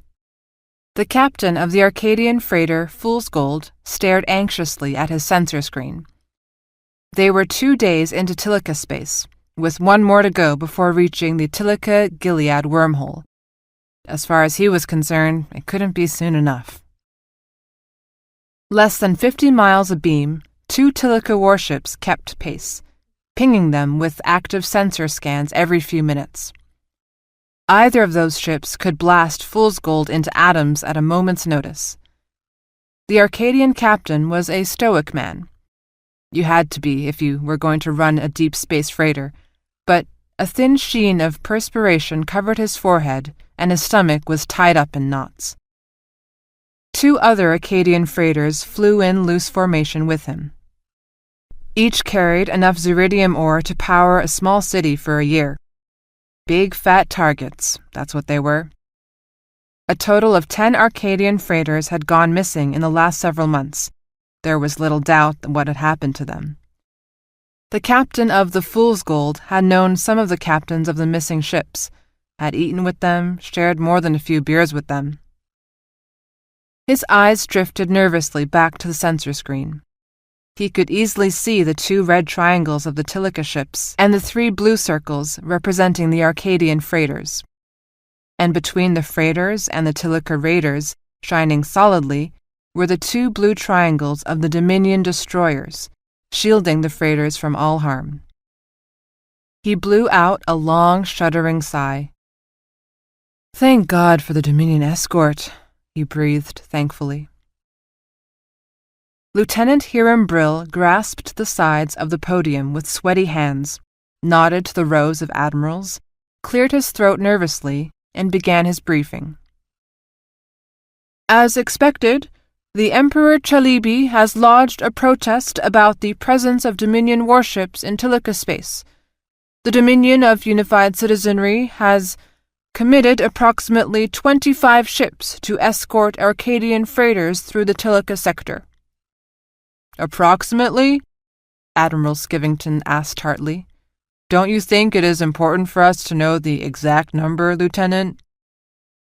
Brill's face flushed scarlet. My apologies, Admiral. As of the last update from our ships, screening the entrance to the Gilead-Tilica wormhole, exactly 26 Dominion warships and colliers have passed into Tilica space, including 5 missile cruisers, a beamer of cruiser size, 15 destroyers, 2 frigates, and 3 colliers. Gods of our mothers, someone muttered. That's almost a quarter of the entire Dominion fleet. Have there been any incidents? Asked Admiral Gunta. No shooting incidents, sir. However, this is the first major deployment for the Dominion fleet since the Battle of Windsor, and they have experienced a number of maintenance issues. Our surveillance ships located at the Gilead-Tilica wormhole report at least 5 Dominion ships, he consulted his notes, including 4 destroyers and a cruiser, have had to be towed to Darwin for repairs. The cruiser, the People's Voice, had to be towed all the way back to the Dominion. It may be because of these maintenance issues that the Dominion has notified us that it intends to move another 10 ships to the Tilica sector within the next few days. No word on the names or types of vessels. What a fiasco, Admiral Schuster said. The Dominion are losing 20% of their fleet to maintenance issues. Brill repressed a smile. That was neatly done, he thought. In one sentence, Schuster not only stated the obvious, but reminded everyone at the table that he, as commander of fleet logistics and planning, only ran an average of 2% maintenance issues in comparison to his Dominion counterpart. They've got an entire battle group there, Admiral Duthat said with a tinge of concern. If they can keep them up and running, Schuster jeered. "Gods of our mothers! We could make a fortune leasing them tugboats!" Smiles and laughter ran around the table. "Not actually a battle group, Admiral," Hiram replied. "There are no battleships deployed." "Can't compare it to one of our battle groups anyway," Alice Duthat reminded him. Heads nodded around the table. The Victorian fleet was built around battle groups, usually consisting of 1 battleship, 5 missile cruisers, 10 destroyers, 4 frigates, and a supply collier. Home Fleet and Third Fleet had 3 battle groups each, while Second Fleet had 4. Each fleet was augmented by 1 or 2 arcs, large freighter-like ships that could carry a number of corvettes and gunboats. The corvettes and gunboats had limited range and weapons loads, but added a measure of flexibility. In contrast, the Dominion favored wings of 10 ships, usually made up of heavy cruisers and destroyers. Intelligence said the entire Dominion fleet had 10 wings, 100 ships, so sending 26 ships to escort the Arcadian freighters was a major commitment. "And what about the Tilica?" "We do not have an accurate count of the number of ships the Tilica have deployed along the trade route, but Dominion ships have reported that there are 50 or more, most no larger than a destroyer class. They are shadowing the Arcadian convoys very closely, but there have been no incidents as of yet. We have no information on weapon types or capabilities." Skiffington rounded on Admiral Tehan. "Really, Geoffrey, we need to get some decent intelligence on what the Tillies are up to. If the balloon goes up, I want some idea of what I'll be running into. We certainly won't be able to count on the Dominion, not at the rate their ships are falling apart." "We are trying," the head of intelligence replied. "We even sent some drones through with some of the Dominion destroyers, but the Dominion destroyed them, thinking they were Tilly drones." "The Dominion Navy could not find its ass with active scanners," Skiffington said sarcastically. He wheeled on Admiral Gunther. "We have to face the facts, Robert. The Dominion are worthless. If things get hot in there, the Dominion won't be able to do a bloody thing. It's going to be up to Victoria to save the Arcadians' bacon. You know that, and I know that. But if I'm going in without any current intelligence, I want Second Fleet strong enough to take on anything it finds." Tehan flushed at this, but before he could retort, Admiral Gunther raised a placating hand, then spoke to Brill. "So, what are you telling us, Lieutenant? Is that there are a lot of Dominion and Tilica ships in close proximity to one another, that tensions are high, but nothing has happened yet. Is that about right?" "Yes, sir." Gunther turned to Admiral Skiffington. "Okay, Oliver, I want Second Fleet to go through a full maintenance cycle, combat preparation. No more than 10% of your force in maintenance at any one time, but pull out all the stops. 24/7 until all your ships are at maximum readiness." He turned to Admiral Penn. "Catherine, I am detaching 2 battle groups from Third Fleet and tasking them to Second Fleet. I want you to select which 2 by the end of the week. As soon as Second Fleet has finished its maintenance cycle, rotate those 2 battle groups through maintenance as quickly as possible." Third Fleet shot an angry glare at Skiffington, then focused on Gunther. "With all respect, Admiral, the Third Fleet can't continue to protect Windsor and task 2 of our 3 battle groups to Second Fleet," she protested. Gunther raised a placating hand. "I want you to leave a cruiser and 3 destroyers in orbit around Windsor. Bring the rest back to Cornwall." "You're gutting my fleet," Penn said angrily. "Yes, I am," the First Sea Lord replied evenly. He stood up. "You have your orders. Make it so." He strode from the room. The others followed, leaving Catherine Penn and Oliver Skiffington alone. Admiral Penn sat stiffly in her seat, jaws clenched, pink smudges staining her cheeks. Admiral Skiffington rose slowly, smiling. He hefted his briefcase. Now, Catherine, don't be angry. It's only for a little while. You know I'll make good use of them." Catherine Penn gave him a tight, furious smile. "Fuck you, Oliver." Skiffington chuckled, but didn't say anything. He didn't have to. He'd won. They both knew that. Chapter 20. PD 952. Gathering Storm. The Dominion First Attack Fleet in Sybil Headspace. 4 months after leaving their home sector, the first attack force of the Dominion of Unified Citizenry, 85 ships strong, entered the Sybil Head sector like a dark cloud.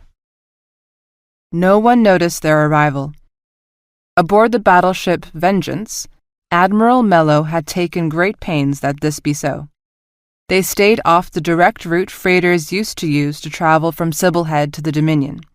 It was a long route, using a series of short hop wormholes made obsolete by the discovery of the wormhole from Sybil Head to Victoria, and another from Victoria to the Dominion.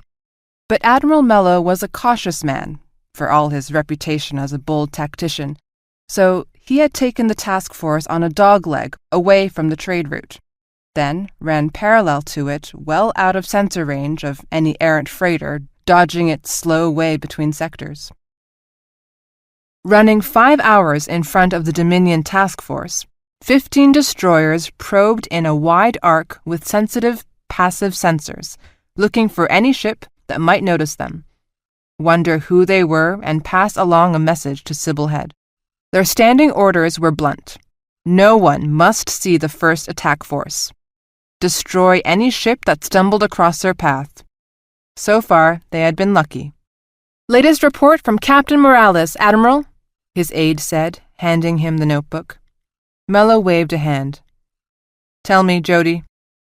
Commander Jody Patton nodded. "Captain Morales has only picked up one ship at extreme range, moving away from our line of travel. The drive signature makes it an ore fighter, probably making a local run between mining colonies. He's not seeing any other activity, but he's concerned that there might be a small mining colony somewhere in front of us." Mello drummed his fingers on his armrest, considering. The trouble with Sybil Head was that it was cluttered with little mining colonies, often that weren't on any navigation chart. They could blunder into one without ever knowing it was there until they were on top of it, and any one of them could send out a dispatch drone warning of the Dominion attack force. In another 4 days, they would be through Sybil Head, heading for Cape Breton.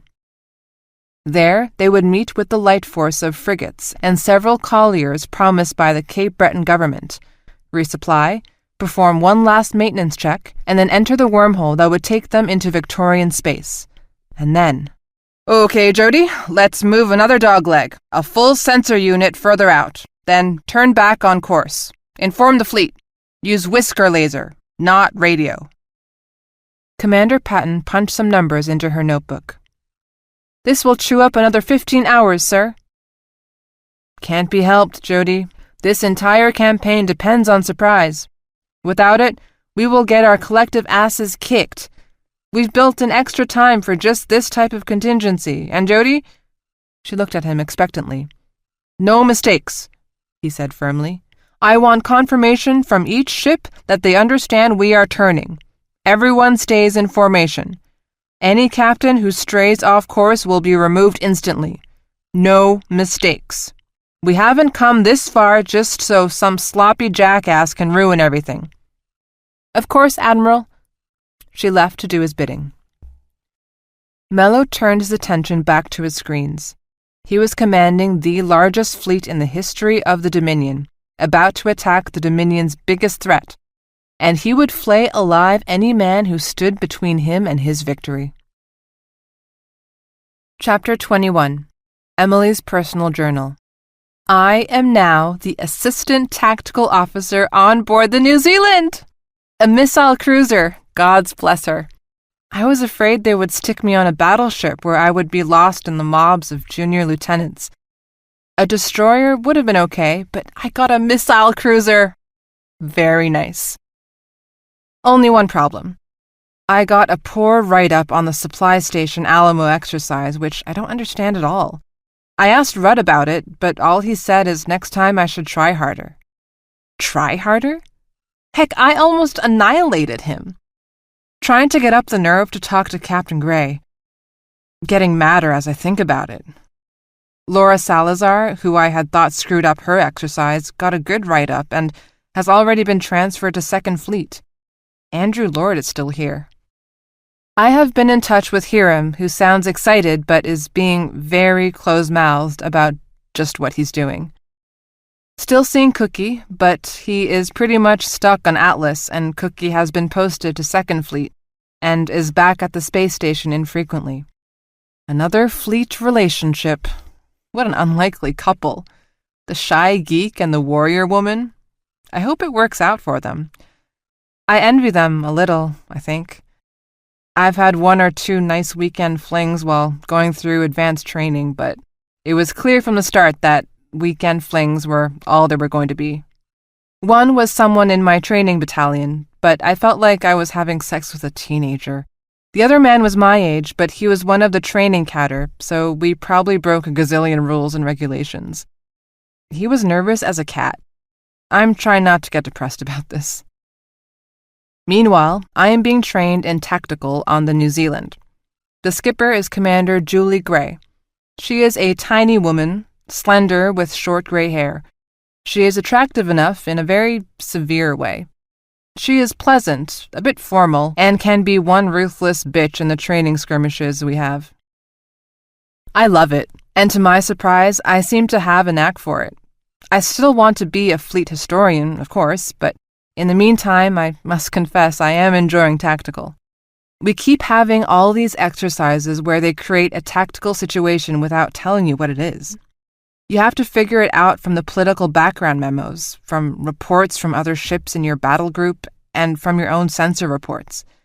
You look at all this data, most of it conflicting, and you try to find a pattern. You try to figure out what the enemy is doing. And if you're lucky enough to figure that out, then you have to figure out a way to counter it. It is fascinating, frustrating, stressing, and rewarding all at the same time. Twice now, Gray and Alex Rudd have teamed up against me, and I have either fought them to a draw or won. Of course, I have also been completely buggered about 5 times. But I am learning how they think, how they like to move the pieces on the board, and what they don't seem to pay attention to. We have more exercises coming up, and I have some ideas that might just surprise them. Chapter 22. An Unexpected Dinner. In Victorian space, on the New Zealand. The summons was unexpected. Emily was in her cabin, poring over endless reports and wondering what she would do for dinner, when a very young naval rating nervously appeared at her door. "Captain's compliments, Lieutenant." She wondered if you would like to join her for dinner in her wardroom at 1900 hours. Emily looked at her watch. It was already 6:30 p.m. Half an hour to get cleaned up and make sure her uniform was presentable. The captain's wardroom was surprisingly small. The dinner table could seat 6, but was only set for 2. A steward in a white jacket silently served them sea bass with fresh vegetables and a large salad, poured white wine into their glasses, and departed. "Well, Emily, you are off to a pretty good start," Gray observed, raising her wine glass. Emily felt a surge of anger and struggled to keep it off her face. The corner of Captain Gray's mouth twitched. "Something you'd like to say, Lieutenant?" Emily put her glass down hard on the table. "With all respect, Captain, I don't understand my final training evaluation. My overall rating was poor, which I thought was inaccurate and unfair." Part of her could hardly believe she was saying this to the captain, but she had to bite her tongue to keep from saying more. "Really?" Gray seemed surprised. "Do you think you did as well as Laura Salazar, or Richard Burke, or Watterson?" All 3 of them had been transferred to the prestigious Second Fleet on the basis of their training evaluations, which mystified Emily even more. "In for a penny, in for a pound." "Yes, ma'am, I most certainly do." And is there anyone else you think did well enough to deserve a good evaluation? Gray asked blandly. Yes, ma'am. Andrew Lord did a very good job on the convoy protection mission. He thought it all out beforehand and stationed his ships where they could support each other quickly. And he didn't allow himself to get lured away from the freighters. Unlike that jackass Salazar. Bob White did a brilliant job on the outpost attack. And yourself, of course, Gray added dryly. Yes, ma'am. I see from your record that you are a would-be historian, Emily, the captain said. Have you studied the history of monarchies and empires? The sudden change in topic took Emily off guard. What was this about? Yes, ma'am. Mostly old Earth, of course, but we studied the rise of the Sultanic Empire and the Tilika Empire, and there was a course just on the Dominion at the Academy. And what did you learn about their stability? Emily relaxed a little. This was home ground for her. Monarchies are surprisingly stable, unless you have a very poor king or queen. Typically, if the monarchy was moderately progressive, it lasted longer. If it was too totalitarian, or if it was radically progressive, it became unstable and vulnerable. England, Spain, and Germany were pretty good examples on old Earth. China was the outstanding exception to the rule because it was both repressive and stable, at least until the plague hit. The Sultanic Empire and Victoria are good modern-day examples of stable moderates. The more repressive totalitarian regimes tended to survive for a shorter time and typically had a cataclysmic failure, usually by war or assassination, followed by civil war. Now tell me, Lieutenant, how does your performance evaluation relate to all of this? Ma'am? Now she was confused. Come, Lieutenant, your file says you are smart. Are you smart? Gray sipped her wine and looked at Emily expectantly. Annoyed, Emily opened her mouth to speak, then closed it with an audible snap. She could almost hear her father's voice in her ear. Emily, you are smart as a whip, but you don't always listen too good. You'd be amazed at what you can learn when you just shut up and listen.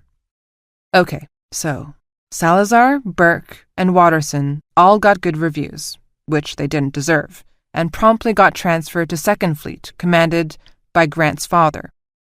She could guess that Lord and White, who deserved good reviews, had been passed over because they had received poor reviews, just like she had. That told her that Second Fleet had enough clout to get the people they wanted, and that Captain Gray had made sure that no one in their right mind would want her. But that was nothing more than normal arm wrestling between fleets competing for scarce leadership talent, wasn't it? There had to be more to this. Emily looked hard at Captain Gray, who smiled blandly back. Emily's mind raced. Second Fleet. Easily the most prestigious fleet in the Navy. Admiral Skiffington was a national hero, the hero of the Battle of Windsor.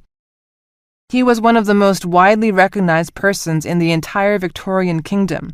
Hell, his approval ratings were higher than the Queen's. Why would Home Fleet try to... The realization stopped her cold. Fine historian you turn out to be. She chided herself ruefully. Did you forget the thing you learned in your first year of college? The greatest threat to any kingdom is not foreign armies, but domestic intrigue. And where do you find domestic intrigue? She stopped as a new realization swept her, one that made the palms of her hands sweat. I apologize, ma'am, she told Captain Gray. I didn't realize until just now that this is a job interview. Gray's eyebrows knitted together in a frown. Perhaps you should explain, Lieutenant. Emily paused to take a long sip of her wine, thoughts racing through her head. The task of the Home Fleet is to protect Victoria and the Queen from any dangers, domestic or foreign, she quoted from the Fleet Manual. And history is rife with examples that the greatest threat to a monarchy is from domestic sedition and treachery, rather than attack from the outside, although that happens a lot too. She took a very deep breath. She was about to be really clever or finish her career with a bang. You are worried that Second Fleet, Admiral Skiffington, is getting so powerful and so popular that he might subvert the government, perhaps by force, perhaps not. Admiral Skiffington has so much power and favor that he can pretty much handpick whoever he wants, so I would guess that you have been fudging reports on promising new officers in order to keep them in home fleet. Emily paused. You want to give yourself a better chance in case this ever turns into a shooting war. This, she waved her hands around to indicate the dinner, is a job interview to see if I am more interested in advancing my career or protecting the Queen. She stopped. I can't believe I just said that. A reluctant smile tugged at the corner of Gray's mouth. She shook her head and combed her fingers through her hair, then tilted her head up to the ceiling. I think you should come in now, she said. The door to Captain Gray's office opened. Emily stood up automatically. Vice Admiral Alice Duthat walked briskly in. Emily saluted. Duthat waved her back into her seat. At ease, Lieutenant. This is a social occasion, after all. She sat down, smiling warmly at Emily and Captain Gray, reminding Emily of her plump little grandmother. Emily had loved her grandmother, but never entirely trusted her. I hope you don't mind if I join you and Julie for dessert, Emily, she said. Julie has a chef who makes the best chocolate mousse torte this side of Darwin.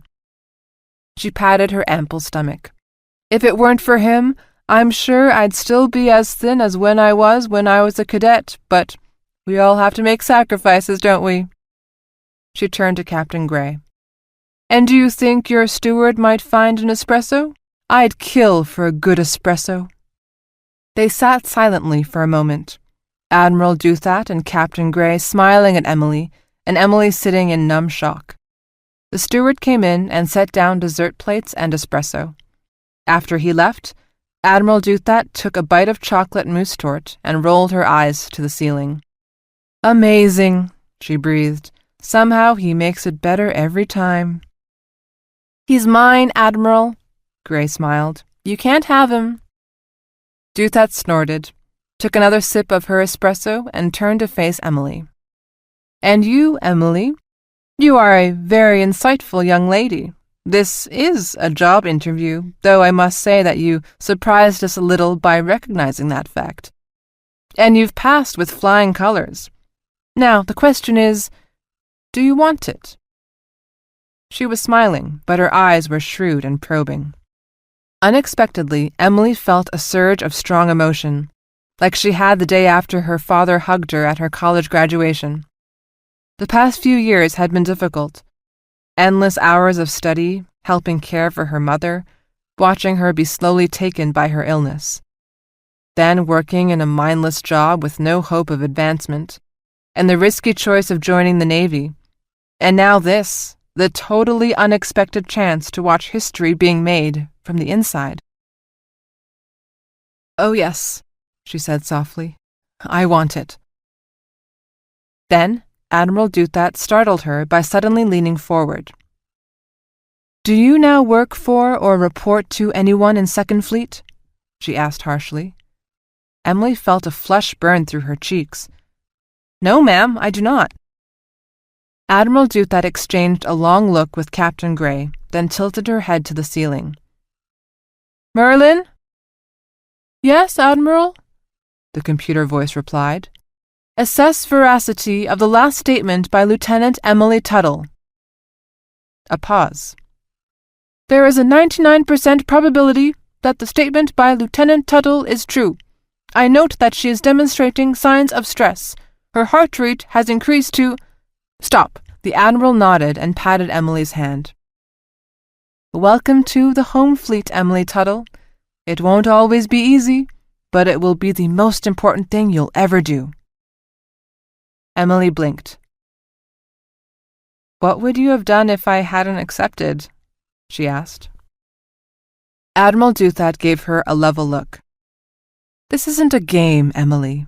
We are taking risks here. If you hadn't accepted, you would have been mustered out immediately and discharged from the fleet. However, we wish you no harm. There is a small college on Cornwall that is looking for a history instructor. You would have been given an excellent reference, and the job would have been offered to you. You'd have a better chance at a career there than you would have had on Christchurch." Emily studied her evenly, then, without turning her gaze, called out, "Merlin!" "Yes, Lieutenant Tuttle." "Assess veracity of the last statement by Admiral Alice Duthat." Duthat's eyes widened, and she shot Emily an appraising look. Beside her, Captain Grey snorted in amusement. "I told you, Admiral." Admiral Duthat pursed her lips and nodded thoughtfully. "There is a 60% probability that the statement by Admiral Duthat is true," Merlin reported. "Close enough," Emily said. "Now what?" Duthat smiled grimly. "Now, Emily, we do what the Home Fleet has always done. We protect Victoria and the Queen from all dangers, foreign and domestic." Chapter 23, PD 952. A Message. In Victorian space on Space Station Atlas. "The man didn't bump into him," Hiram noted, "but rather stepped in front of him, and then stopped." They were on the main promenade deck of the Atlas space station. It was dinner hour, and the promenade was crowded with sailors, construction crews, retail clerks, fleet bureaucrats, contractors, and gods alone knew what else, all going home or on their way to an evening meal. Without consciously thinking about it, Hiram took the man in at a glance, noting the bald head, the slight oriental fold to the eyes, the weathered skin, and the radiating sense of... He groped for a moment, trying to define it. Stillness. Yes, that was it. A pervading sense of stillness. And with that, he knew. He placed his hands together as if praying, then raised them to his forehead and bowed slightly. "There are many paths to the light," he intoned in greeting. The shorter man's eyes widened fractionally, and then he put his hands together and bowed in return. "And each man must find his own," he replied. He looked up, smiling. "Are you a follower of the light, then, Lieutenant Hiram Brill?" Hiram shook his head. "No." The man inclined his head.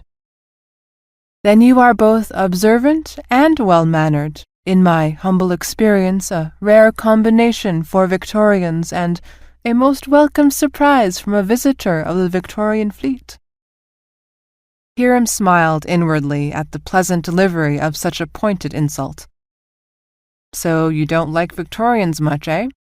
And yet you are here, and you specifically sought me out." He let his mind wander for a moment, his face going blank in what Cookie liked to call his village idiot look. The Light was a society of reclusive religious orders located on Canaan. All worshipped the same god. They lived simply, in thousands of small towns and villages scattered across their world, forbearing large cities. Curiously, those among them who did not become full-time monks usually became scientists and engineers, so their level of technology was among the highest in the human universe. Pirates had raided them in the early years, and once the Tillich Empire had tried to conquer them.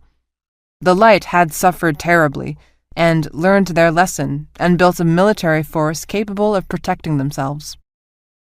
The last pirates who had gone into their sector looking for easy plunder had been utterly destroyed, save for one small ship, which had been allowed to escape so that it could spread the word. Leave us alone, or die. To offset their limited military force, the Light was rumored to have a far-flung network of spies. Moles, living on every inhabited world who kept an eye on everyone because anyone could someday pose a threat. There were also great explorers, believing that the study of the universe was a direct homage to God. So why would someone from the light, an intelligence officer if Hiram's suspicions were right, come all this way to see a lowly lieutenant in the Victorian fleet? The answer was simple. They wouldn't. Hiram blinked. The man from Canaan was watching him intently. "You bring me greetings from my mother's sister, Cornelia, but you are here because you need to see my superior, Admiral Tihan, the Director of Fleet Intelligence," Hiram said matter-of-factly. The man's eyes twinkled with delight, like a teacher who has seen a student solve a particularly difficult problem. "Your aunt said that you would understand this," he said warmly. "That makes it so much easier. I am Jong. I have a message for Admiral Tihan." Admiral Tihan made little effort to hide his displeasure. "For years we have asked for help from the light, but you always refused. When we asked you about the new research projects by the Sultanic Empire, you refused. When we couldn't find the pirates raiding old trade routes between Sibylhead and the Dominion, you refused. When we heard stories of the Dominion building a new colony, you refused. Now you come waltzing in and say that you have something urgent to tell me?" Jong did not reply, but merely handed a data stick across the desk. Tihan frowned. "What's this?" "Many years ago, the light placed an acolyte on Darwin, in one of the resorts that caters to the needs of off-worlders who wish to meet together discreetly. Our agent was a waiter. Over time, he became a trusted employee of the hotel.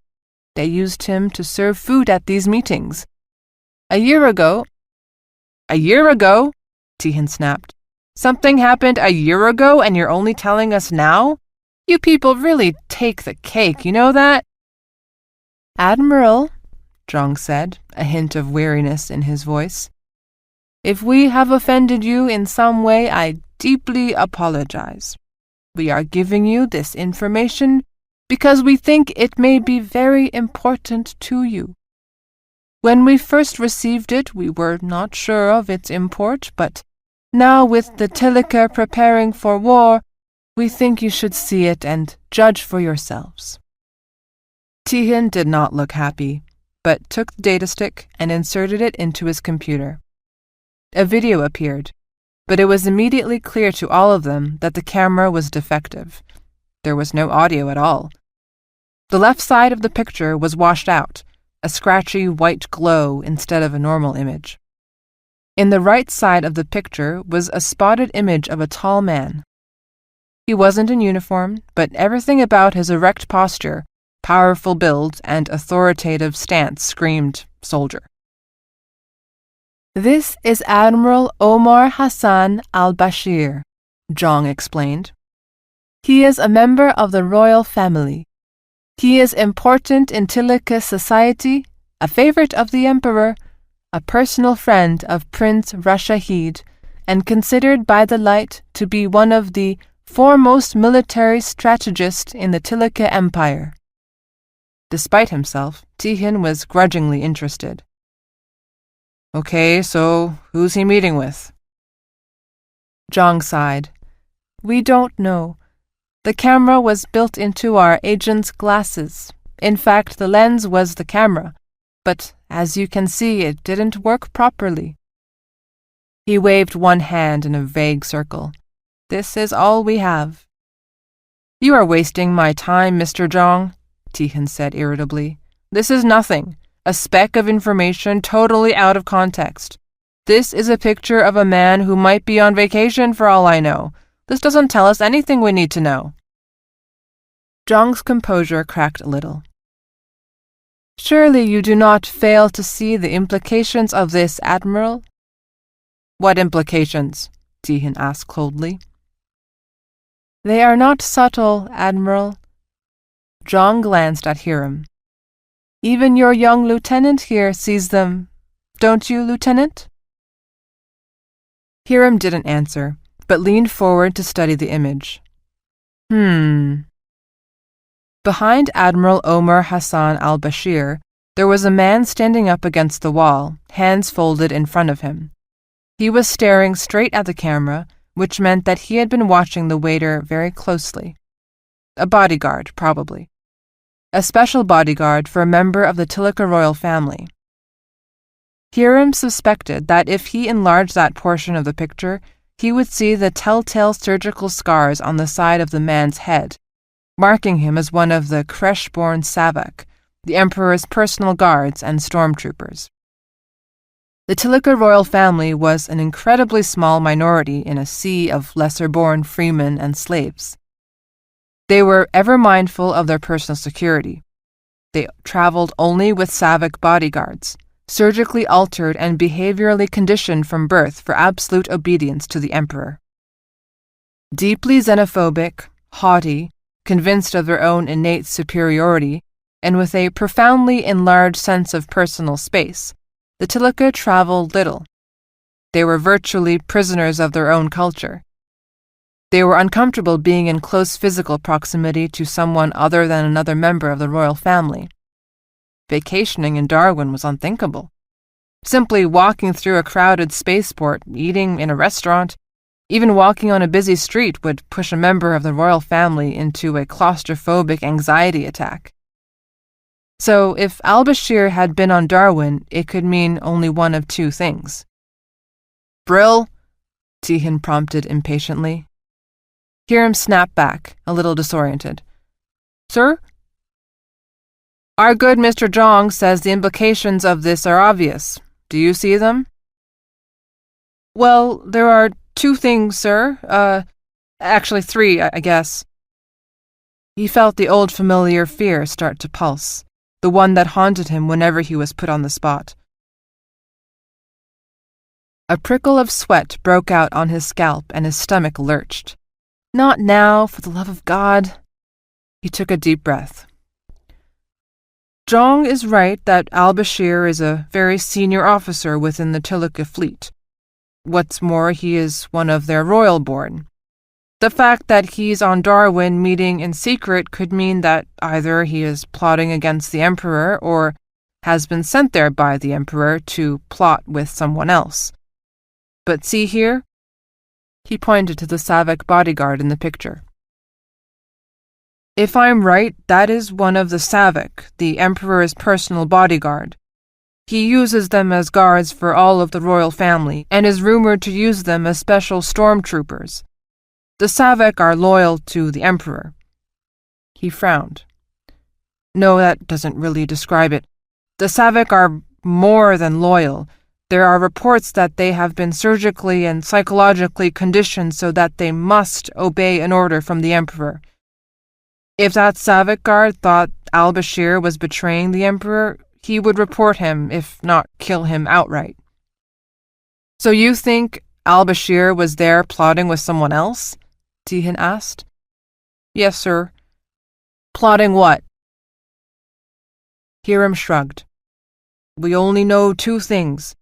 He held up a finger. First, whoever he was with isn't part of the Victorian government. If they had been, you would know about it. A big assumption, Hiram knew, one that opened up other doors that he didn't want to even think about. So that means that Tilaka is plotting with someone outside of Victoria, which means we could be the target. He held up a second finger. Second, it's serious, whatever it is. Tihin frowned slightly. And you know that how, Lieutenant? 2 reasons, sir. The Tilaka hate to travel. Al-Bashir would only leave Tilaka for something of the utmost urgency, but the real reason is that Zhang did not debrief his agent to get more information. He turned to Zhang. Could not debrief him, am I right? Zhang nodded. Sadly, you are correct, Lieutenant Brill. He turned to Admiral Tihin. Our agent was murdered minutes after he left the glasses at a dead drop. It was made to look like a robbery. Tihin slapped the table in frustration. It's not enough, he said. Al-Bashir met with someone a year ago. That's all you have. Maybe if you had let us know sooner, we could have investigated, but after a year—" His voice trailed off. Later, Hiram walked Zhang back to the shuttle bay deck. "Your admiral will not follow up on this, I fear," Zhang said. "No," Hiram said. Zhang sighed. "I will report to the abbot." "I don't understand. Why are you doing this? You obviously have no love of Victoria." Zhang smiled thinly. "No, Victoria scorns us for everything we hold dear. Worse, Victoria scorns everyone else for not being Victorian." "But you're here," Hiram insisted. "Yes," Zhang acknowledged ruefully. "It is the lesser of two evils. Victoria is arrogant, pretentious, and proud. Victoria ignores us when it can, and when it cannot, it sneers at us. But for all of that, it is tolerant. Prejudiced and unpleasant, but tolerant." He sighed. "The Emperor Chalibi is not tolerant, Lieutenant. The Emperor demands to be worshipped. He will not abide conflicting loyalties. And he thinks it is his destiny to rule the entire human universe. We have watched the Emperor for a very long time. We know him all too well. There will be no room for the light in his universe." He stopped and faced Hiram directly. "You need to understand, Lieutenant Hiram Brill, there is no room in the Emperor's universe for Victoria either." They continued walking, then Zhang spoke again. "Do you believe in God, Lieutenant?" The turn of direction didn't really surprise Hiram. Every conversation he'd had with his aunt eventually turned to God. "Let's just say I have questions," he replied. "What do you believe in?" Hiram thought for a moment. Thought of his fears and his quests, his longing to belong, always feeling like the outsider looking in, his inability to see the politics swirling around him when he was only searching for some objective truth. Always searching. "I believe in logic," he said at last. "Ah." Zhang nodded. "You must be very lonely then. Logic is such a cold master." They arrived at the shuttle bay. Zhang shook his hand. "This is not over, Lieutenant. The Emperor is moving his pieces. We will keep watching. If we learn anything, someone will contact you. Your Aunt Cornelia says you like her chocolate cake. Is that true?" Hiram blinked, caught off guard by this sudden twist. "Yes." "Well then, goodbye for now, Lieutenant. I fear there are difficult times ahead, but remember, a man must strive." Chapter 24. Night Out on Atlas. In Victorian Space, on Space Station Atlas. Emily had no idea where they were going. "Do you have any idea where he's taking us?" she asked Cookie. "Not a clue, child." Cookie batted her eyes and clutched her bosom melodramatically. "I just breathlessly follow my man here and hope against all odds that he actually knows what he's doing." She lowered her voice to stage whisper. "Though I secretly harbor doubts." Hiram Brill smiled, enjoying his little mystery. "Be patient, people, not much further." Cookie leaned to Emily and whispered, "Look at that smile. Don't he just look like a boy sitting in Sunday church with a frog in his pocket?" Emily snorted back laughter. "Hiram, why are you being so mysterious? Where are we going?" "The mystery," complained Grant Skiffington, "is why we all agreed to follow Hiram anywhere." "Come along," Hiram said cheerfully. "It will all be worth it in the end. You'll see." "This is boring," complained Skiffington's date, a curvesome blonde who worked in one of the offices on Atlas. She had very long legs, a very short dress, and heels, not very suitable for the walkabout Hiram was leading them on.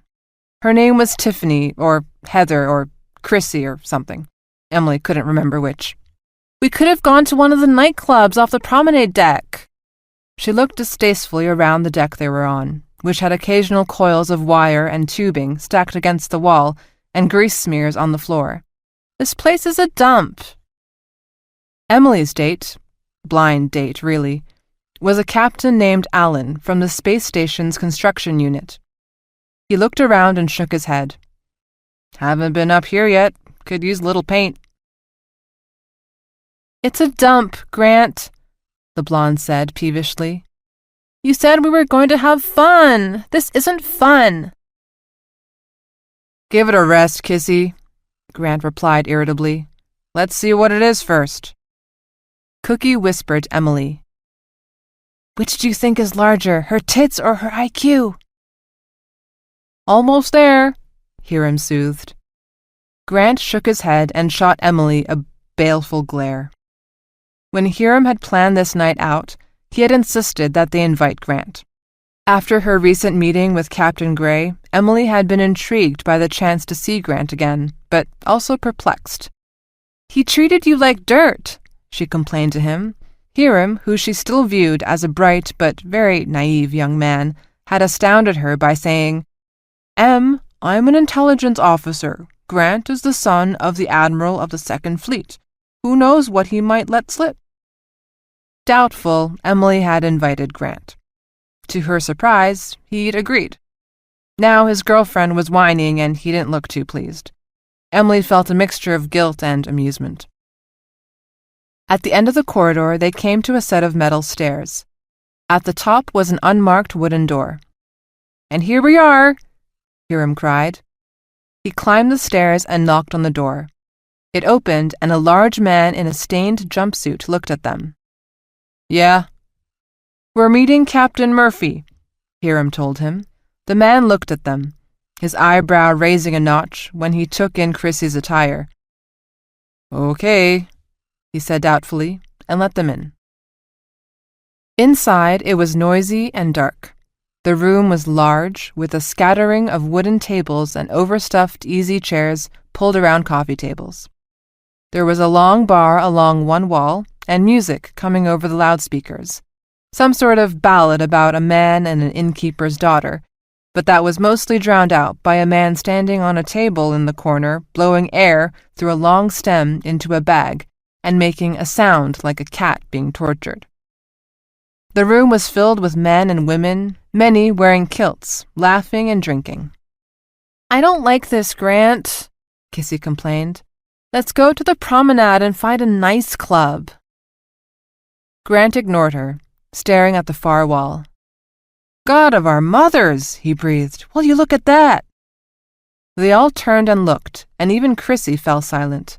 The entire wall was made of clear plastiglass. It was the largest window Emily had seen on the space station, and the view was breathtaking. The bar was perched on the 20th level of the space station, and they looked out across the curvature of Atlas itself to the planet Cornwall far below. The planet's landscape almost filled the window.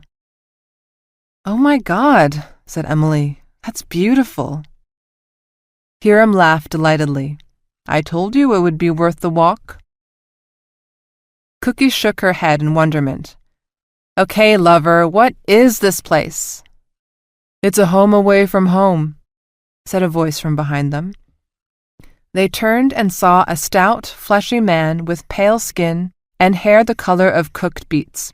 It is the place we come to after a day of noble deeds and rare adventures, the only place in the entire station where we know we'll find men and— He bowed to Emily and Cookie.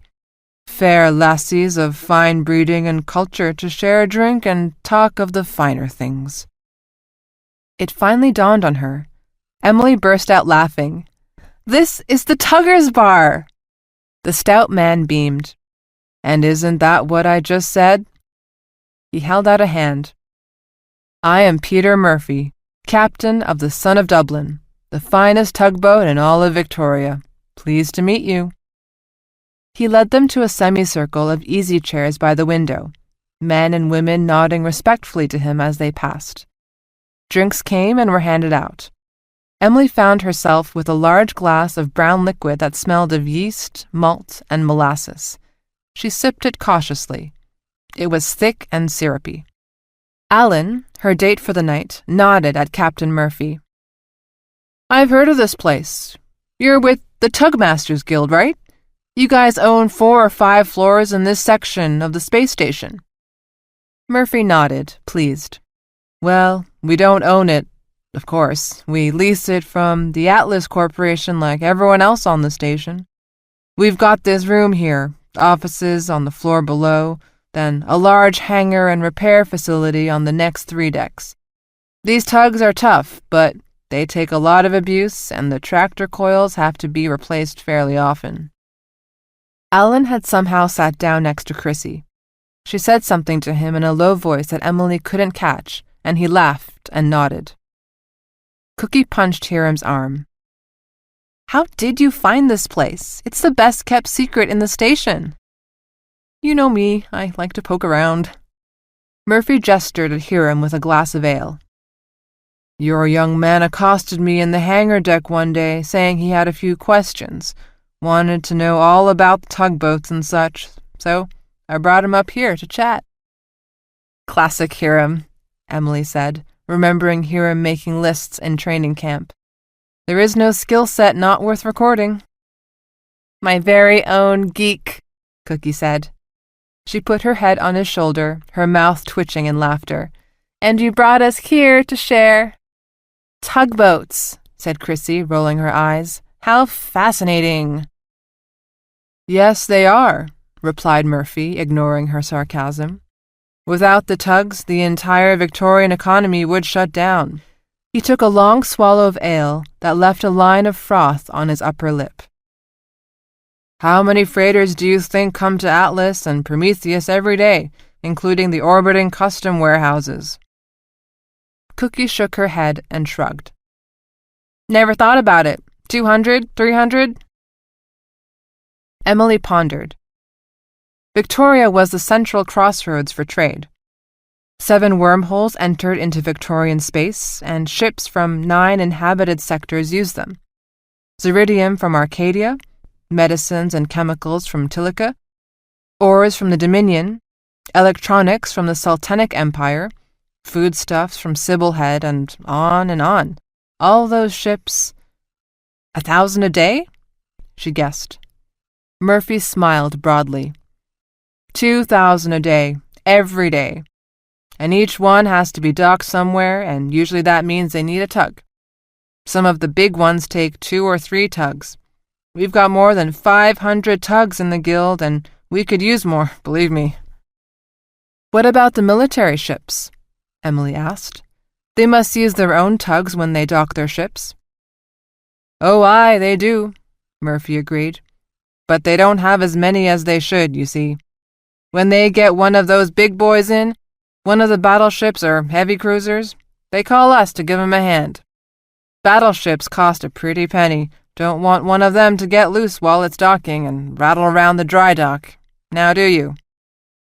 Out of the corner of her eye, Emily caught Chrissy whispering something to Alan. Alan squeezed her hand. Your tractor beam can pull a battleship? Grant asked. Each of those tugs has got the same tractor beam that you find in a Dover-class battleship, he said, obvious pride in his voice. We put 4 of them on a battleship and we can guide her in as smooth as a...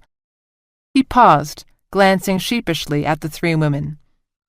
Very smooth. That's all a tug is. When you come right to it, a big engine and a huge tractor beam. Chrissy suddenly understood. I'm not feeling good. I've got to go. Grant looked surprised, then annoyed.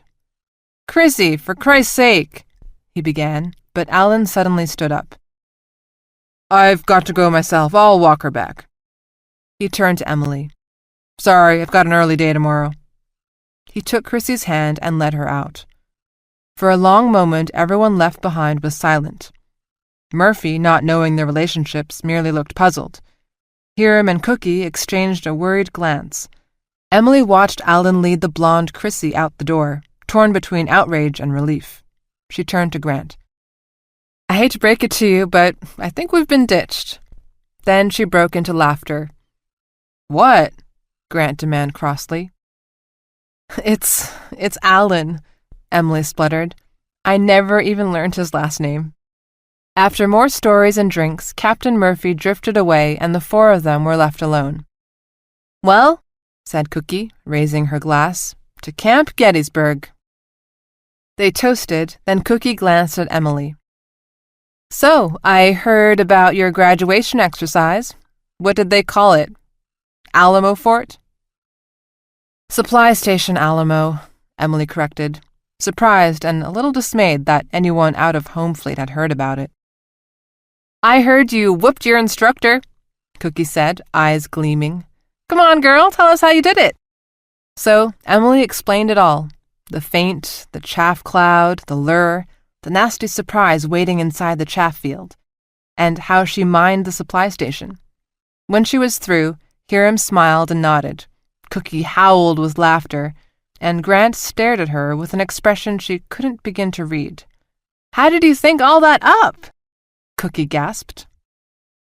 "Simple," Emily replied, looking at Hiram and Grant in turn. "Once I knew what the problem was, I asked myself what Grant would want to do, and how Hiram would go about doing it." The two men looked startled, then nonplussed. Cookie roared. They looked up to see Peter Murphy standing over them, his face grim. "We've just heard. The Tilica Empire launched an attack on a convoy of Arcadian freighters," he told them. "They destroyed the Dominion escorts. The Arcadian Prime Minister has asked for assistance from Victoria. All officers and crew of Second Fleet are being recalled immediately." The four of them stood as one. Hiram looked stricken. Cookie looked determined, and Emily could see her wrapping herself in Fleet Marine macho. In a few minutes, Cookie would be all steel and clip sentences, focused on what was to come. Hiram needed those few minutes to say goodbye. "Come on," she murmured to Grant. "Let's let them talk. I'll walk with you to the shuttle deck." They walked in silence for several minutes, each caught up in his own thoughts. "I've been appointed as my father's adjutant," Grant suddenly said. Emily had already heard. A number of other junior officers were scornful and envious. She admitted to a little of both. "It will be good experience for you. See how it works from the inside." "I wanted to be assigned to the scout frigates, but my father wouldn't let me. Said it was a waste of time. He told me most junior officers spent as much as 4 years trying to get enough experience to be appointed as an admiral's adjutant. But because I am his son, he can make it happen now." He suddenly stopped, turning to her. "In frigates I could have made my own name. Now I'm just Admiral Skiffington's son. Other men will fight. I'm going to fetch coffee." Emily was disgusted. The fleet was going to war, and he was going to be sitting in the command room where all of the major decisions would be made. It was a historian's dream, and he was whining about it. "Listen to yourself, for pity's sake," she snapped. "The fleet is going to war, and you're bitching because you have to view the entire thing through the eyes of a commanding admiral? Half the officers in the fleet would give their eye teeth for that assignment." Grant flushed a deep red. "But I'll be sitting on some battleship while other ships are in the thick of fighting." "Gods of our mothers, Grant, don't you get it? This is the Navy. People aren't sent into harm's way alone. We all go together. I don't want to be the admiral's gopher. I want to lead men into battle." "Well, great. I hope you do a better job at it in real battle than you did at Gettysburg." She was angry now. Knew her words were too strong, too cutting, but couldn't help herself. "As I recall, you used to get a lot of us killed when you were in command." Grant went pale. "And as I recall," he said stiffly, "the only person who got anybody killed was you." Emily stopped dead, the words like a slap in the face. And he was right, wasn't he? The only real deaths occurred when she tried to send men across the river. Grant held up his arms in a placating gesture. "Sorry, that was a cheap shot. Sorry." They reached the shuttle deck a minute later. the silence between them brittle. "Go, Grant, do your job." Grant didn't reply. He nodded stiffly, one short nod, then turned on his heel and boarded the departing shuttle. And to her utter astonishment, Emily felt a sharp stab of regret that she wasn't going to war as well. Chapter 25. In Victorian Space, near Space Station Atlas. The Dominion freighter Blue Swan slowly maneuvered through the anchorages surrounding Atlas. Its captain radioed the Atlas Port Authority for permission to anchor just off the primary maintenance bay, explaining that the Blue Swan had an antimatter injector that had frozen and would require a dock repair. Permission was granted. The Blue Swan slid to a stop 20 miles from the entrance of the primary maintenance bay. A tug fixed it to an anchor buoy. A few miles away, just visible to the naked eye, was the HMS Lionheart, one of the 3 battleships in the home fleet. Chapter 26. PD 952. When in doubt, be bold. Victorian 2nd and 3rd Fleets. At the wormhole entrance into Tilica space. "The scouts are back through the wormhole, Admiral. No sign of hostile ships." Admiral Oliver Skiffington, commander of the 2nd Fleet, nodded once, then pushed the comm button to be connected with every one of the 126 ships under his command. "Men and women of the 2nd Fleet. In a moment we will enter Tilica space. Our scouts report there are no enemy ships on the other side of the wormhole, so this part of the mission will be unopposed. But stand ready. The enemy is out there, and when we find them, we will join them in battle. You are members of the greatest single fleet ever created in human history. We will meet the enemy and destroy them. Victory for Victoria!" Skiffington closed the comm and nodded to Commander Kurz, the captain of the battleship HMS London. "Take us through, Captain. All ships to follow in train." It would take 2 hours or more to bring the fleet through and shake out into formation, but entering Tilica space without opposition was a gift. The Emperor had made a mistake, perhaps a serious one. He had missed his first chance to do some damage, to try to weaken them. Not that it would matter in the end. He allowed himself a small smile. On the holo display, the fleet was so large it looked like blue snow. He was commanding the largest task force in the entire history of mankind. 120 warships, with 6 battleships, 30 formidable missile cruisers, and destroyers and frigates by the dozen.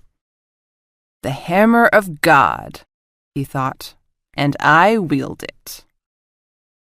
The last ships came through the wormhole and shook out into formation with 4 battle groups online and 2 in reserve. Then, on Admiral Skiffington's signal, they moved forward, making a course for Calm, the Tilica homeworld. And then, for the next 10 hours, nothing. Just empty space. Deck crews rotated off, their seats taken by fresh replacements. The Admiral and Commander both stayed on the bridge, living on coffee and nerves. Grant Skiffington sat in a chair, just behind his father, ready to do anything asked of him, but there was nothing to do. He rubbed his eyes and vainly tried to stifle a yawn. The holo display showed the fleet, a wide arc of blue dots, with a sprinkling of blue in front representing the reconnaissance frigates. Nothing else. "Anything yet from the frigate screen?" the Admiral asked Commander Kurz. "Nothing yet, Admiral," Kurz replied, studying his holo display. Admiral Skiffington frowned. There were only 2 ways for Emperor Chalabi to play this. He could either meet the Victorian fleet well away from the Tilica homeworld of Calm, or could wait until the fleet reached Calm so that the Tilica fleet would have the benefit of Calm's planetary defenses. "So, what is the Emperor up to?" he mused out loud.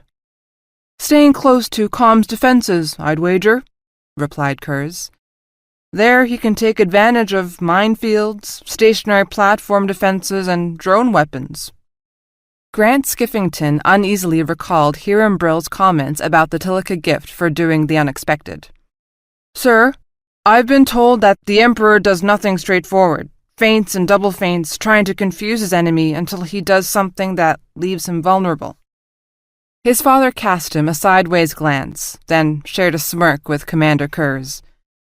"Yes, I'm sure you have heard that, Lieutenant, but if he is going to try anything clever, you'll have to spring it soon, because in 19 hours we'll be in missile range of comm, and an hour after that we'll be in orbit." His voice took on a sarcastic edge. "Tend to your duties, Lieutenant. I believe Commander Kurz and I have things under control." Grant felt a flush creep up in his cheeks, but said nothing. He wondered what Brill would see if he were looking at the sensors. But he looked again at his father, sitting there calmly, confident, and with good reason. After all, he commanded the most powerful armada in history. What could stop him now? 30 minutes later, the London sensor officer looked up in alarm. "Admiral, one of the frigates reports multiple contacts. 12 unknowns coming directly on course from comm. High acceleration. ETA 40 minutes. "Well, launch a recon drone, damn it," Admiral Skiffington said impatiently. "I want to know if they're hostile." 3 minutes ticked by in a tense silence. Then the sensor displays blossomed. "Positively identified as Dominion ships. 5 cruiser-sized vessels and 7 vessels shown as probable heavy destroyers or light cruisers." The sensors officer leaned forward, studying the display intently. "Wait, more coming in. There are a large number of ships behind the Dominion. Signs of energy beams." He straightened. "It looks like the Dominion are being pursued by Tilica ships, sir, a lot of them. 30 or more at first guess, firing lasers at the Dominion." On the holodisplay, the incoming Dominion ships were marked as green, while the ships appearing behind them were scarlet red. Admiral Skiffington sat back, crossed his legs, and studied the displays, carefully concealing the sense of relief washing over him. The Tilica were coming straight in, but he outnumbered them 4-1. He nodded in satisfaction. "Commander Kurz, message to all units. Prepare for missile launch on hostile forces on my command. Friendly Dominion units are inbound and need to be clear of the firing zone. End message. And order the frigates to return, Commander. They'll just get chewed up out there. No sense in wasting them." The Admiral crossed his legs and sat back in his chair. The sensor display was at odds with the Admiral's calm demeanor. The Dominion ships were running for their lives, firing missiles and copious amounts of chaff in a desperate attempt to confuse the Tilica sensors. The green and red dots grew closer. London's sensors collected enough data to label the Dominion ships by type. 3 energy cruisers, 2 missile cruisers, 4 energy destroyers, and 3 missile destroyers. The display showed missiles crisscrossing back and forth, and long lines of light intended to represent laser shots. The sensors officer called out, "One of the destroyers is really getting hammered, sir. He's losing propulsion and falling behind the others. He's not firing any chaff." The others could see it on the holodisplay. The other green dots were managing to keep their distance from the red pursuers, but one was slowly losing way, falling further and further behind. The oncoming tide of red lights closed in. A dozen laser beams shot out. The green dot flared briefly, then vanished. "Must have cracked her bottle, sir. She's gone." The magnetic containment system, or bottle, kept the antimatter isolated and safe. Once the bottle ruptured, the antimatter would collide with matter and start a chain reaction of explosions, instantly fatal to the ship. Admiral Skiffington frowned. "Are we in comm range yet of the Dominions?" "Any moment now, sir." A minute later, the screen blinked to life, showing a tall, gaunt man on the bridge of a ship, blood dripping down his forehead. He wore the uniform of a Dominion of Unified Citizenry Rear Admiral. Smoke filled the bridge, and in the background men were frantically trying to put out a fire. The lights flickered weakly, casting dark shadows. "This is Admiral Skiffington of the Victorian Royal Fleet," Skiffington said brusquely. "To whom am I speaking?" The Dominion Admiral coughed a long, hacking cough that shook his entire frame. Finally, he caught his breath.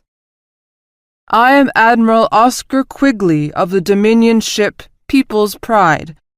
I am leader of the expeditionary force to assist the Arcadians while transiting Tilica space. I am very glad to see you, Admiral." Even as he spoke, there was a loud noise and his deck rocked. He threw out a hand to steady himself. "We can see you are under attack, Admiral," Skiffington replied. "Can you tell me the status of your forces?" The Dominion officer nodded. 3 days ago, the Tilica attacked us in force. The Arcadian freighters we were escorting were destroyed, along with several of my destroyers and at least 2 cruisers. My fleet was forced to scatter. We've been trying to withdraw to the wormhole since then." A look of pain contorted his face. "I don't know where my other ships are or how many survived." "Very well, Admiral," Skiffington said matter-of-factly. "I'm sure you've done your best. I think Victoria can take it from here. Why don't you have your ships fall in behind us? Once you've cleared our firing lanes, we will take care of the Tilica ships that are chasing you. As soon as we run them off, we'll provide you with whatever assistance you need." Admiral Quigley bowed his head. "Thank you, Admiral." The comm screen went dark. Admiral Skiffington turned to Captain Kurz. "Well, I think we got here just in time, don't you? The bloody Tillies would have made mincemeat out of them long before they reached the wormhole." He clapped his hands together briskly. "Right. Have Admiral Penn bring her 2 battle groups to our left flank. I want all 6 battle groups on the line abreast. Maximum coverage. We're going to throw out a big net and catch them no matter which way they turn." "Yes, Admiral," Kurz replied, and forwarded the orders. Admiral Skiffington turned to his son and spoke in a low voice. "Grant, I want to make sure the recording equipment is working properly. We are about to engage in the biggest space battle ever fought. You understand?" Grant Skiffington nodded. He did understand. This battle was going to make his father the most famous man in the galaxy. Meanwhile, aboard the People's Pride, Admiral Quigley accepted a towel from his aide and wiped his face.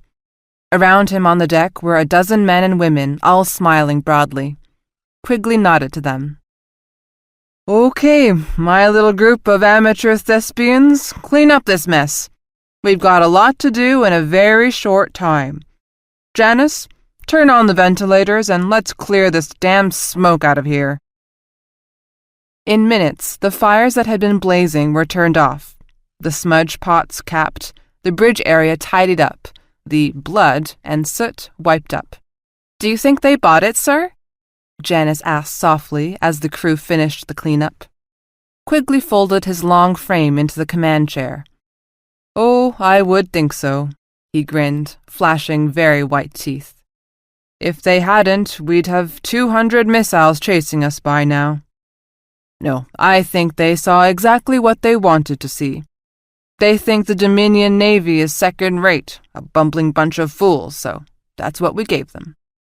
Of course, sacrificing one of our destroyers added a certain element of credibility to this Maskarova." He hadn't been very happy about losing that much firepower, but it had worked. They'd removed the crew, of course, and then flew the ship through remote commands. The Tillies had been amused when Quigley had suggested the melodrama, but had been willing to play along. As Quigley was beginning to appreciate, the Tilica had more than a little flair for theater themselves. "So now," he said, "let's accept the Vicky's kind offer and get in position behind them." The Victorian fleet drew itself into position, 6 battle groups abreast, each forming a tile in a wall that stretched almost 500 miles wide. Each battle group centered around a battleship, with 5 cruisers in close support and 10 destroyers and a handful of frigates. "The Dominion ships have cleared, sir, and are taking up positions behind Admiral Penn's 2 battle groups." The master holodisplay showed the green ships of the Dominion just finishing their turn to slide in behind the Victorians' left flank. The display was magnified so that the Victorian line extended from one end of the display to the other. Across the display, a blinking orange line showed the outer limits of the Victorian missile range. The red symbols of the Tilica force were just crossing it. Admiral Skiffington thumbed the communications channel to the entire task force. "All ships in range, fire 1 salvo and reload. We will close to optimum range for the second salvo. Skiffington out." He rubbed his hands together briskly. "Let's teach the Tillies a lesson." Aboard the battleship Sussex, Admiral Penn frowned in disbelief. "Fire now? If we fire now at the edge of our range, most of them will get away. If we wait 15 bloody minutes, they'll be too deep in the kill zone to get out. What is he doing?" "Do you want me to launch missiles, sir?" the tactical officer asked. Penn forced herself to sit back in her chair. "Fire 10 missiles, but save the other 30, Mike. Be ready to fire the second salvo on my command." The order was carried out, and she watched sourly as her 10 missiles sped out toward the enemy ships on the far other end of the holo display. Maybe the Tillies were in far enough. Maybe. And maybe cows can fly, she thought bitterly. An avalanche of blue arrowheads poured from the Victorian line in pursuit of the Tilica ships. Grant wanted to laugh. There must have been 60 missiles for every Tilica ship. Total overkill. Even at the outer edge of the missiles range, this one salvo should still completely obliterate the Tilly force. Aboard the Emperor's Pride, Prince Rashahid suddenly realized that he had cut it too close. He had let himself get too deep into the enemy's missile range. "Hard turn! Chaff and decoys! Activate ECM! Full acceleration!" His force of 34 ships wheeled about nimbly, racing back toward the outer range line of the Vicky missiles. "Enemy ships are turning, sir!" the sensors officer called out. The red ships were turning in a sharp curve to their own right, sweeping the Tilica ships back across the blinking orange range line. They spewed chaff and decoys in their wake, but the avalanche of Victorian missiles thundered after them. 2 Tilica destroyers were slower to turn than the rest, and the Victorian missiles fell upon them. The Tilly ships flared, then blinked out of the display. "2 hits!" cried the tactical officer. But the rest of the Victorian missiles had spent their fuel and gone ballistic, losing their radar lock and drifting away. Grant Skiffington blinked in surprise. All those hundreds of missiles, and they had killed only 2 ships. Didn't seem possible. Admiral Skiffington frowned in annoyance. "Order the fleet! Increase speed and pursue!" The red dots of the Tilica force pulled further away, arcing in a slight left curve that took them across the Vicky left flank and further away from the Vicky center and right. "Tell Admirals Pinney and Daniels to come to the left! Quickly! Now!" Admiral Skiffington sat back in his chair. "They may have squeaked out of this one, but we're not through with them yet, not by a long shot." Aboard the Emperor's Pride, Prince Rashahid struggled to calm himself. With a momentary loss of concentration, he had almost destroyed the only force available to lead the Victorians into the trap. Then he noticed the sensor display. They were beginning to outpace the Victorian battle fleet. He cursed himself for a fool. "All ships reduce speed. We must not outpace the enemy ships." He turned to the helmsman. "Thrusters only, pilot." "Yes, noble born."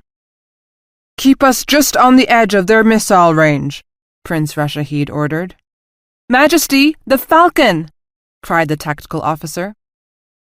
Prince Rashahid spun to the sensor display, and to his horror saw the bright blossoming signature of a dark matter break. He punched the communication stud. Falcon, you fool! Use thrusters, not the DMB! If the Vickies saw the DMB signature, they would know that the Tilica ships were not trying to run away. On the HMS London, Specialist First Class Spencer frowned at his sensor display. That couldn't be right, could it? Through the clutter of chaff clouds and distracting decoys, he thought he saw the light blossom signature of a dark matter break. Just a second or two, but it certainly looked like a DMB.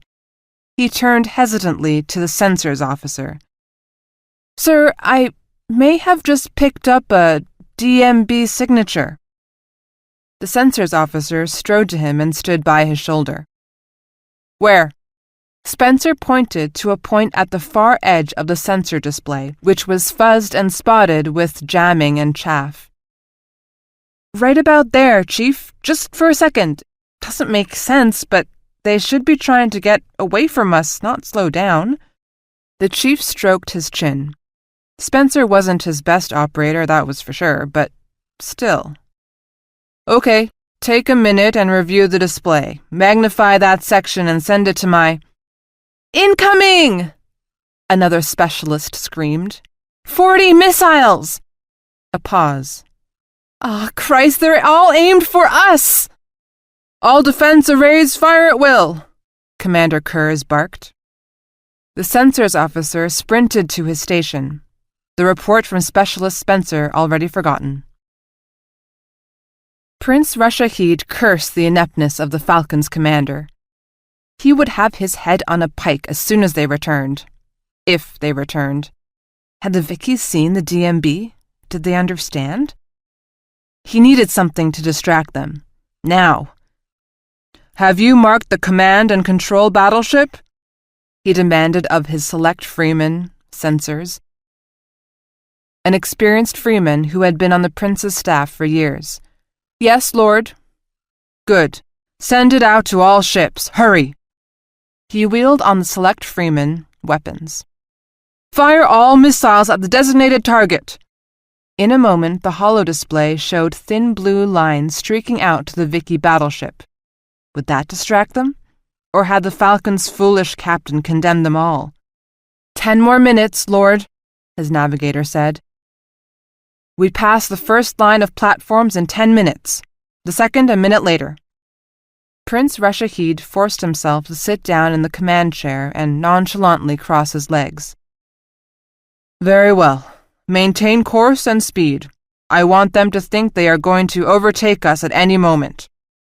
He pointed to the communications officer. Send a drone to the crates. Tell them we will pass through their area in approximately 11 minutes. Remind them there is to be no radio or other electronic emissions until they are ready. Obedience or death. The select freeman communications bowed, then programmed the drone and launched it. It shot out of the missile tube and accelerated away. Soon now, thought the prince. On board the HMS London, Admiral Skiffington grunted in satisfaction as the last of the Tilica missiles exploded harmlessly.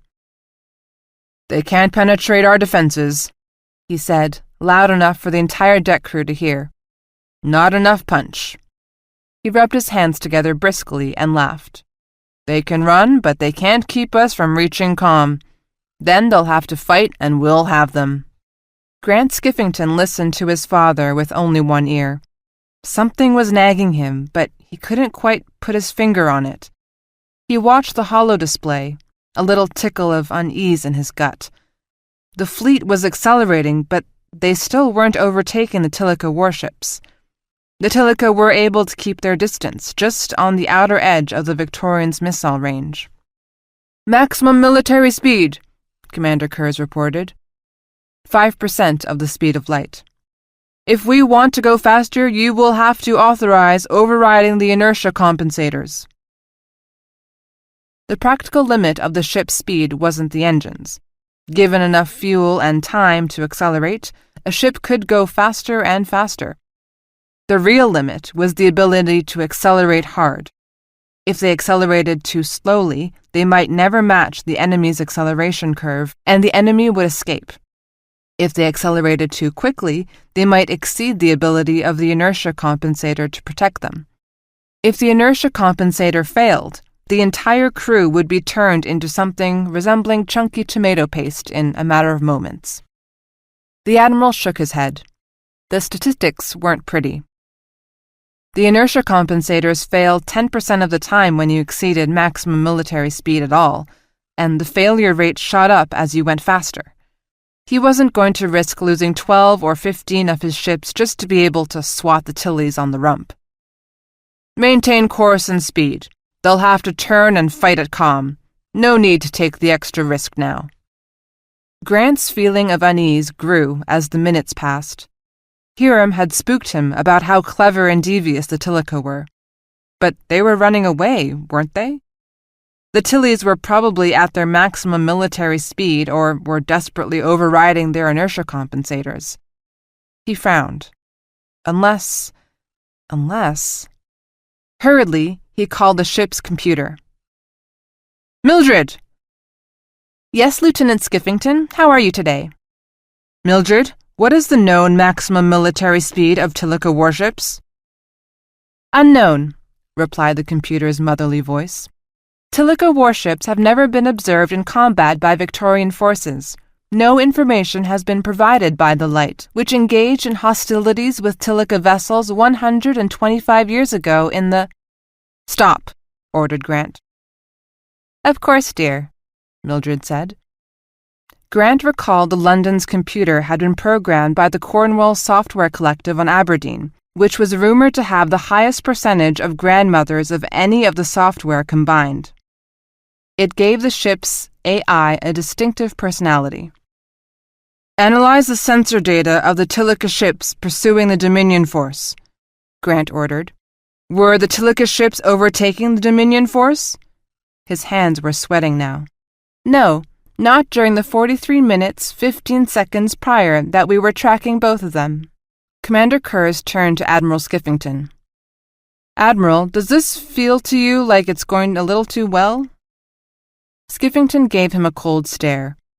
Kurz had been with him for years, and in terms of personality was his perfect counterfoil.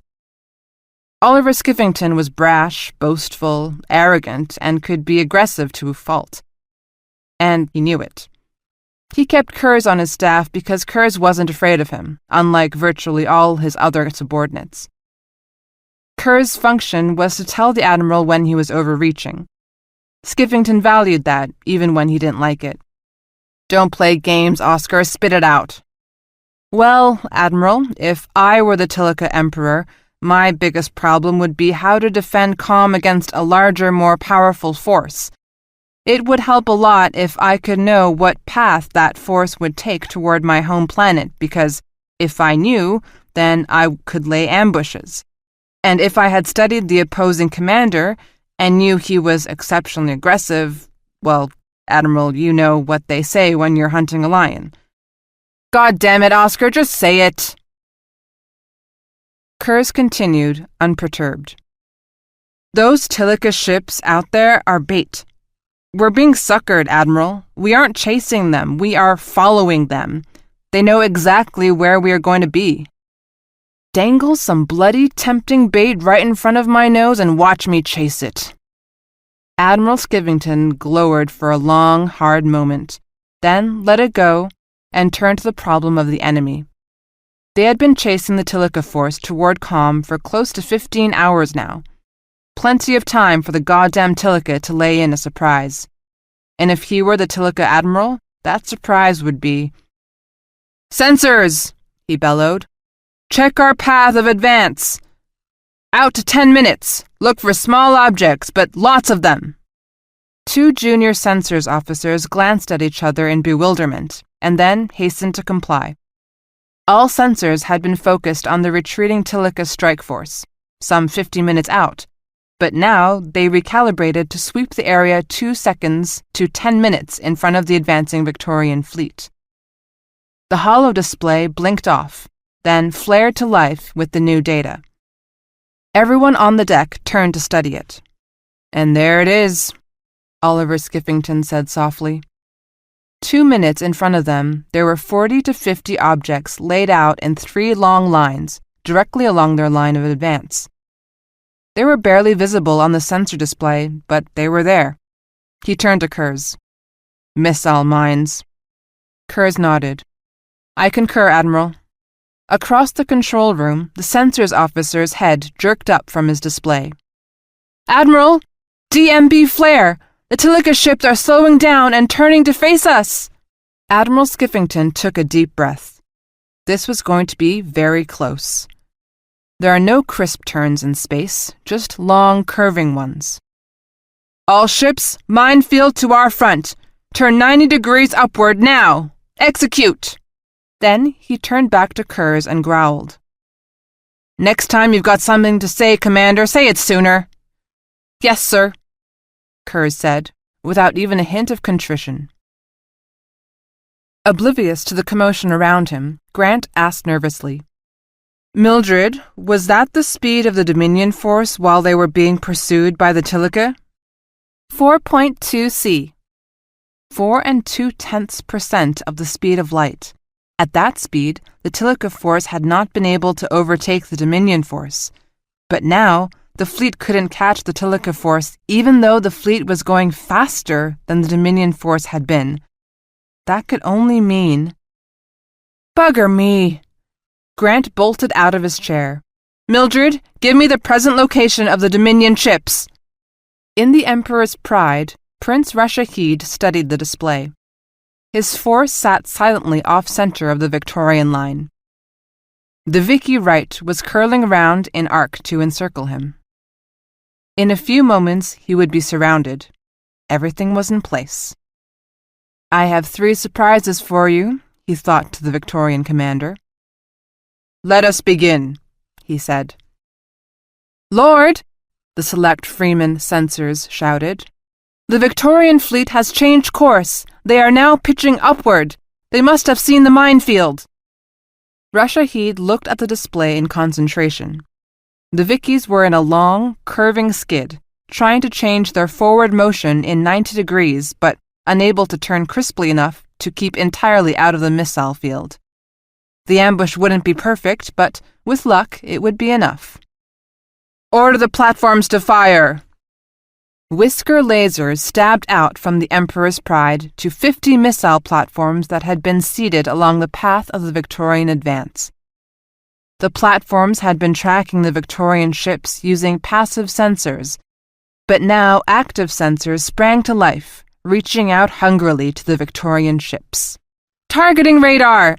the sensors officer shouted. "Someone has locked onto us with targeting radar!" "Full defensive array! AI control!" Admiral Skiffington barked. "Charge the defensive arrays!" Commander Kurz ordered. "Multiple contacts! There are at least 30 or more targeting sources out there!" "Target with lasers and fire!" Skiffington shouted. "Missiles! Missile launch from port and starboard! They seem to be targeting the cruisers. Must be over 100 missiles inbound! Impact in 2 minutes!" Admiral Skiffington sat back in disgust. Through his own stupidity, he had given the initiative to the enemy. "Going to cry in your beer, Oliver?" "Keep turning away from the minefield for 15 minutes, then pitch back toward the Tilica strike force," he ordered.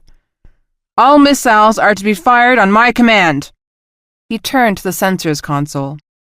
"Sensors, locate who the hell is shooting at us so we can shoot back." The missile platforms were the first little surprise. Distracted by the constant missile volleys of the fleeing Tilica ships, and partially blinded by the clouds of chaff left behind, the Victorian ships had paid scant attention to the faint, smudgy returns on their sensor screens. The missile platforms were small, with heavily shielded power sources and a crew of only 5 Savick. The missiles they fired were small, too, but they only had to fire a short distance, and each of the 50 platforms carried 5 missiles. 6 of the platforms malfunctioned. 5 refused to fire at all. The 6th blew up. But the remaining 44 worked just fine, spewing more than 200 short-range missiles in sprint mode into the Vicky warfleet. "Mildred, where are the Dominion ships?" Grant screamed. The 11 ships, 3 energy cruisers, 2 missile cruisers, 3 energy destroyers, and 3 missile destroyers are now approximately 300 miles behind the HMS Sussex. They are proceeding at 5 per...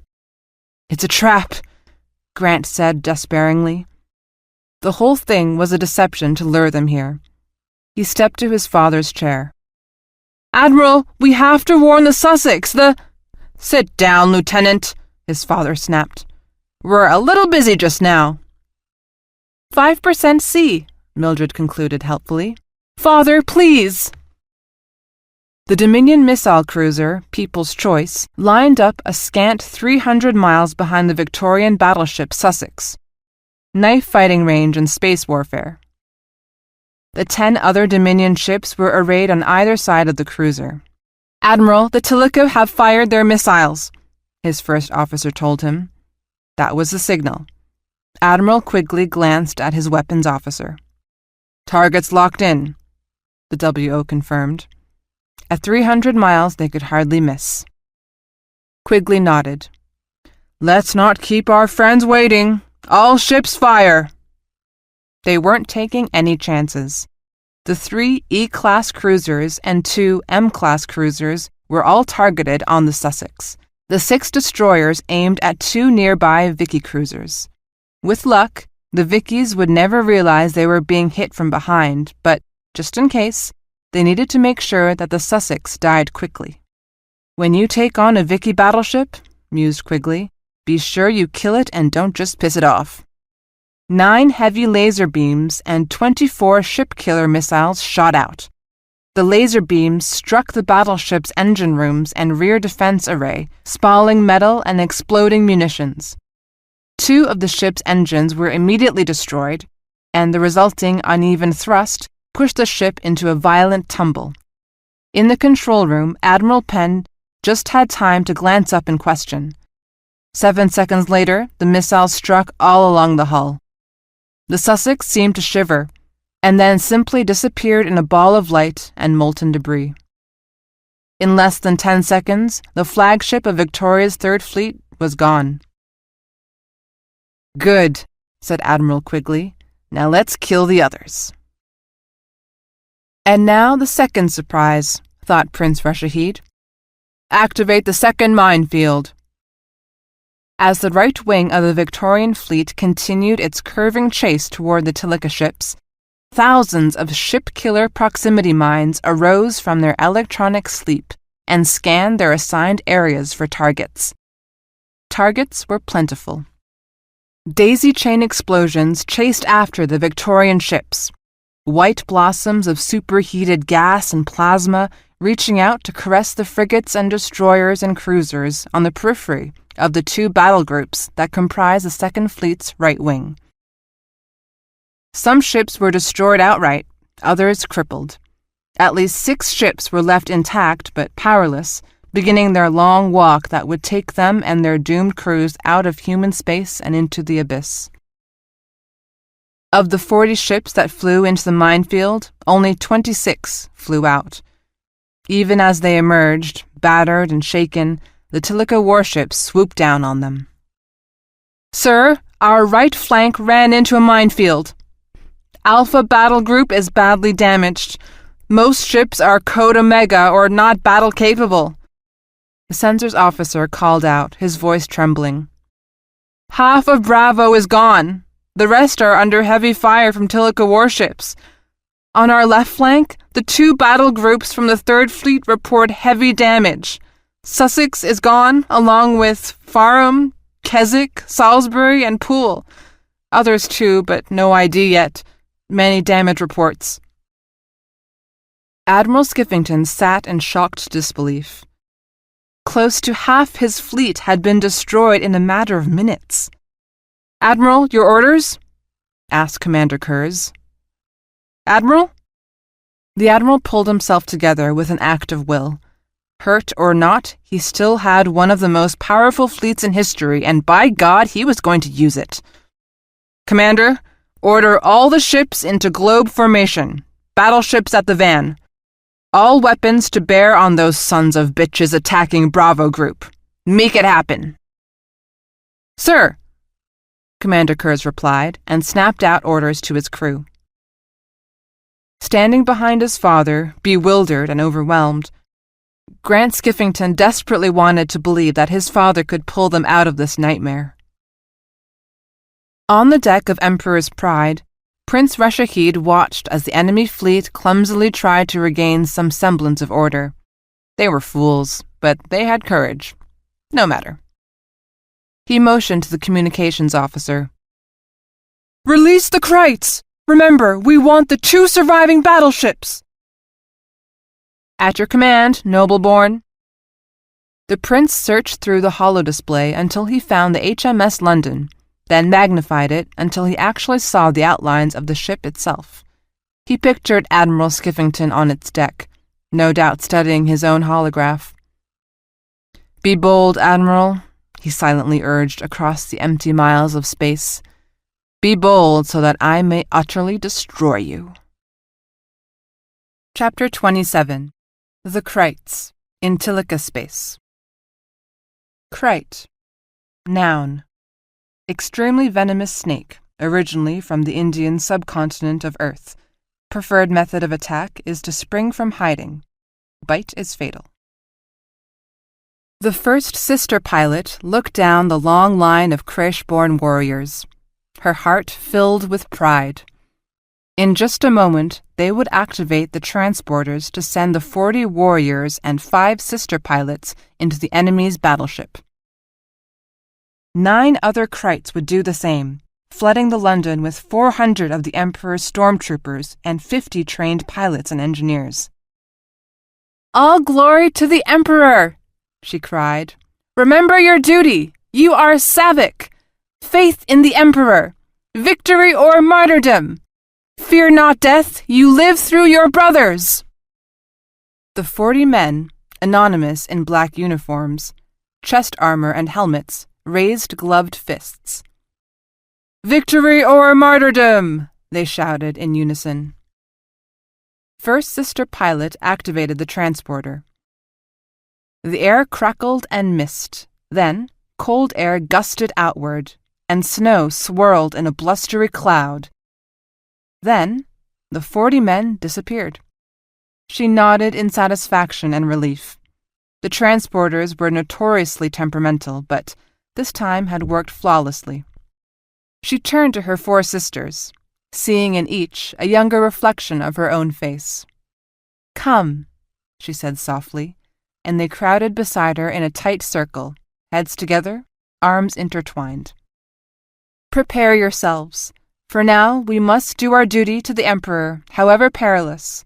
All who die in duty to the Emperor shall be reborn in the Kresh." They took 5 of the seats just used by the soldiers. No one would stay behind to operate the Krite. All were committed to victory. First sister pilot looked at the others. Second and third looked grimly determined. Fourth was pale, and fifth had her eyes screwed tightly shut. First sister took a deep breath. "For the Emperor!" She pushed the control stud. "Hey, Chief, take a look at this." In the engine room of the HMS London, Chief Engineer Joan Mastromonaco looked up in bewilderment as snow suddenly gusted across the main deck. What the hell? Snow? Then, through the blowing squall, she dimly saw dark shapes, hazy at first, then abruptly more substantial. The pieces of the puzzle fell into place. No, that can't be. Teleportation is impossible.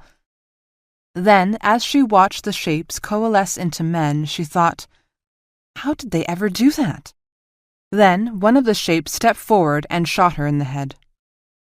The London carried a contingent of 2,400 crew, plus 50 Marines. There wasn't much use for the Marines in a space battle except in the very rare cases where Marines were used to board an enemy vessel. Admiral Skeffington had used the tactic to seize a Dominion space station during the Battle of Windsor. In the few instances when land troops were needed, they were usually brought into separate troop transports, capable of holding up to 10,000 soldiers each, plus their fighting gear. As always in battle situations, there were 2 Marine guards stationed on the bridge. They were armed only with sidearms, and their presence was more to help out in the event one of the bridge crew became hysterical during a rough battle. It had happened. On the bridge, the communications chief's console suddenly lit up like a Christmas tree. He listened to one frantic call, then another, then a third. Without consulting either the commander or the admiral, he pushed the stud that would allow him to broadcast throughout the entire ship. Then he spoke words never heard before on a Victorian fleet warship. "Marines, stand to and repel boarders. This is not a drill. Repel all boarders." Admiral Skeffington, in the midst of a hurried conference call with his remaining battle group leaders, looked up in astonishment. "What did he say?" he asked. The Savik swarmed through the corridors like ravenous wolves. Curious crewmen heard the commotion, stuck their heads out to see what was happening, and were shot. A group of 10 men and women turned a corner and fell before a fusillade of pellets. The London was the size of a small village, with thousands of compartments, main corridors, branch corridors, and utility shafts. But there were now 400 armed men aboard with only one goal: kill all of the crew.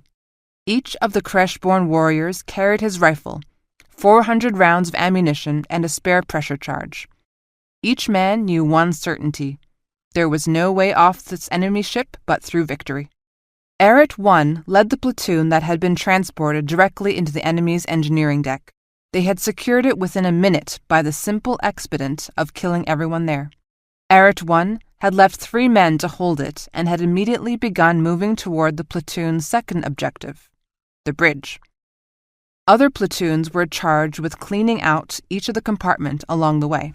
Arret 1's job was to neutralize the enemy bridge. Just as he left the engineering deck, he heard the crackle of the transporter as the 5 sister pilots arrived. "Move, move!" he urged on his troops. He had 15 Arrets, 15 Bretts, and 10 of the larger, lumbering Kretts. He hadn't wanted the Kretts. Too slow. Speed was the key. Speed and violence. One of the Kretts stopped to shoot someone who had emerged from a compartment behind them. "Keep up!" snarled Arret 1. Ahead, a sailor was frantically trying to shut a bulkhead hatch. Arret 1 smashed him aside, shoved open the hatch, and plunged through. His platoon raced behind him, Brett 4 pausing only long enough to shoot the moaning sailor in the head. Later, Corporal Cookie Sanchez would decide that she was saved only because she was in the armory, replacing a faulty power pack connector for her bullpup. It had taken her an hour to find the problem, a cracked solder joint, and she had just finished recharging her weapon when the ship's intercom came on. "Marines, stand to and repel boarders. This is not a drill. Repel all boarders." A Marine private working beside her at the repair bench looked up, mouth dropping open. What the fuck? Cookie had decided it had to be a joke, or mistake, or something, when the intercom blared again. "All Marines, intruders have seized the main engineering deck. They are armed and dangerous. Many casualties reported." 4 Marines pounded into the armory. The sergeant in charge of the armory barked orders. "Get a bullpup and ammo. Get armor and check to make sure your radio works." "Powered armor?" one of the Marines asked. "No time. Takes too long to power up." He looked around, his eyes falling on Cookie. "Corporal, you take this group. Head right for engineering. Shoot anybody who ain't one of ours." Cookie frantically pulled on her chest armor and a ballistic helmet, grabbed 2 grenades, and stuffed them into her waist pouch, hesitated, then grabbed 2 more. For good measure, she strapped on a blaster pistol. She wished she could use the command helmet, with its heads-up display and communications network, but none of the helmets were charged, and now there was no time. The gunnery sergeant was Capazzera, one of her favorites. He had 4 tattoos of tears on his face, all of them blood red, 2 under each eye. Cookie had asked him once why he had the tears. He had smiled wanly and shook his head. "These are blood tears, soldier. You only get one when things go really, really wrong, but you survive anyway. Just hope you never earn your own." Now he took her by the arm and pulled her aside. "Put one man in front of you, but stay close. These kids are going to be really juiced up. I don't want them shooting our own people by mistake. You understand?" Cookie nodded, trying to shake the dreamy feeling that none of this was really happening. Capazzera seemed to understand, for he gripped her arm painfully tight to keep her focused. "I'll send more people after you as soon as they're ready. Take these." He clipped 4 more ammo clips onto her webbing. "You always use more ammo than you expect." He glanced at her blaster pistol. "Don't set that on narrow beam or you'll blow a hole through the hull, right?" He looked at her hard, nodded, and stepped back. "Move your ass, Corporal. Don't keep the war waiting." 5 minutes later, Sergeant Capazzera was busy handing out weapons, grenades, and armor when 6 men stepped into the room. He had just time to notice that the color of their uniform was wrong before they opened fire. On the bridge of the London, Admiral Skiffington was in a rage. Power had been lost to half his missile platforms and 2 of the heavy lasers. Calls to the engineering deck were unanswered. "Lieutenant!" he barked at Grant. "Take the 2 Marines and go to engineering. I want a status report." "Yes, sir." He jumped from his chair and headed to the door, gesturing to the 2 Marine sentries. "But, sir," one of them protested in a whisper, "if we go with you, the bridge will be unguarded." Grant jerked a thumb at his father. "Tell him that." The Marine muttered something indecorous under his breath and brought his rifle to port arms. "Lead the way, Lieutenant." The lifts weren't working. They climbed down 10 levels using the maintenance ladders, then began trotting aft to engineering, which was located in the first section forward of the ship's antimatter engines. The passageway did not go in a straight line, but turned left or right every 100 feet or so, then turned aft again. Twice they had to manually open crash doors. Halfway to engineering, they found the first bodies. 5 sailors sprawled on the deck in spreading pools of blood. The 2 Marines stopped dead. "Bugger me!" one of them snarled, terrified and pissed off all at the same time. Grant tried to report what they had found, but got no response on the comm. He urgently, desperately wished he had a gun. They moved forward more slowly after that, the Marines with their weapons at their shoulders, ready to fire. The first Marine died a few minutes later. In the distance, they heard screams and shooting. The Marine private in front, Lucier or Lubier, Grant couldn't remember which, turned to him and whispered, "We're getting close, Lieutenant." Then he rounded the corner and suddenly jerked back, arms outflung, weapon flying, and crashed to the floor. Grant was dimly aware of popping sounds and the sharp ping of something ricketing off the bulkhead. The soldier behind him screamed, "Jerome!" and rushed forward to his fallen comrade, only to collapse in a hail of shots. Grant Skiffington, son and personal aide to the most famous admiral in Victorian history, turned and ran. Cookie slammed another magazine into her bullpup. "Sweet gods of our mothers, what a clusterfuck," she muttered. The 2 remaining Marines of her mini-squad crouched beside her. The other 2 had died in a short, nasty fight when they bumped into a group of 5 Savik. She knew they were Savik, because she had stripped the ballistic helmets off one of them and saw the surgical scars on his forehead. All the Savik were rumored to have them, remnants of surgery done to every Savik baby for some perverse reason known only to the Tilika Emperor. As odd as seeing Savik stormtroopers on board a Victorian warship, though, was the fact that the 5 men they had killed looked enough alike to be brothers, right down to the cleft in their chins. Weird and not a little disturbing. Quintuplets? She wasn't sure she cared as long as they were dead. Mentally, she dubbed them Bob. "Corporal!" hissed Kogan. "More coming!" Cookie didn't hesitate. She pulled the pin on one of her grenades, listened as the footsteps grew closer, then flipped the grenade around the corner and ducked back.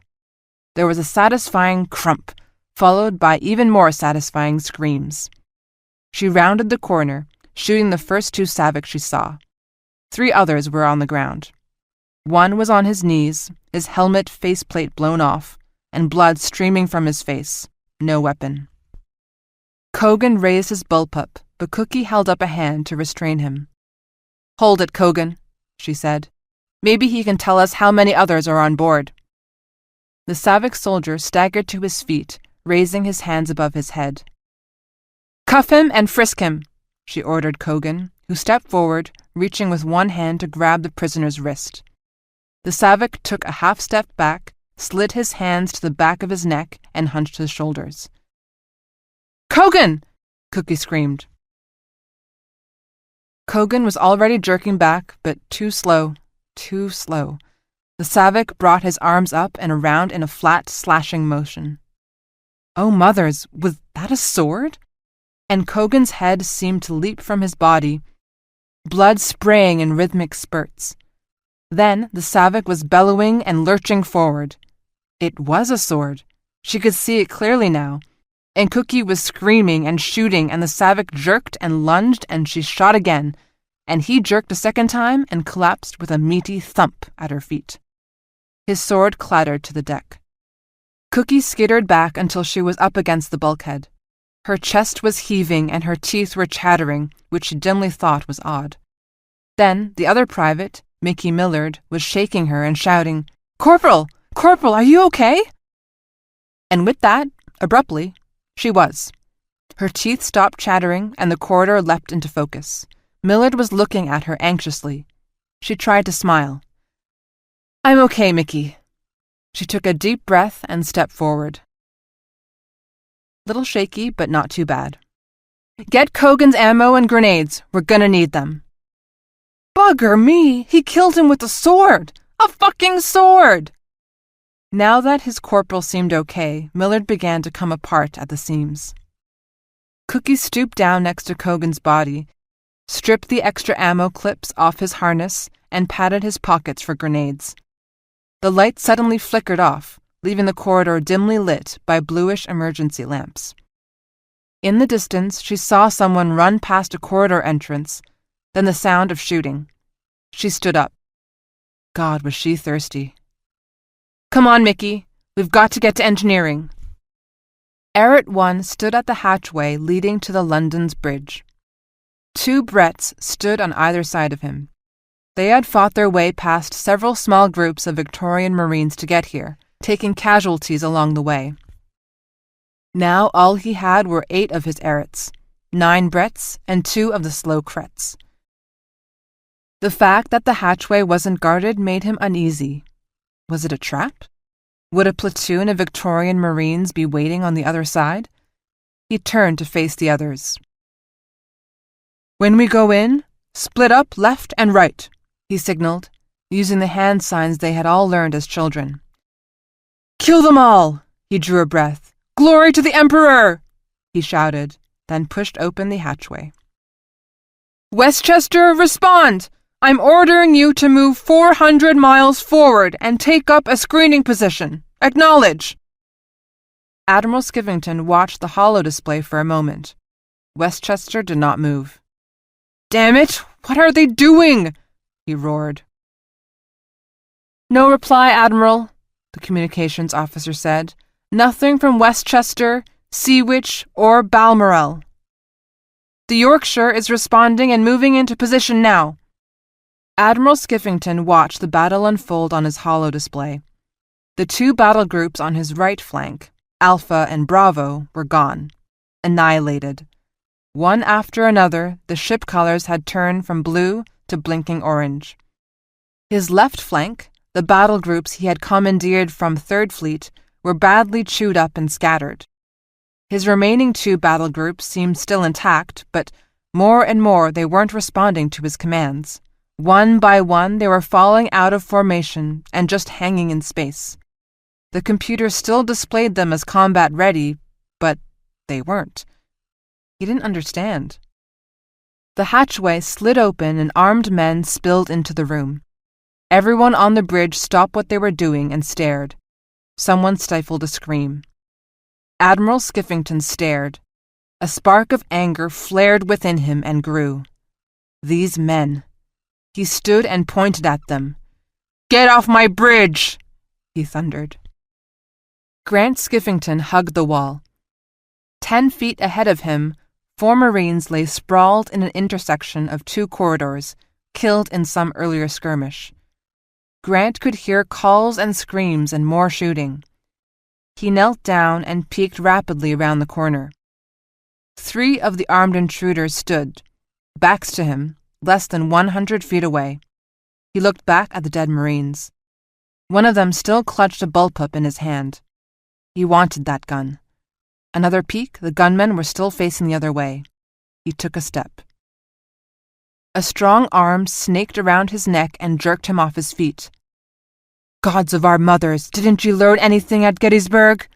a voice whispered harshly. Grant squirmed around to see a Marine in a ballistic helmet. The figure raised the visor. "Cookie?" he stammered. She put a finger to her lips. "Shh! How many?"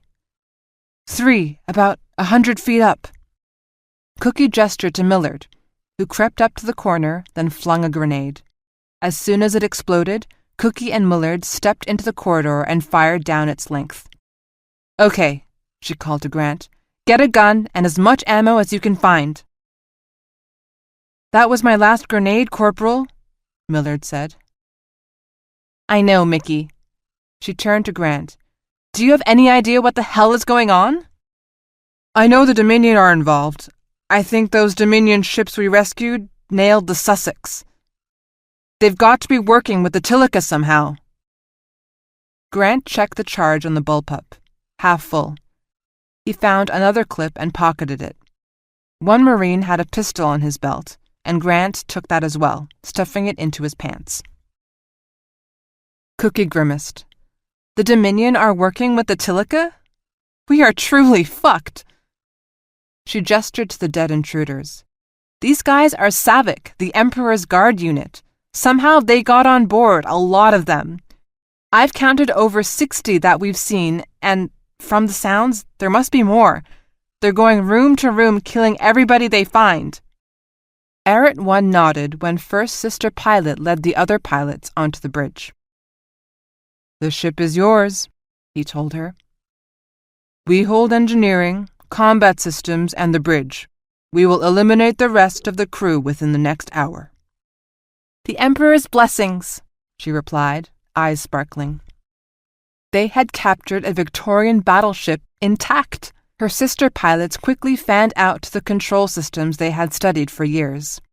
One opened a comm to the engineering room, where the other pilots were bringing up power and restoring systems. First Sister Pilot found the ship's navigation lights and turned them on, then examined the sensor display. There were 6 other Victorian ships in the immediate vicinity, 3 of them with blinking navigation lights. She studied the ships without navigation lights. Each of those ships would soon be the target of a Savik attack. She looked at her watch. Her orders were to destroy any ship not captured within 2 hours. "Get the missile systems ready," she ordered.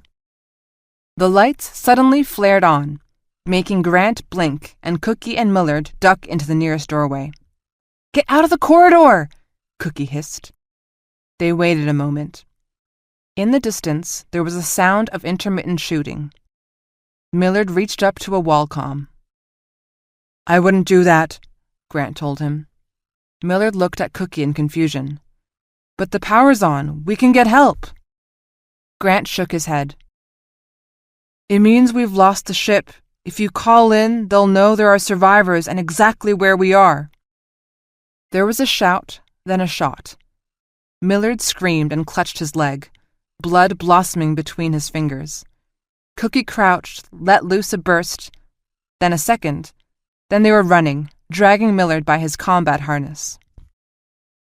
Behind them, they heard shouts and the pounding of pursuing feet. They reached an intersection, saw more Savik coming from the right, and then more yet emerged at the far end of the corridor. "Left!" Cookie shouted, then cursed as a pellet ricocheted off her helmet. Grant stopped in front of her, and she bounced off him. "What?" she cried. They were in a dead end. Millard pushed himself up against the wall and shakily raised his weapon. Cookie unclipped her last grenade and tossed it around the corner, then knelt and raised her weapon, only dimly aware that Grant was struggling to open some hatchway in the wall.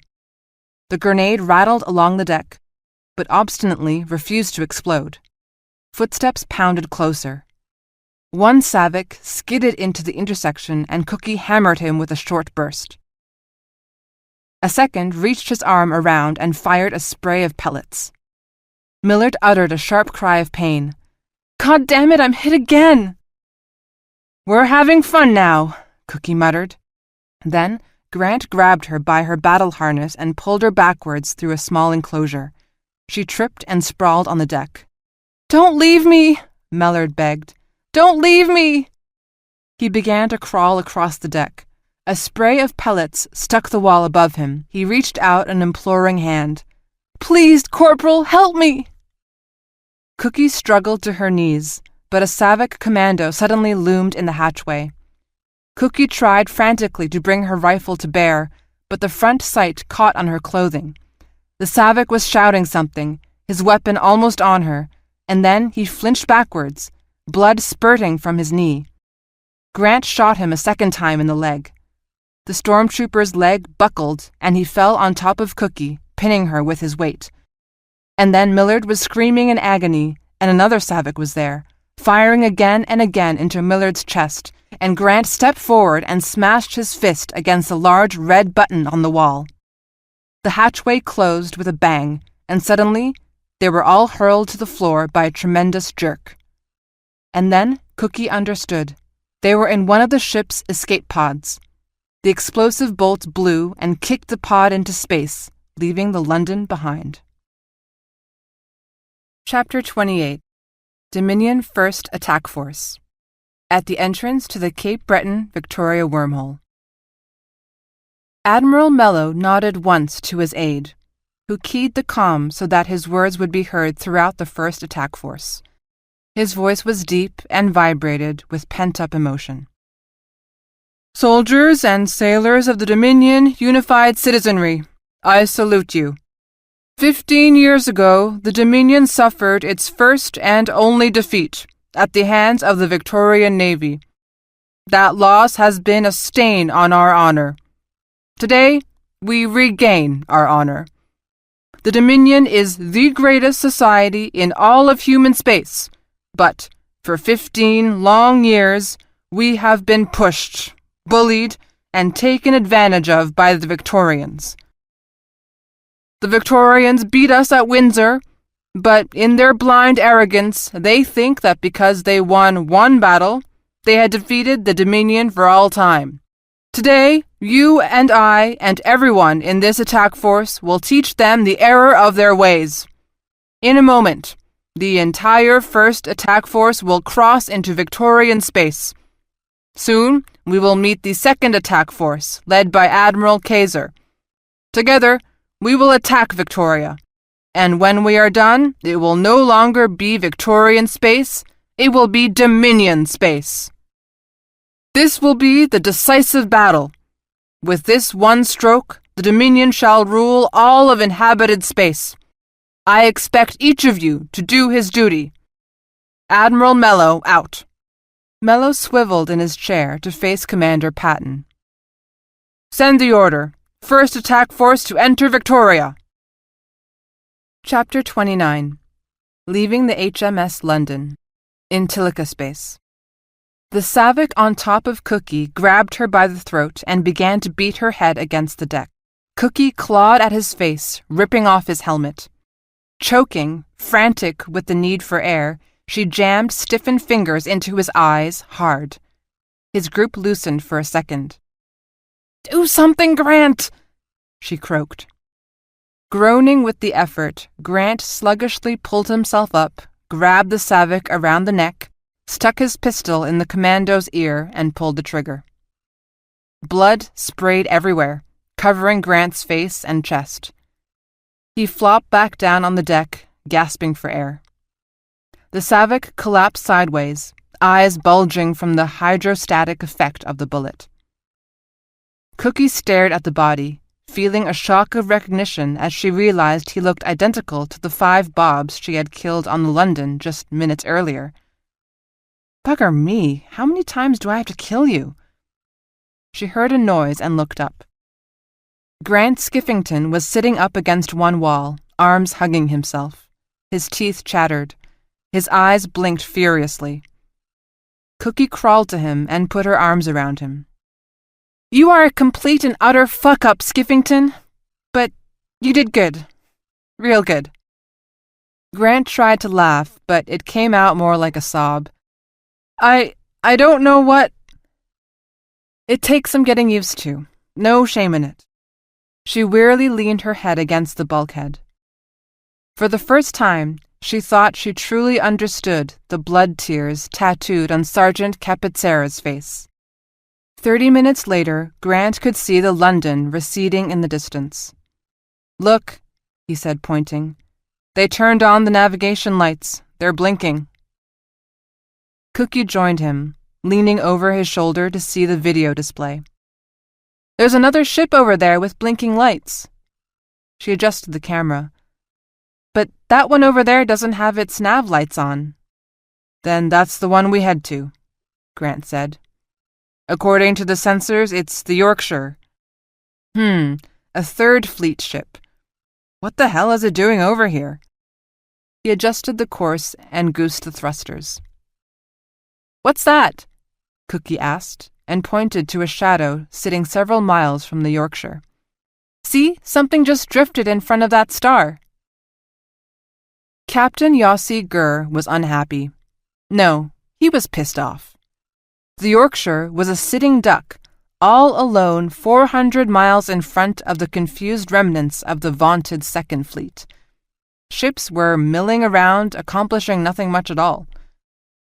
Since their orders from the London, they'd received no other instructions. There was some sparse radio chatter on the net, but mostly nothing. 2 other Third Fleet ships, the destroyer Rutland and the cruiser E. Kent, were moving up slowly to take position with him. Thank God. For all that he could see, they were all that was left of the 2 battle groups of the Third Fleet assigned to this fiasco. 3 ships out of 40. He grimaced inwardly, remembering the shock and total confusion after the Sussex blew up. Suddenly, ships were being hit all around them, but they couldn't find anyone to shoot back at. At a total loss for what to do, he had taken the Yorkshire vertical for 1,000 miles, which seemed to take it out of the enemy's kill zone.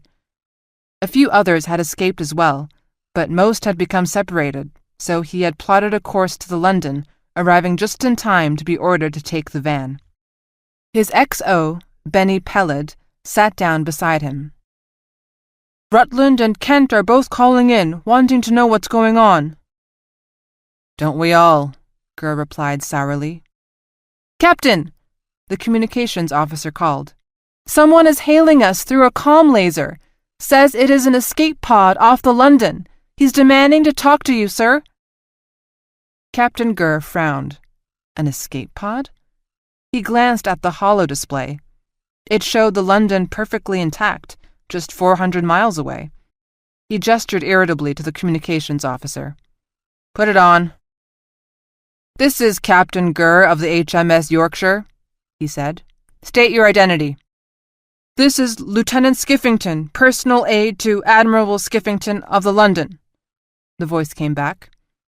"I am in an escape pod about 30 miles from you.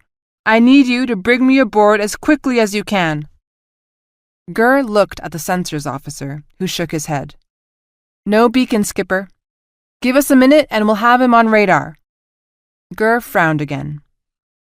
Skiffington, turn on your distress beacon so that we can find you. Negative, Yorkshire. We disabled the beacon because the London is in enemy hands and we don't want them to know where we are. Beside him, Benny Pellet gasped in shock. Gur leaned forward. Lieutenant, what? Yorkshire, there's no time for this. Get a tractor beam on us and bring us in. Yorkshire, it is imperative that you do not make any more radio communications at all, and arm as many of your crew as you can. You are about to be boarded by a large group of Tilika commandos. There was a pause. And Yorkshire? I know who killed the Sussex. Skiffington out. Captain Gur blinked twice, then shook his head in wonderment. Get him on board, Benny, he told his XO. This kid is either our bloody savior, or he is barking dog mad and I'll have him shot. Chapter 30. The HMS Yorkshire. In Tilika space. The escape pod hatch opened with a hiss of overpressurized air escaping. Cookie and Grant stepped out, blinking in the harsh lights of the Yorkshire's landing bay. A slender, refined-looking man stood there, flanked by 4 Marines. The Marines were armed with flechette pistols, all in hand, though pointing down at the deck. I'm Commander Pellet, the XO, the tall man said. Please come with me. The captain is anxious to speak to you. One of the Marines, a sergeant, stepped forward and spoke to Cookie. Safe that weapon, soldier, and give it to me. No arms allowed on the bridge. Bugger me. I'm not going anywhere without my weapon, she bristled. We had to fight our way off the London. Don't you guys get it? They're boarding our ships with commandos. All I know, the sergeant snapped, is that we've got an AWOL Marine and some junior officer who ought to be at their posts on the London, but instead ran away in an escape pod. Now put your weapon down or— Belay that, Sergeant, Grant ordered coldly. He turned to Cookie. Corporal Sanchez, give me your weapon and go fetch our guest. Cookie hesitated, then thrust the rifle into his hands, glared coldly at the sergeant, then turned on her heel and disappeared back into the escape pod. Commander Pellet watched impassively, but the Marine sergeant glanced warily at the pod's hatchway. I don't like this, sir. What if she's getting a weapon in there?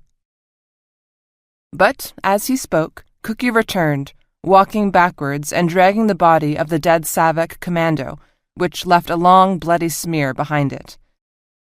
She dumped the body at the feet of Commander Pellet. This is a member of the Tilika Emperor's Guard, a Kresh-born Savak, Grant said coolly. We think there are 100 more like him right now on the London. The London is in enemy hands, Commander. We don't have time to waste playing silly buggers because there are at least 2 Tilika ships out there right now about to put more of these bastards on the Yorkshire. Pellet studied him for a long moment, taking in the bloodied clothing and the 2 bright eyes, then glanced down and saw the head wound on the Savak's body. He looked at Cookie, grimly holding her bullpup. Sergeant Zamir, he said calmly, open the arms locker and distribute arms to as many people as you can. Perhaps the corporal here will be good enough to assist you in planning a defense against any commando attack. I dare say she has valuable expertise to share.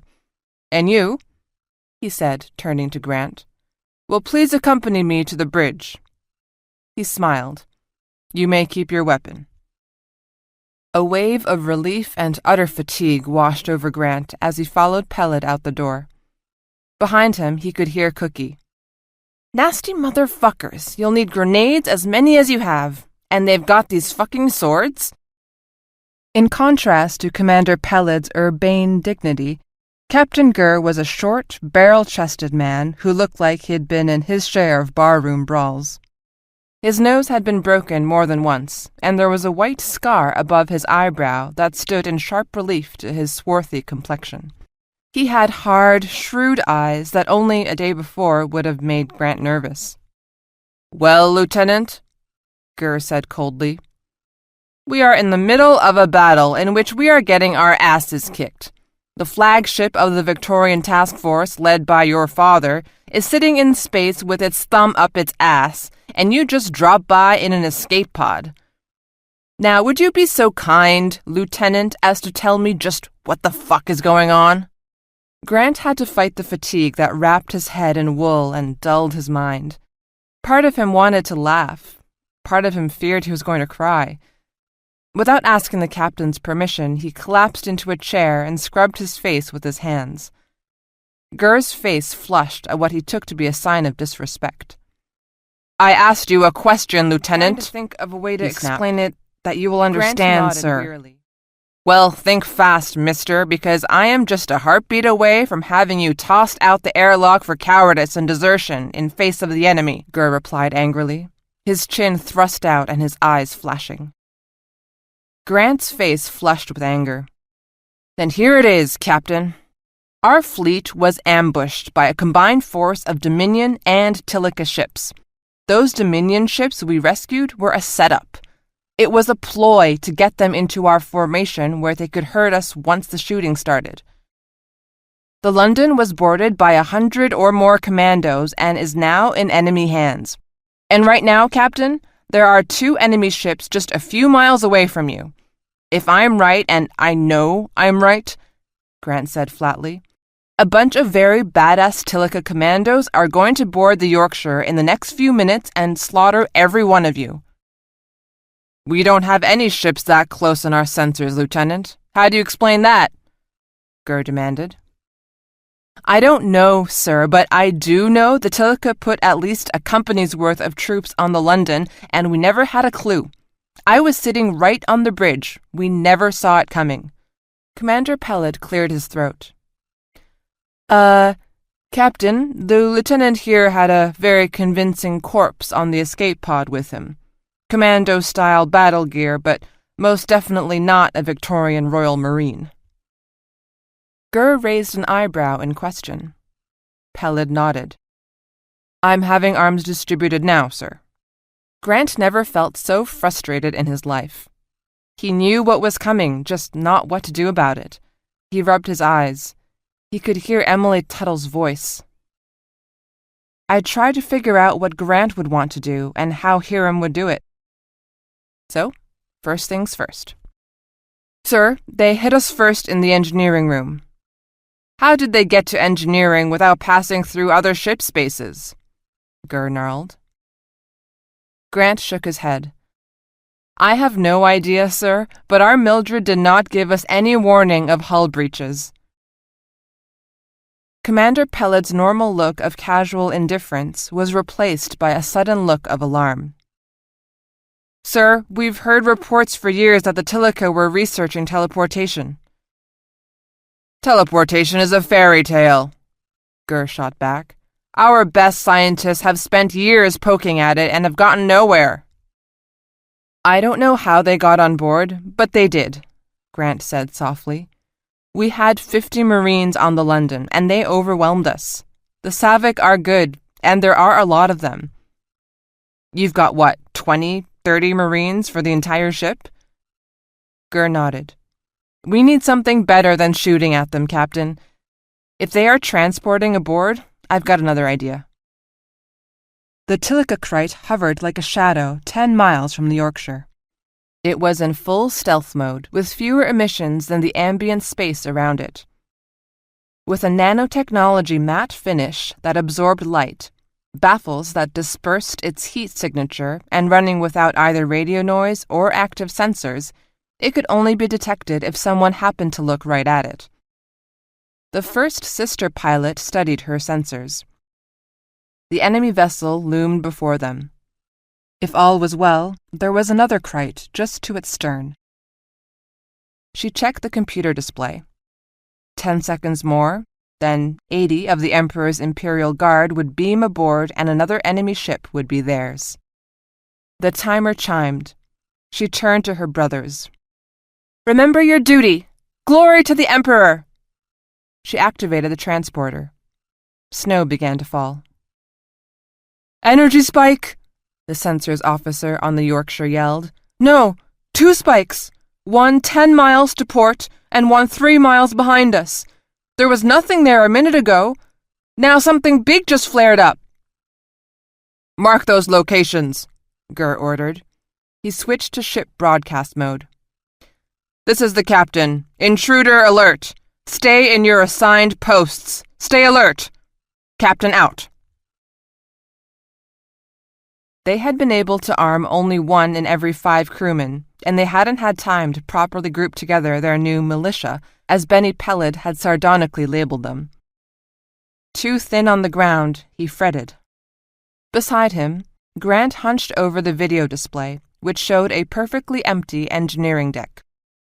Other video feeds showed the docking bay, the first, second, and third cargo bays, and the ship's auditorium.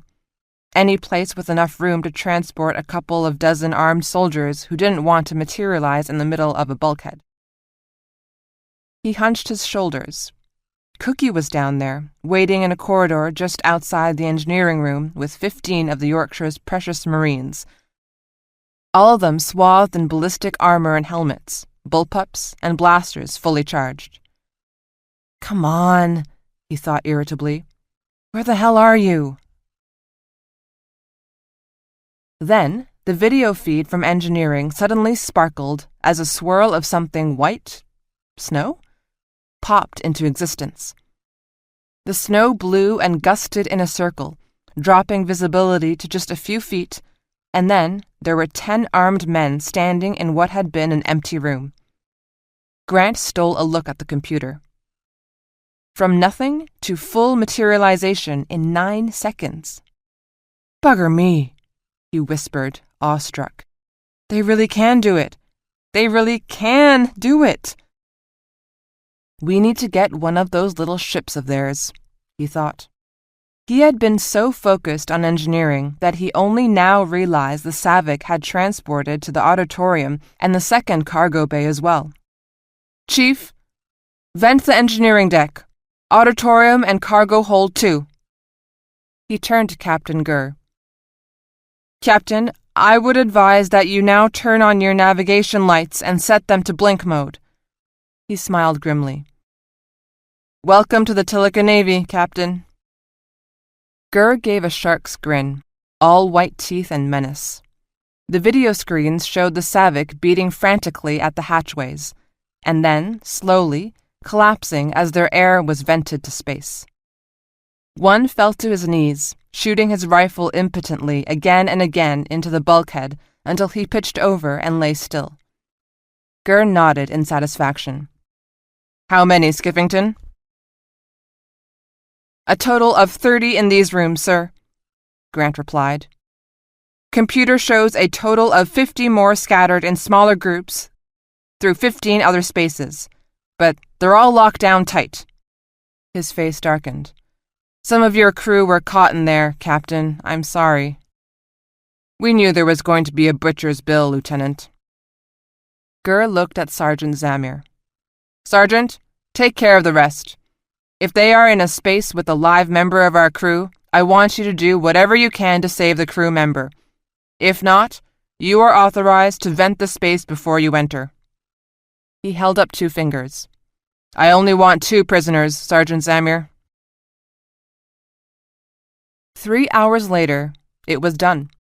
Gur, Pellet, Grant, and Sergeant Zamir slouched in chairs in the captain's day room.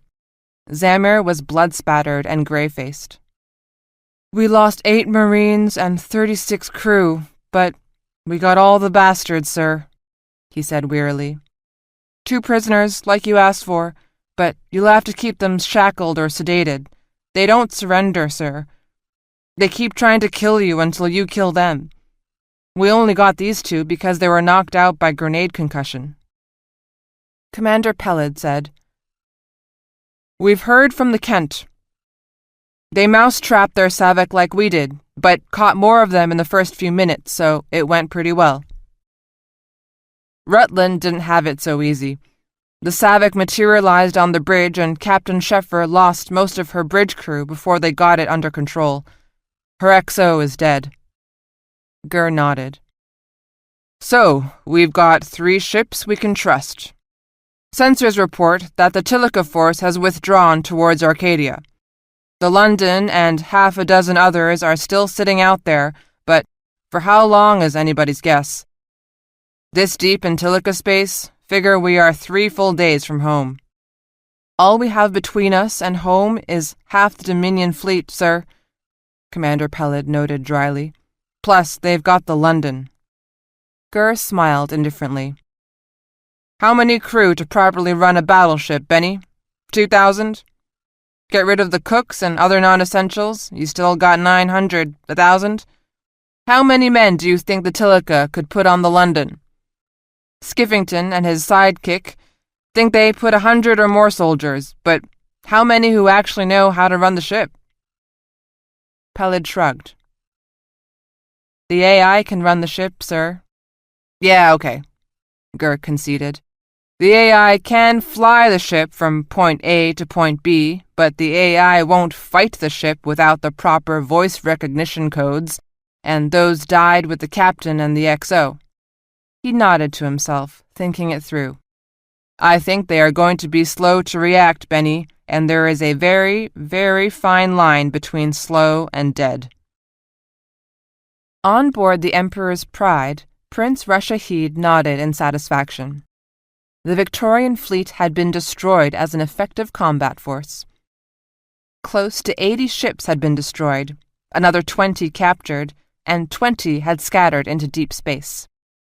The Krite, in particular, had been astonishingly effective. The Emperor would be pleased. The battle was over. The captured ships would be sent to the Dominion forces as promised. The Emperor was, after all, a man of his word. But it was time for the Tilica fleet to tend to long overdue business. He gave the necessary orders, and the Tilica ships turned to head towards the wormhole into Arcadia, with its vast resources of Zeridium.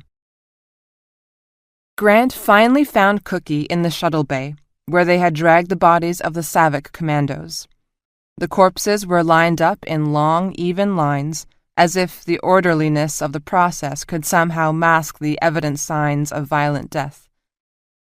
The corpses were battered, blood-smeared, and in some cases dismembered from the grenade blasts. To one side there was a pile of weapons and small cylindrical tanks that Grant had not noticed before. The Marines, the survivors, were standing around in small knots, gesturing and laughing raucously through the day's exploits, riding the semi-hysterical high of someone who had just cheated death, but didn't understand how. More than a few bottles of brandy were being passed around. Sergeant Zamir was nowhere in sight, having wisely decided to let his troops unwind without impediment. Cookie, brandy bottle in hand, came up and took him by the arm. "Come here, Grant. I've got someone I want you to meet." She dragged him over to a line of bodies. "This is Bob," she said, pointing to the first body. "Bob is having himself a bad day, a real bad day. I killed Bob 8 times today. Didn't I, Bob?" She took a hit from the bottle. "Yes, I did.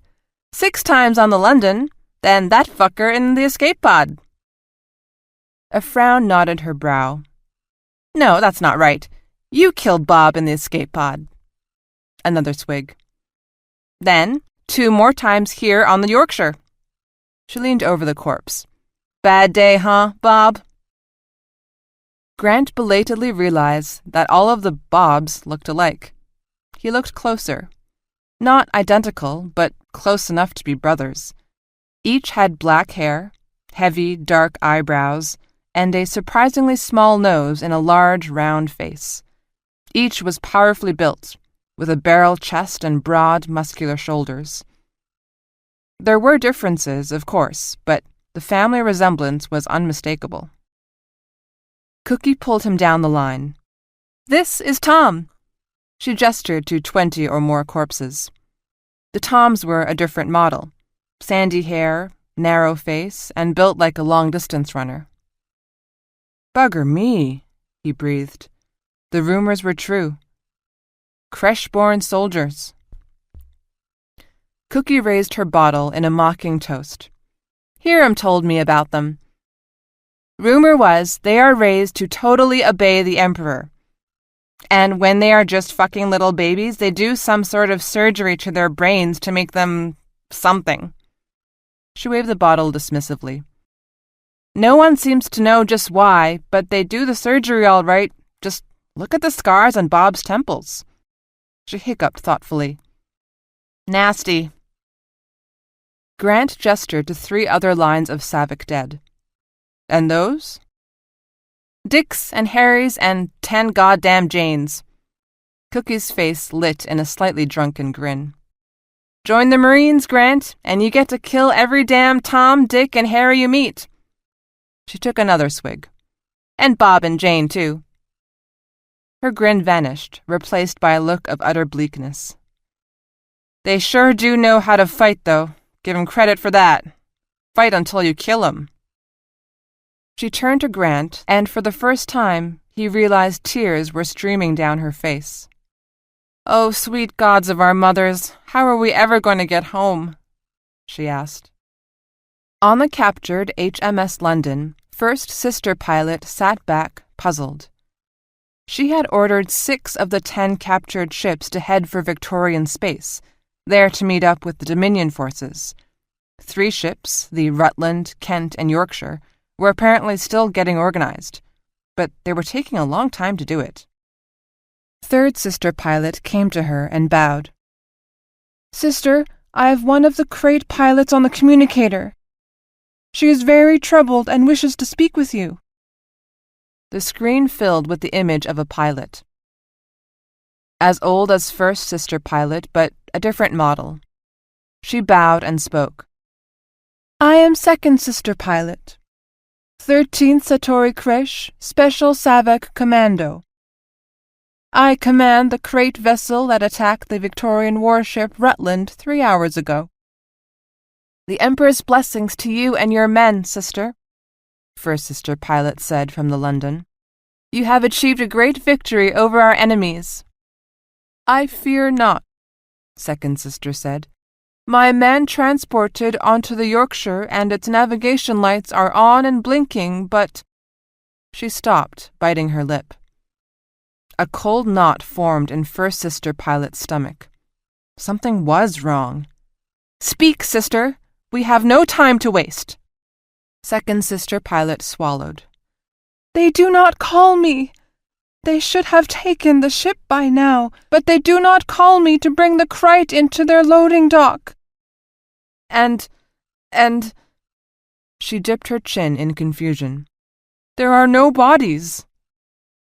And now, First Sister pilot understood.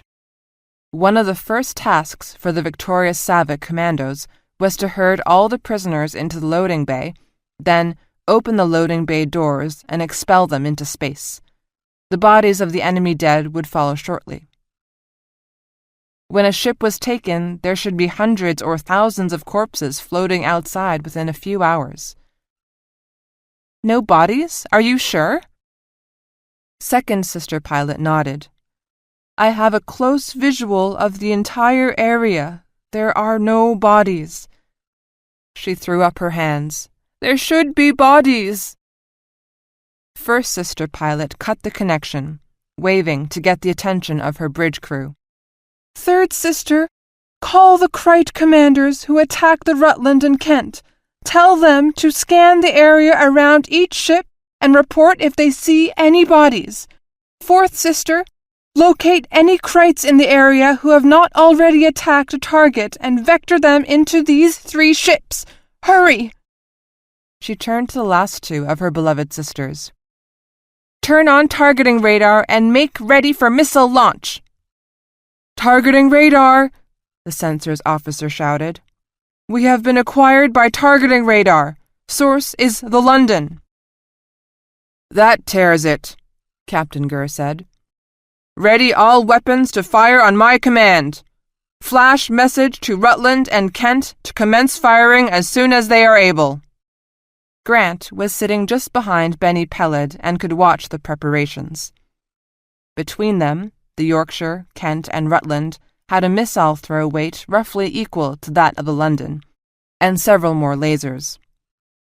But the battleship's anti-missile defenses would be formidable, designed to fight off an enemy flotilla made up of at least one battleship and several cruisers. A lot would depend on who suffered the first damage, for that would make them more vulnerable to the next round of fire, and that could quickly cascade into annihilation. "Fire all missiles!" Gurr ordered. Grant frowned. Why not use the lasers first? The holo display suddenly showed several lasers from the London lance out at the Yorkshire, then several more at the Rutland. Damage alarms sounded. "Our missiles are away! Impact in 2 minutes!" reported the weapons officer. "Laser hits on the forward magazine and laser turrets 3 and 5, called the systems chief, his voice high-pitched with tension. Everyone on the bridge froze for a moment, collectively holding their breaths. If the forward magazine exploded, the ship would be destroyed. The systems chief became aware of the sudden silence and looked around, abashed. No fire and no explosion, but the automatic loader is jammed. Missile tubes 8 through 16 can't reload." Grant winced. Half their missile tubes would stay empty until it was fixed, and 2 of their lasers were down. "Get a damage team on it," Gurr snapped. "Missile status?" 1 minute to target.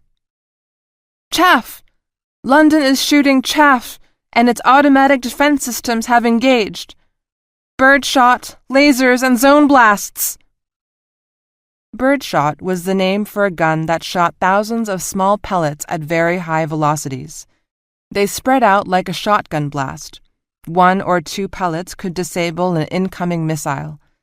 Zone blasts were warheads that spread out to form a rough globe measuring several miles across, then exploded simultaneously, destroying anything within its center. "More laser shots from the London! The Rutland is taking a pounding!" "Weapons? Why haven't our laser batteries fired?" Gurr demanded. "Awaiting your orders, sir," the weapons officer replied. "Well, fire, dammit! You think this is a bloody church social?" 4 heavy lasers fired and automatically began recharging. It would be 2 minutes before they could fire again. "London's defense system took out all but 2 of our missiles. Can't get a good reading on damage inflicted." As Grant watched, the London fired its lasers again, raking both the Rutland and the Kent. But why wasn't it firing missiles? The London had 40 missile tubes. Where were they? "First Sister, the ship's computer will not allow access to the missile system without the proper authentication code." This had not been anticipated. Once the ship was taken, they did not think they would have to fight with other Victorian ships before joining the Dominion flotilla. First Sister pilot ran through the technical specifications for the weapons system. All of the sister pilots were bred to be engineers and trained from childhood to memorize prodigious amounts of technical information. She had studied the Victorian weapon systems for months. "The ship's computer controls only access to the central firing system," she told her fellow sister pilots. "Missiles can be launched individually from their missile bays. The lasers can be fired directly from their turrets. Go quickly! Open fire as soon as you can!" Close up, the London's anti-missile defense was awesome to behold. The Rutland's missiles were blotted from the sky. The Kent's salvo, coming in on the heels of Rutland's, fared better, but only 5 missiles got through, and the London's armor shook them off. More lasers shot out on all sides. A score from the London targeted the Rutland, while Yorkshire and Kent returned the favor. Then 2 missiles, salvoed from the London, struck the Kent. Grant stared at the holo display in morbid fascination. "Lost communications with Rutland and Kent, sir," sensors reported. "London is getting its missile system online, but they must be firing individually. We took out one of her laser turrets," weapons chimed in. "Sensors, Have Merlin do a C2C with Rutland and Kent to get a damage report, Captain Gurr ordered. The C2C was a parallel communication system used by the ship's computers, allowing them to exchange data directly with each other. It was usually used to maintain current data on each ship's state of readiness, but could be used to communicate if a ship's primary communication system was knocked out. More missiles inbound, warned Weapons. They've got 5 up now. Yorkshire's automatic defense system went into action, but it was not as robust as London's. 4 of the attacking missiles were quickly disabled, but the last missile stubbornly plowed ahead until birdshot detonated it less than a mile from the ship. The destroyed missile spewed hundreds of basketball-sized shaped charges, a dozen of which struck the Yorkshire moments later, not far from the bridge. The ripple of explosions shook the Yorkshire and alarm sirens hooted, adding to the cacophony. The bridge crew exchanged worried glances. The junior officer at navigation shook her head. It's a blustery day, Pooh. Grant just stared at her. We've got to take out London's anti-missile system, Commander Pellid said. Can we land a boarding party of Marines on London? Give the Tilica a taste of their own medicine? Grant asked. Pellid shook his head. The Tilica have those bloody transporters. We only have shuttles. London would blow them out of the sky before they reached her. Merlin reports heavy damage to Rutland. It's lost its aft magazine, and fires are reported on several decks. 1 antimatter bottle is damaged, but holding, at least for now. Rutland's Merlin estimates 50% chance of failure within the next 3 hours. 200 crewmen dead, many wounded. Captain Sheffer is requesting we come alongside to take off her wounded. A thought struck Grant. Far-fetched, but ridiculously simple. Commander, he asked, if you wanted to shut down the Yorkshire's anti-missile system, what would you do? Pellid shot him a puzzled look. I'd just turn it off. But how exactly? We can do it manually, of course, but usually we just tell Merlin to shut it down. Will Merlin accept orders from me? Grant asked. Yes, you've been logged in as one of the ship's officers. Commander Pellid's eyes opened wide. You think that you can... Then a gust of cold air blew against his face, and snow began to fall. Intruders! Grant shouted, snatching up a pistol. Don't they ever stop? Chapter 31. The HMS Yorkshire, in Tilica space. Commander Pellid slapped the comm button. Intruder alert! Marine guard to the bridge! Intruder alert! The 2 Marine sentries brought their rifles up to their shoulders. The snow squall swirled, grew more intense, and then, just as suddenly, abated. 10 Savak commandos stepped forward. Shoot, damn it! Fire! Gurr shouted. Grant threw himself to the floor and crawled to the nearest computer console, half shielding himself under a chair. Shots rang back and forth. People screamed. There was the sound of running. He could hear the curious pop, pop, pop, pop of the Savak air rifles. From the corner of his eye, he caught the sight of a second snow squall appearing out of nowhere. Merlin! Yes, Lieutenant? Contact London's operations computer by C2C. The London is no longer under Victorian control, Lieutenant. Do you wish me to proceed with your request? Yes! A body splattered with blood fell to the floor in front of him. He flinched violently. Hurry, damn it! As you wish, Lieutenant. A pause. You are now connected to London's onboard operations computer, Aberdeen Model 12A46. You may speak now. Mildred! Mildred, can you hear me? Yes, I can, Lieutenant Skiffington. How are you today? Not so good, Mildred. Verify who I am through voice analysis. You are Lieutenant Grant Skiffington of Her Majesty's ship London, currently assigned as personal aide to Admiral Oliver Skiffington, Commander of the Second Fleet. Your voice shows high levels of stress associated with elevated levels of adrenaline. You are presently not on board the London. Mildred, I want you to disable the ship's automated anti-missile system. Something fell across his legs. He turned and saw the open, staring eyes of Captain Gurr. He flinched, got hold of himself, and kicked the body off, flinching yet again as the captain's head struck the floor with a wet, meaty sound. Bile surged into his mouth. The voice of the weapons officer cut through the chaos.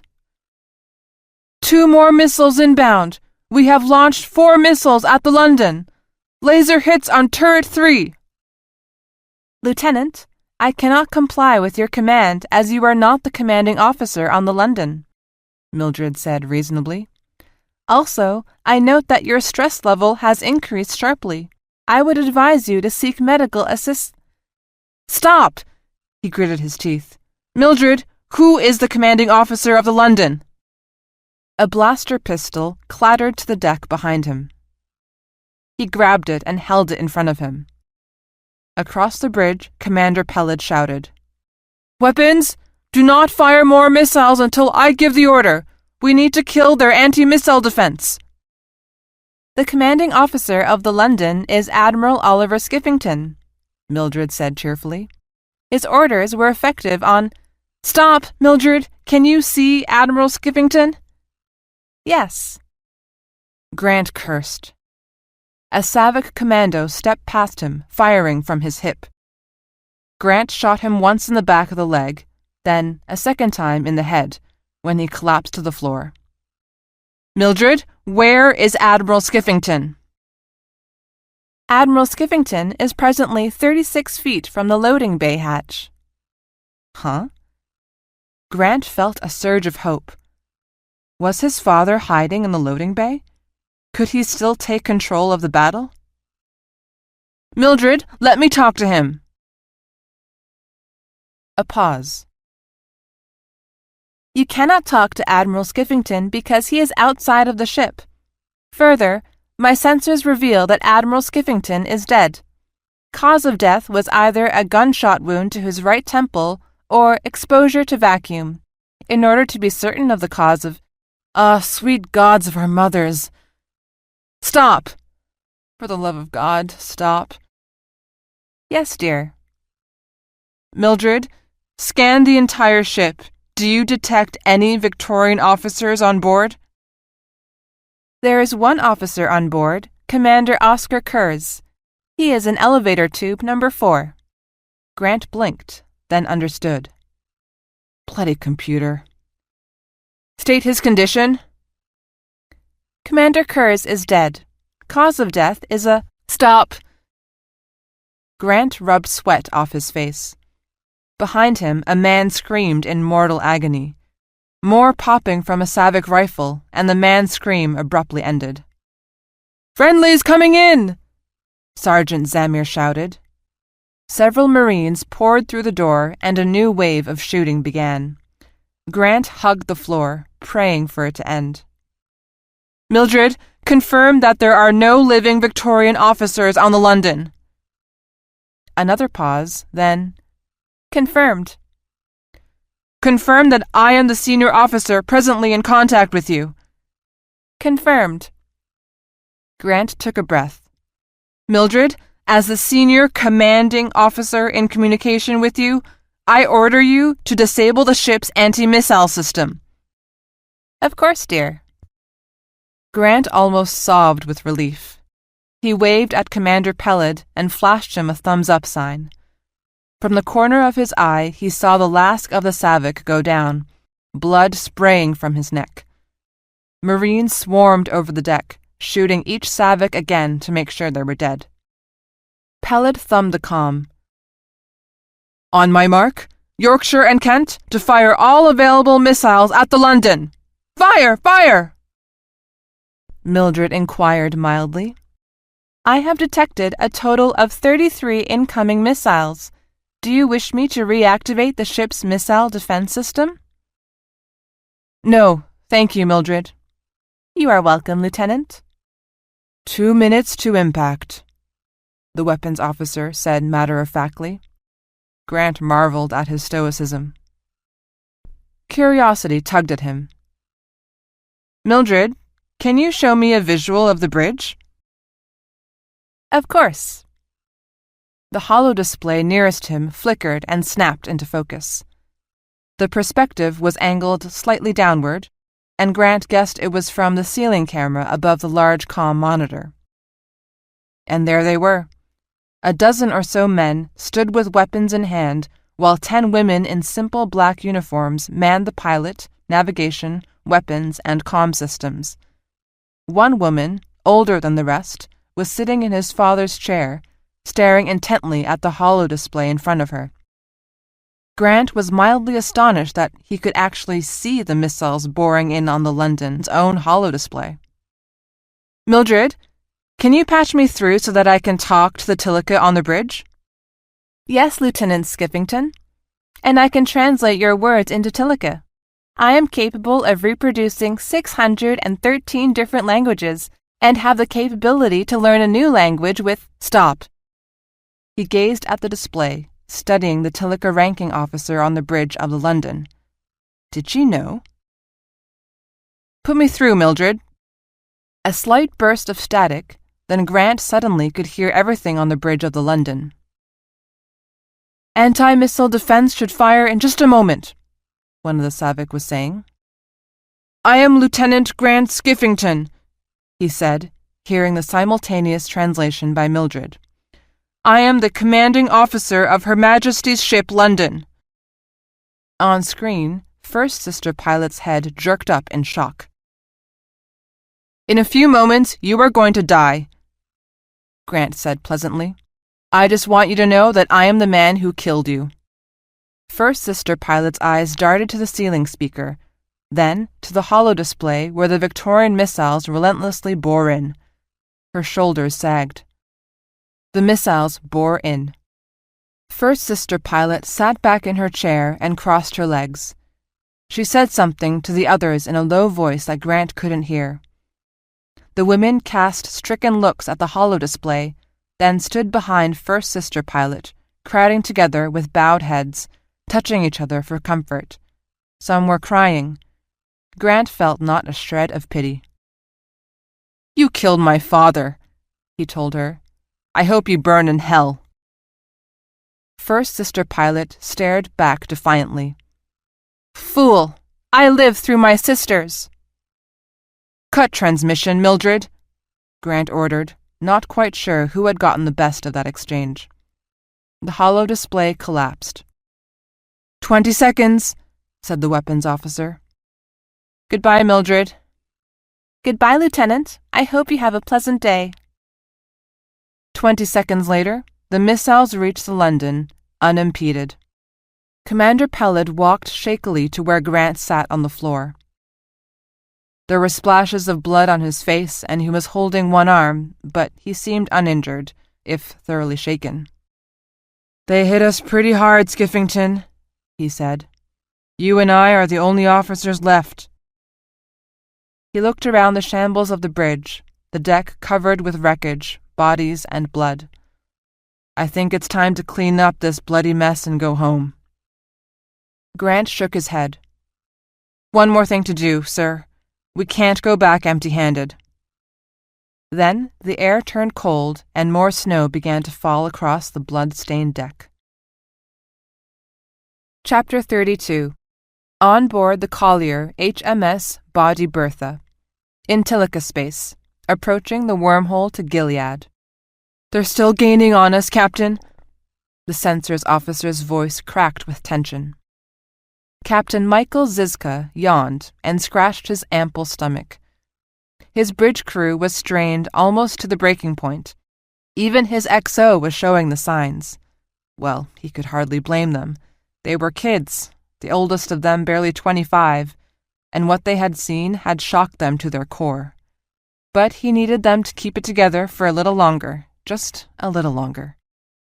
He consciously yawned again, aware of the eyes on him, then stretched and frowned irritably at the holo display. Unconsciously, he fingered the cigar he kept in his breast pocket, the one he'd been saving ever since the fleet doctor forced him to stop smoking years earlier. "God damn it, Helen," he said mildly. "You know how to give a proper status report. I want information I can use, not prattle. Of course the bastards are gaining on us. They've been gaining on us for 10 hours, now haven't they? So what I want to know, Helen, my dearest, is when the fucking traitorous sons of bitches are going to have us in missile range. And when we can expect to reach the wormhole entrance to Gilead? That's what I need to know, Helen, darling. Now, can you please help a broken-down old freighter captain and give me that information? Can you now?" The bridge crew exchanged glances. The helmsman covered her mouth to hide a smile. Helen Fletcher, his brand-new sensors officer, barely 21 years old, took a deep breath. "Merlin estimates the first 2 Dominion ships will have us in missile range within 32 minutes. At current speed, we will reach the Gilead wormhole entrance in 34 minutes. 2 bloody minutes short, he thought savagely. He put on his brightest smile. "There now, a fine report, Helen, short and to the point." She managed a weak smile back at him. He glanced at his executive officer, Francis Pine, but he wasn't smiling. His jaw was set, his eyes were too bright. He knew. He knew what Ziska had known from the first hour of their flight out of Tilica space. The body Bertha was fat and slow and running for her life. But she was losing the race. Despite redlining their engines and stressing the inertia compensator, the Dominion destroyers were going to catch them. The only question was when. Resupply and maintenance vessel number 313, his beloved body Bertha, named after his third wife, was one of 4 colliers assigned to the Second Fleet. She had taken up station 50,000 miles behind the Second Fleet's line of advance. They had expected they would wait there out of harm's way, then move forward to replenish the fleet's missile stocks and perishables, like chaff and decoys, and perform minor repairs as needed. There was never any question that the Second Fleet would win the battle. Of course it would win. But 10 hours earlier, the first Coda Megadrones had come to them, blaring their message of disaster and ruin. They downloaded what they could, then watched grimly as the report showed ship after ship blown apart or tumbling aimlessly through space. Second Fleet had started out with 120 warships. At least 70 had been destroyed outright, and many more were lying dead in space, not moving. Others were missing, either running for their lives or on their own long walk to hell. Captain Ziska had wasted no time. He turned and ran for the wormhole to Gilead at maximum military speed, ran for his life. He had no missile launchers and only 4 2-inch laser turrets, next to useless in a stand-up brawl.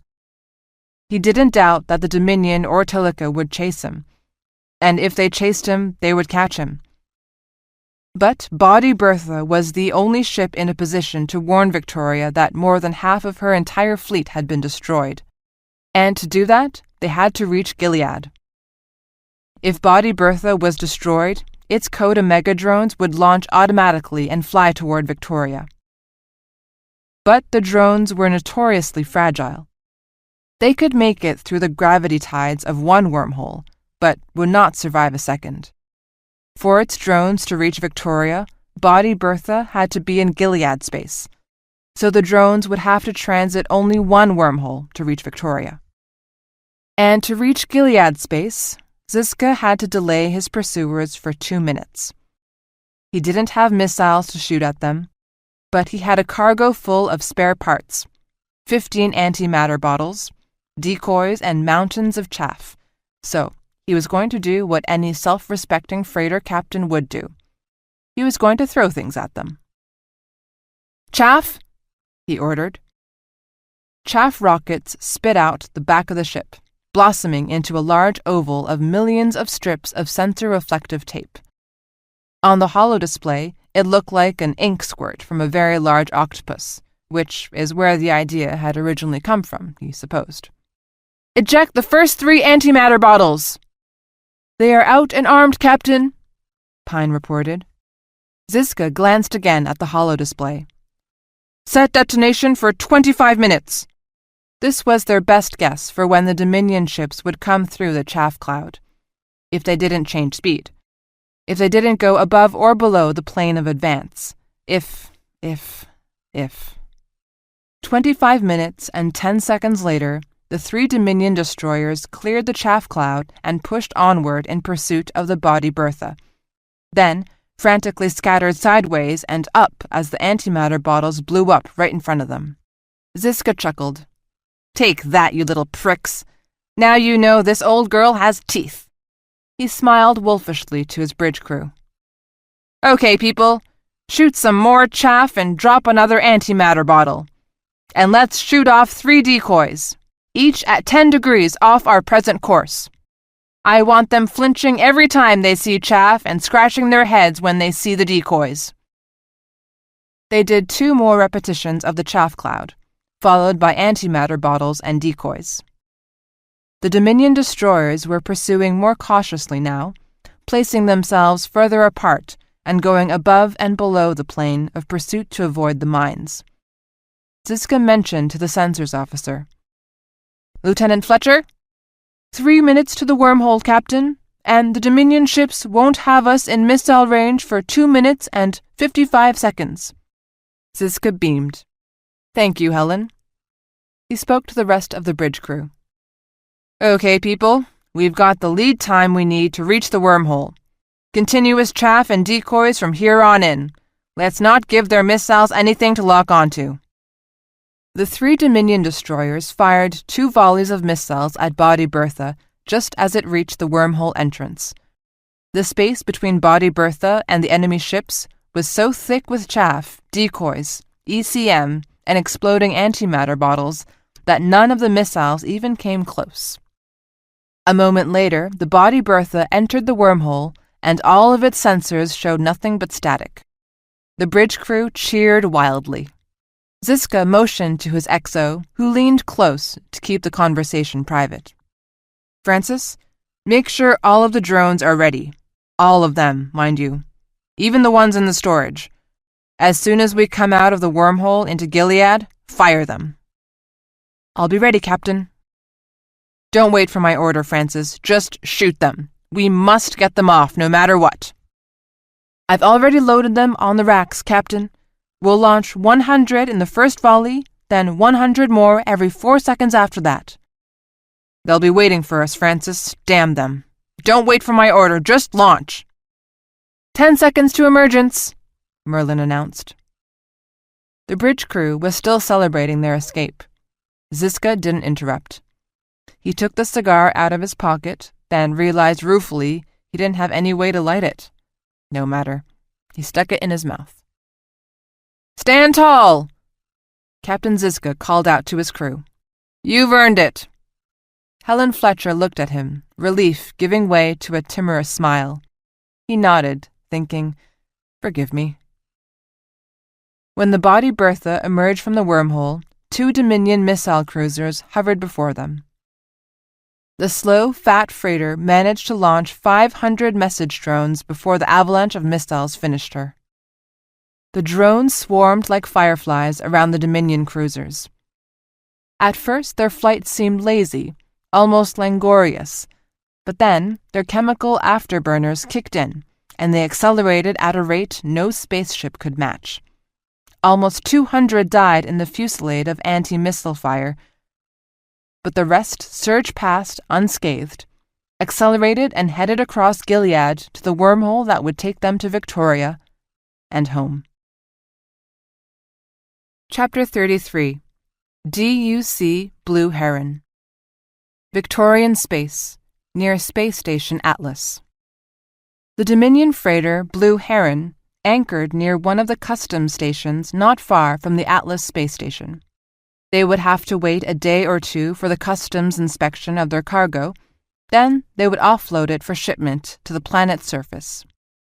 The captain requested permission for his crew and passengers to take a shuttle to Atlas, so they could stretch their legs and explore the shops and bars. He explained he had more than 200 men aboard, replacement workers for a mining base in Gilead. Atlas Port Authority made a note and logged it in the authorization. It was all very routine. Chapter 34. In Victorian Space. Space Station Atlas. "Gods of our mothers, I thought my cabin was small," Emily remarked. "This is positively Spartan." Hiram Brill shrugged, intent on pouring them both coffees. "There are 400,000 people on Atlas. Space is at a premium, and I am but a lowly lieutenant." His cabin was a studio unit, a small living room/kitchen/bedroom space with a washroom off to the side. It was very neat and orderly, but cramped with bookshelves and hollow displays. On one shelf there was a picture of Cookie, holding a glass of wine and smiling directly into the camera. Her lips were parted, her hair was slightly mussed, and she was in a black dress with thin shoulder straps. One had fallen, accentuating her naked shoulder and graceful neck. Her face was a combination of warm adoration and raw, vibrant sexuality. It was the face of a woman who had just made love, or was just about to. "Gods of our mothers," Emily thought, remembering Cookie as she looked carrying a bullpup sonic rifle and wearing mud-caked fatigues. Who would have guessed? "Kid cleans up good, doesn't she?" she said dryly. Hiram glanced at the picture and smiled wistfully. "Yes, she certainly does." "Heard from her?" Hiram shook his head. "Not since she left to board the London." He gave Emily her mug of coffee. "Feels funny to be sitting here sipping coffee while she's off at war." Emily nodded agreement. "It shouldn't take long, though. Second Fleet is packing a lot of firepower. I can't imagine the Tilica wanting to get into a toe-to-toe fight with them." Hiram frowned. "I've been doing a lot of reading on the Tilica. As far as I can tell, they never go toe-to-toe. They prefer playing the angles, coming at you when you don't expect it. Feints, misdirection, and confusion, until their opponent is off balance and vulnerable." "Yeah, okay," Emily retorted. "But Second Fleet has 120 warships, for God's sake. The Emperor can bob and weave all he wants, but sooner or later he's got to have the missile throw weight or it's all over." Hiram snorted. "You know better than that, Emily. You're the bloody historian. Surely you know of instances when an enemy has outsmarted a larger, stronger opponent." "Well," Emily considered, sipping her coffee. "Well, okay, I guess there are lots of examples of armies using deception, but you're talking about deception on a strategic level, not simply at a tactical level." Hiram waved his coffee mug in a "keep coming" gesture. Emily pursed her lips, recalling some of her military history courses. "Oddly enough, for the best examples you have to go back to old Earth. Since mankind left Earth in the plague years, then discovered wormholes, there has been very little warfare. There has been so much room to grow in, enough resources to keep most people happy, and on top of that, the cost of building a fleet of warships capable of projecting force across wormhole sectors is humongous." "I know all that," Hiram complained mildly. "Give me a good example." "I know," she said after a moment. "Old Earth, 20th century, the Yom Kippur War. There were 3 warring nations in an area called the Middle East, Israel, Egypt, and Syria. 3 small countries at a time when there were 2 superpowers that dominated most of the politics on the planet." Hiram frowned. "Israel? Wait a minute, isn't that one of the countries that eventually settled the refuge sector?" Emily nodded. "You're not as dumb as you look. Yeah, Israel and another tiny country, Morocco. On Earth, they were not really hostile, exactly, but hardly friends either. different religious beliefs, so there was chronic mistrust, but no open military strife between them. Anyway, in the third plague, they separately departed Earth in colony ships, and then both of them ran into problems. If I remember correctly, the engines failed on the Israeli ship, and the Moroccans rescued them. But the Moroccans had plague on their ship, and the Israelis rescued them in return. After they got through that, they decided to stay together and finally end up at refuge. Hiram gestured. You were talking about strategic deception. Emily gave him a stern look. So, there were 2 wars between the 3 countries, about 8 years apart. This is in the 20th century, old calendar. In the first war, Egypt and Syria built up their armies along the Israeli border. But, before they could launch their attack, the Israelis launched a spoiler attack, mostly using their air force. Fighters and bombers that actually flew in the atmosphere rather than in space. They caught the Egyptian and Syrian air forces on the ground and wiped them out in their first day. That gave the Israelis air superiority, which they used to crush the Egyptian and Syrian tank forces. This was an area with a lot of open desert, so not too many places to hide from attacking airplanes. This doesn't sound like a lot of strategic surprise to me, Hiram said. Be patient, I'm getting there. A real drink would probably help, by the way. Hiram dutifully poured her something amber into a glass and gave it to her. So, 2 things happened as the result of this early war. The Israelis adopted the image of the Arab soldier as a buffoon, and pretty much believed that the Egyptians and Syrians could never defeat them in a heads-on battle. Create the stereotype that your opponent is a bad soldier, and it colors everything you learn from then on, Hiram said. Exactly. What the psychologists call priming. You assume that something is a hard fact, and from that point onward, you interpret all new data in relationship to that fact. But the other thing is even more important. The Egyptians and Syrians knew the Israelis believed this, and they took advantage of it. They planned a great deception, what one of the old superpowers used to call a masquerova.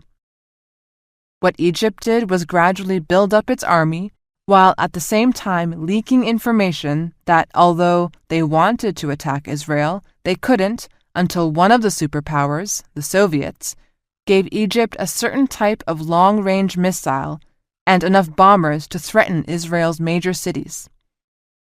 Meanwhile, the Syrians said that they wanted to attack Israel too, but couldn't unless Egypt would join them. Emily grinned. The best part is that the Soviets agreed to play along. They leaked some information that they wouldn't give the Egyptians long-range missiles or bombers because they didn't think the Egyptians were good enough to handle them. The Soviets played to Israel's belief that the Egyptian army couldn't fight its way out of a paper bag. So what happened? Hiram asked. Egypt and Syria scheduled military exercises along Israel's border to coincide with Israel's high religious holiday, Yom Kippur. They knew that a lot of troops would be away from their units, attending religious services with their families. At the same time, they pretended to have a dispute with the Soviets and ordered them to leave the country. It was almost perfect. Although some of Israel's army generals warned that an attack was imminent, the Israeli intelligence service kept telling the political leadership that the Egyptians would not attack, that the buildup was just their annual military maneuvers. Israel didn't begin to mobilize until less than 24 hours before the attack. The Egyptians stormed the Suez Canal on the western side of Israel's territory, and the Syrians attacked the eastern border with troop numbers 16-1 in their favor, and in some places even 30-1. Now Hiram was interested. So what happened? Emily shrugged. For the first 2 days, Israel was pushed back on both fronts, then managed to hold on by the skin of their teeth. It was very close. At one point in the second day, Israel got within minutes of launching a nuclear attack on the capital cities of Egypt and Syria. Hiram stared at her. You mean they had nuclear weapons and didn't use them even after a surprise attack? He asked incredulously. Emily shrugged again. Politics. If they used them, they risked having the Soviets retaliate with nukes of their own. But the run-up to the war was a classic example of Maskarova. The Egyptians coordinated the deception, and the Israelis, who were no dummies, were completely taken in. Hiram sat back and sipped his drink, his eyes going unfocused as he thought. So the critical part of all this is that Israel believed the Egyptians were not a serious adversary. Yep. Emily nodded.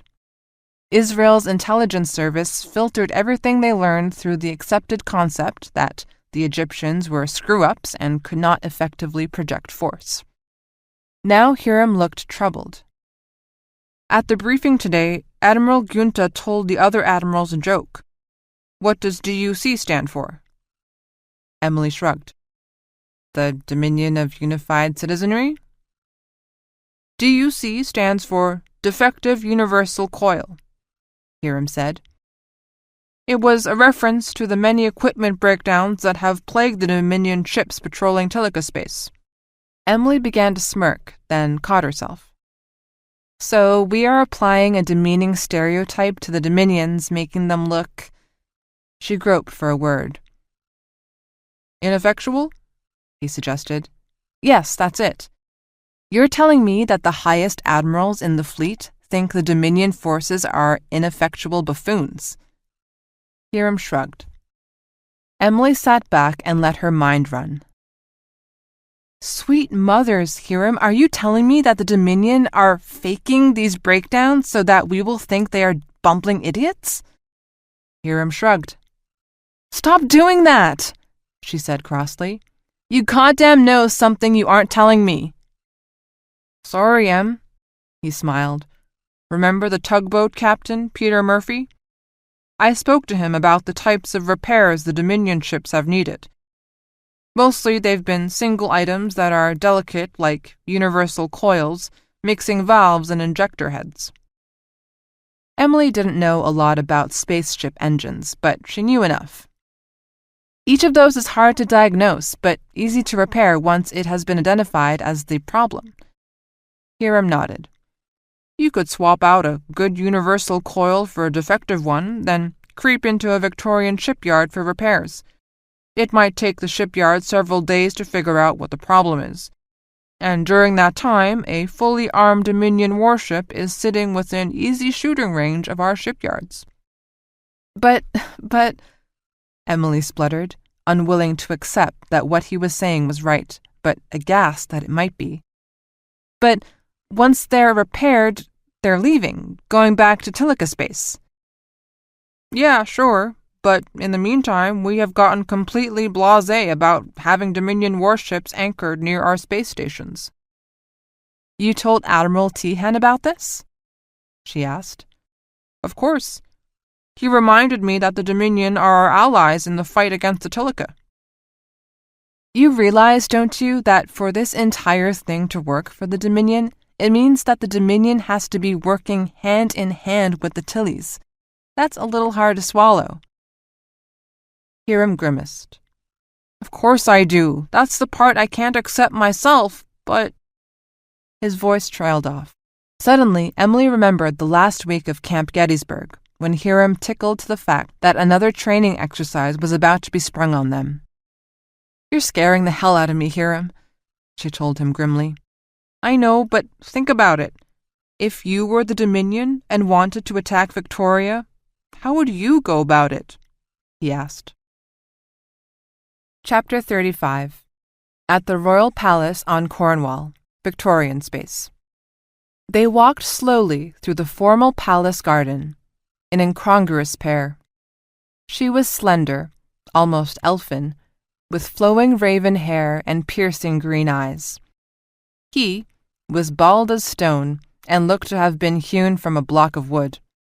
He trudged stolidly alongside her, hands behind his back, acutely conscious of the 3 guardsmen who trailed quietly in their wake. I fear I make your guards nervous, Your Grace, he said dryly. It is their job to be nervous, Ambassador. They were born to it. He sighed. I am not an ambassador, Your Grace. True, she conceded, but it is more pleasing to call you ambassador than to call you a spy. Perhaps it would please Your Grace to talk to our ambassador rather than someone without any official standing. She ignored this. They continued walking. I am aware of your arrangement with the Queen, Ambassador Zhang. Zhang shook his head. I am a great admirer of the Queen, Your Grace, but I have no special... She laughed without humor. Ambassador Zhang, please do not diminish the high regard I have for you by insulting my intelligence. One of the reasons why my mother has been able to deal so adroitly with our own bumbling, incompetent Foreign Office is because you have been feeding her critical information about other sectors. The Sultanic Empire, Arcadia, but in particular the Dominion of Unified Citizenry. Zhang tried bluster. Really, Your Grace, how could I possibly meet with the Queen of Victoria? Your security apparatus would not countenance... Poor Sir Henry, Princess Anne replied. He will not be very happy if he learns what Mother has been doing, will he? Her voice hardened. My mother is a monarch, Zhang. She understands the use of power and how to keep it. She knows that if she is to retain power, no one is ever to know everything she knows and does. Even Sir Henry is not exempt from that mandate. Zhang said nothing. He marveled at her, so much like her mother. What she lacked in her mother's experience, she made up for with sheer force of will. She stopped and turned to him. The Queen is ill, Ambassador Zhang, very ill. She is no longer ruling, no longer watching over the Foreign Office. She combed her fingers through her hair, a gesture that endeared him and disturbed him at the same time. I need to do that, but I can't rely on reports from the Foreign Office alone. I think you understand that. I need you to help me as you've helped my mother. And Sir Henry? Zhang asked, all pretense gone. Sir Henry is not enamored with the light. He will be reluctant to let you see me. You managed to secretly see my mother all this time, said the princess. You will do no less for me. Chapter 36. At the Wormhole from Gilead into Victoria. The courier drones emerged into Victorian space like a flock of sparrows, then broke into a dozen groups, each weaving for a moment to take star sightings and locate itself. First 1, then 10, then 100 and more, all turned toward Cornwall and accelerated, each carrying the dying message of the body Bertha. Just out of sensor range to the south, Admiral Kaiser's second attack fleet flew onward. It was still a full day's flight from Cornwall.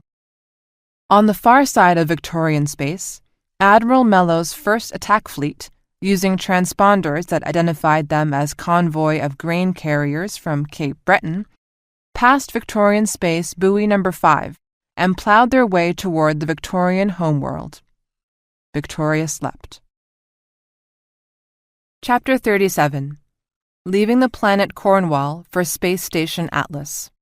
On Cornwall, the royal barge waited for the command to lift off with Princess Anne and Sir Henry, en route to the Atlas space station.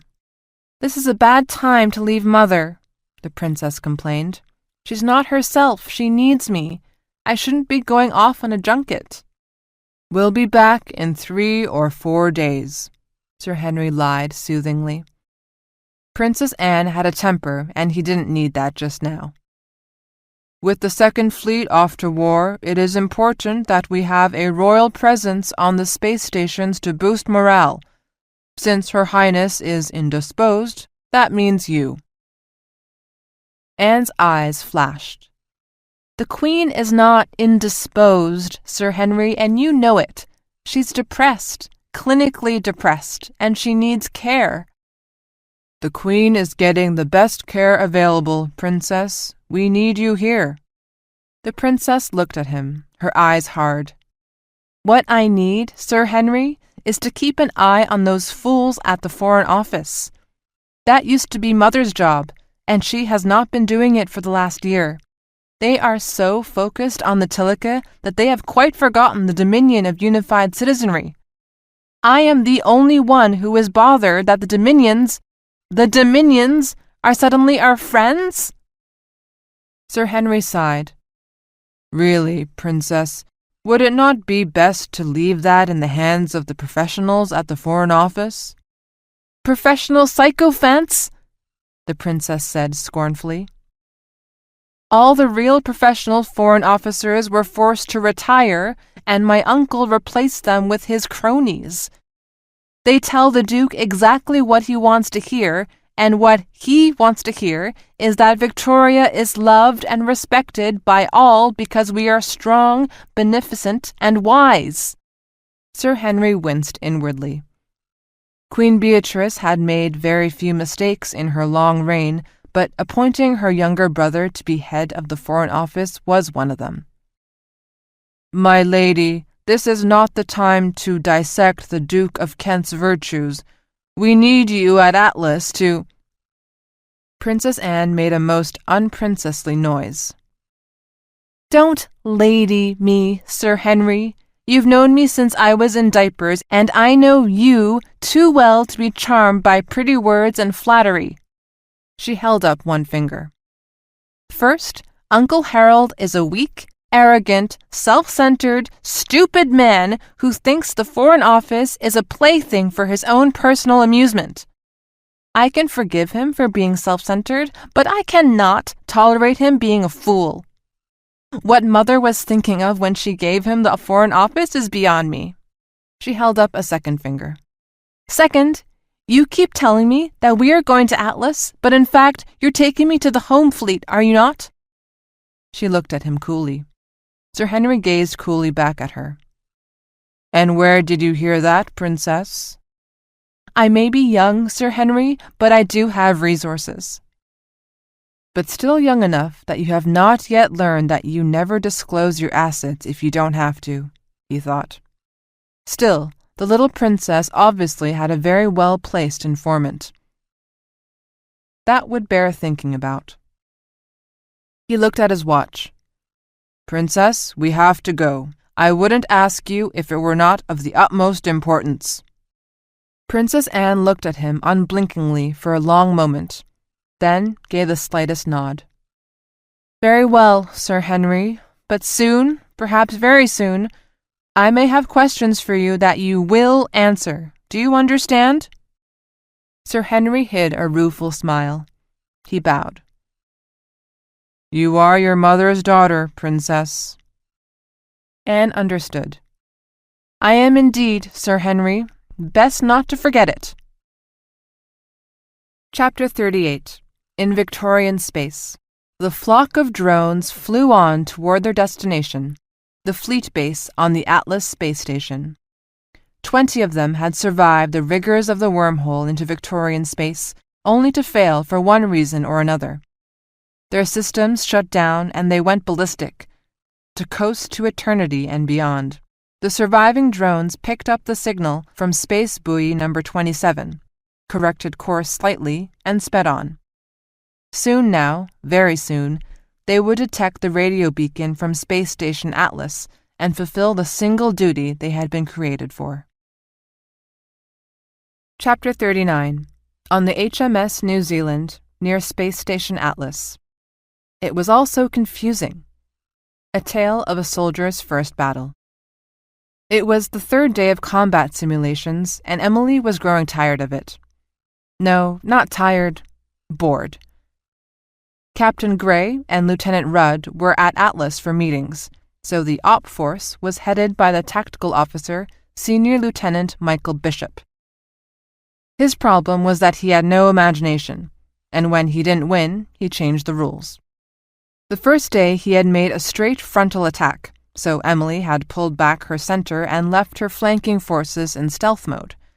When she attacked him from the flanks, Bishop suspended the battle and scolded her for dispersing her forces too thinly. In the next simulation, she used a number of decoys. Bishop launched a frontal attack and obliterated them. Emily noticed that he used a very large number of missiles in his attack. She created another line of decoys. Again, he obliterated them with an avalanche of missiles. This time, Emily sent a raid around to Bishop's rear and destroyed his supply collier. Now he could not replenish his missile stores. She made a third line of decoys, and Bishop launched a third massive attack. When Bishop approached the fourth line, he did not fire, finally realizing that she was using her decoys to exhaust his dwindling missile supply. But this time, they weren't decoys. When he was on top of her, Emily's destroyers opened up with everything they had. Bishop once again suspended the battle and scolded her for allowing his cruisers to get so close to her destroyers, saying that in a real battle, he would have had 2 colliers and a fresh supply of missile. And so it went. She set traps, and he blundered into them, then stopped the battle and, in a condescending voice, explained to her how she had screwed up. Even the ever-stoic Marine guard by the door had rolled his eyes in disbelief. This time was no different. Emily had feinted attacks at both of his flanks, causing him to disperse his forces more and more. He finally anchored his left flank with his single, precious battleship, and while she drew off its consorts with a display of force from his right flank, she mobbed the battleship with the 10 destroyers she had sitting in stealth mode. 100 missiles arched toward the enemy battleship, moving closer and closer. No ship defenses came to intercept, and her mouth quirked in half smile, half snarl. She had caught him flat-footed. Then the holo display blinked, and the missiles froze in mid-flight. Emily gritted her teeth. As she knew he would, Michael Bishop came through the hatchway from the auxiliary CIC, his face dark and frowning. "Tuttle, how many times have I told you that doctrine prohibits you from dividing your forces?" "Sir," Emily replied matter-of-factly, "my understanding is that doctrine is there for our guidance, not to be followed slavishly under all circumstances." "It's for your guidance when you are an admiral with years of experience under your belt," he said, "which you most certainly are not. You are a green lieutenant with notions of grandeur well above your station. You put your entire force at risk for a cheap stunt, Lieutenant Tuttle. I am forced to mark this as a defeat, and your record will be so noted." Emily had had enough. "Then I formally protest," she said, struggling to keep her tone civil. "I want the entire record of this battle attached to your report, and I will appeal to the captain." She took a breath. "I would also like to see what would happen to your battleship if you allowed this simulation to continue, because, with all respect, sir, I think I had you skunked." Bishop's face went mottled red, but before he could reply, Chief Gibson called from the sensor station. "Hey, there are drones coming in, lots of them." Everyone in the CIC did a mental, "Huh?" "But the simulation is suspended. My battleship never got hit," Bishop said in confusion. Gibson was a 20-year veteran who had seen countless incompetent officers. Bishop was just the latest. "They are not in the simulation, Lieutenant Bishop," he said slowly. "These are real drones. From the looks of it, they came from the Gilead sector." The room fell quiet. Tilica was on the other side of the Gilead sector, and the Second Fleet was in Tilica. "Are they broadcasting, Chief?" Emily asked. "Yeah, but they're encrypted and I don't have the code. It must have been issued to First Fleet just before they left and hasn't made it to us yet." It was hard to remember that Second Fleet had gone to war only 5 days earlier. Emily stepped to the large holo display. On the western edge of the display, a cascade of stardust was moving toward them. The captain of the Blue Swan had no doubt what the drones meant. Disaster. Somehow, one of the Vicky ships had managed to launch its Code Omega drones, and now his attack plans were in shambles. Blue Swan was in position, and Blue Heron and Blue Loon should be, but there were 2 more of the special freighters that had not yet arrived. What's more, there were only a couple of dozen commandos on Space Station Atlas, not nearly enough. Nothing for it, he thought grimly. "Signal the Heron and the Loon," he ordered. "Start the attack now!" He turned to his weapons officer. "We can't wait. Get a lock on Lionheart. Open the holes and bring out the missile pods. Now, do it!" The klaxon sounded battle stations, and the ship erupted into activity. They had practiced this many, many times. The missile pods could be pushed from the ship's hold and ready to fire in 12 minutes. The pods held 8 nuclear-tipped missiles. If even 2 of them got through, the battleship HMS Lionheart would be destroyed. In the meantime, Heron would target HMS Isle of Man, and Loon would hit the HMS Invincible. The other 2 freighters would have given them more punch, but so be it. With luck, all 3 of the Victorian Home Fleet battleships would be destroyed within 15 minutes. Not far away, the captain of a small tramp freighter noted the activity and heard the signals from the Blue Heron to its sister ships. The freighter was not registered with the Dominion, nor did its name include the word blue. No one knew of its mission except for Michael Hudis and Citizen Director Nasto. The freighter was called the Starborn, and it was registered under the flag of Sybil Head. Its captain was a young lieutenant colonel in the Dominion Intelligence Directorate named Tony Streether. "Are you sure, Mike?" the captain asked his censors officer. "Yes, Captain. The Heron and the Swan are both opening their outer doors. They'll have the missile pods out in just a few more minutes. Can't see the Loon from here, but if the first 2 are getting ready, it's a safe bet Loon is as well." Captain Streether shrugged. So be it. His ship carried 2 nuclear-tipped missiles, but he was not hunting Victorian battleships. His target was more important than that. "Ready the missiles, Mike. I want to be ready to fire in no more than 10 minutes. Then he started to plot a course out of Victoria. Captain Streether was not a man who sacrificed his life needlessly. On the Atlas space station, Hiram Brill was in the Fleet Intelligence Center, catching up on the day's reports. Admiral Tehan and most of the other senior staff were at the palace on Cornwall, huddled together to plan the next diplomatic and military steps once the Telika fleet had been subdued by Admiral Skivington and Second Fleet. Hiram was enjoying the feeling of being one of the senior officers in the FIC.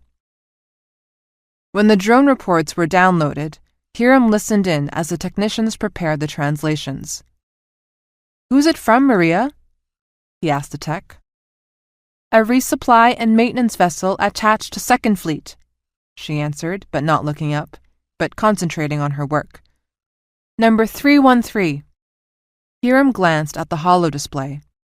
"That's a lot of drones from just one ship," he commented. "What's the message?" "Well, sir, as soon as I can decrypt it, we'll both know, won't we?" she said with a touch of asperity. On board the New Zealand, Chief Gibson suddenly sat up in alarm. "Sweet mothers! Targeting sensors! We've just been swept with targeting sensors!" "What?" Bishop looked confused. "But that can't be. The simulation is off. We're at anchor. There are no warships out there. Check your instruments, Chief. You've got an obvious error." Emily rubbed her nose, no longer aware of the bump that came from her accident while at Camp Gettysburg. Targeting sensors had a narrower arc than searching sensors, usually no more than 30 degrees. Targeting sensors meant that someone knew the general location of their target and was getting ready to fire, and fire damn soon. "Merlin!" she called to the ship's AI. "State your order." "Determine origin of the tracking sensors that just swept us." "I cannot determine the exact location, but it emanates from a group of ships anchored 300 miles from this location. On the holograph, a red circle appeared and pulsed brightly. Emily studied the transponder icons. "But those are all freighters," she said. Spooked from her conversation with Hiram, she had been worried that she would find a cluster of Dominion warships, armed to the teeth and ready to fire. But there were only freighters. "I told you this is a system malfunction," Bishop said testily. "Chief, I want you to run a complete diagnostic." Emily had another thought. "Merlin, draw a line from the source of the targeting sensor through the New Zealand and extend it for 1,000 miles. Are there any targets of military value within a 30-degree arc of that line?" "There are 5 home fleet vessels at anchor within those parameters. Missile cruiser New Zealand, destroyers Swansea, Repulse, and Cape Town, and battleship Lionheart. There are also 6 Atlas Port Authority buoys that could have military value under—" "Stop!" She looked at Chief Gibson, who shrugged. "If it were me, I'd go after the Lionheart," he said. Emily nodded. So would she. "This is ridiculous," Bishop said in exasperation. "It's a malfunction. Even if you put targeting radar in a freighter, what good would it do? Freighters don't have missiles, for God's sake." Emily's eyes darted back to the cluster of freighters at anchor. "Merlin, focus sensors on those freighters. Are they doing anything unusual?" A pause, then, "Still detecting a single S-band targeting sensor, but source is intermittent and cannot be precisely located. Other than that, only normal freighter activity is observed." "The Dominion uses S-band emissions," Chief Gibson said. Something urgent and ugly crowded into Emily's thoughts. What if— "Merlin, what normal freighter activity did you see?" "The DUC Blue Swan is unloading cargo." Emily quickly scanned the list of ships in the area within the circle. 8 freighters, but no tugboats or cargo ferries, no barges, nothing that a freighter could unload its cargo onto. So if they weren't unloading cargo, what were they unloading? A cold hand grabbed Emily by the heart. "Chief, sound battle stations!" "What?" Bishop scowled. "Nonsense! Belay that, or—" The klaxon sounded. On the Blue Swan, the air hummed with tension. "How much longer?" the captain demanded. "Ready to launch in 3 minutes," the weapons officer said, his eyes glued to his console screen. The 2 missile pods were almost clear out of the cargo area, floating straight up over the ship. Each pod held 4 missiles. "Any sign of activity from our target?" "Not yet, Captain," the sensors officer replied. "Do you have a solid fix?" No time for half measures, the captain thought. He had no illusions that they would escape from this little adventure, so he wanted to make sure the battleship was dead. The weapons officer shook his head. "I need a few more seconds for the targeting sensors to lock her in." "Okay. As soon as the pods are clear of the hold, paint her again. But for God's sake, make sure you get a solid lock. We won't get a second chance." "Aye, aye, Captain. 2 more minutes." Hiram leaned forward as the code Omega drone's message was finally decrypted. The holo display showed a middle-aged man slumped forward, staring intently at the camera. "This is Captain Michael Ziska of the HMS Body Bertha, attached to the 2nd Fleet for the action in the Tilica sector. 23 hours ago, the 2nd Fleet was destroyed in an ambush by Tilica and Dominion forces." Everyone in the FIC stopped what they were doing and looked at one another in horror. "No fucking way!" someone exclaimed. Someone else started to talk, but Hiram shushed them. "Repeat. 2nd Fleet was ambushed by forces from Tilica acting in concert with Dominion of Unified Citizenry warships. Omega logs from several of our ships are attached to this recording. As far as we can tell, more than 70 of our ships were destroyed outright, and a substantial number seem to be disabled and just sitting in space." On the screen, Captain Zisko wiped a weary hand across his face. "We can't tell what happened to the rest. We're being chased by 3 Dominion destroyers. We're approaching the wormhole into Gilead. Once we're through, I intend to launch as many courier drones as I can." Gods of our mothers, thought Hiram. He tried to imagine the mood on the clumsy, slow freighter as it ran hell for leather from these sleek Dominion warships. "I hope this message makes it to you, Victoria," Captain Zisko was saying. "They're coming. Get ready to fight. As God is my witness, they're coming." He paused, then looked steadily into the camera. "Remember us," he said softly. The transmission ended. "Fire in 1 minute!" the captain of the Blue Swan ordered.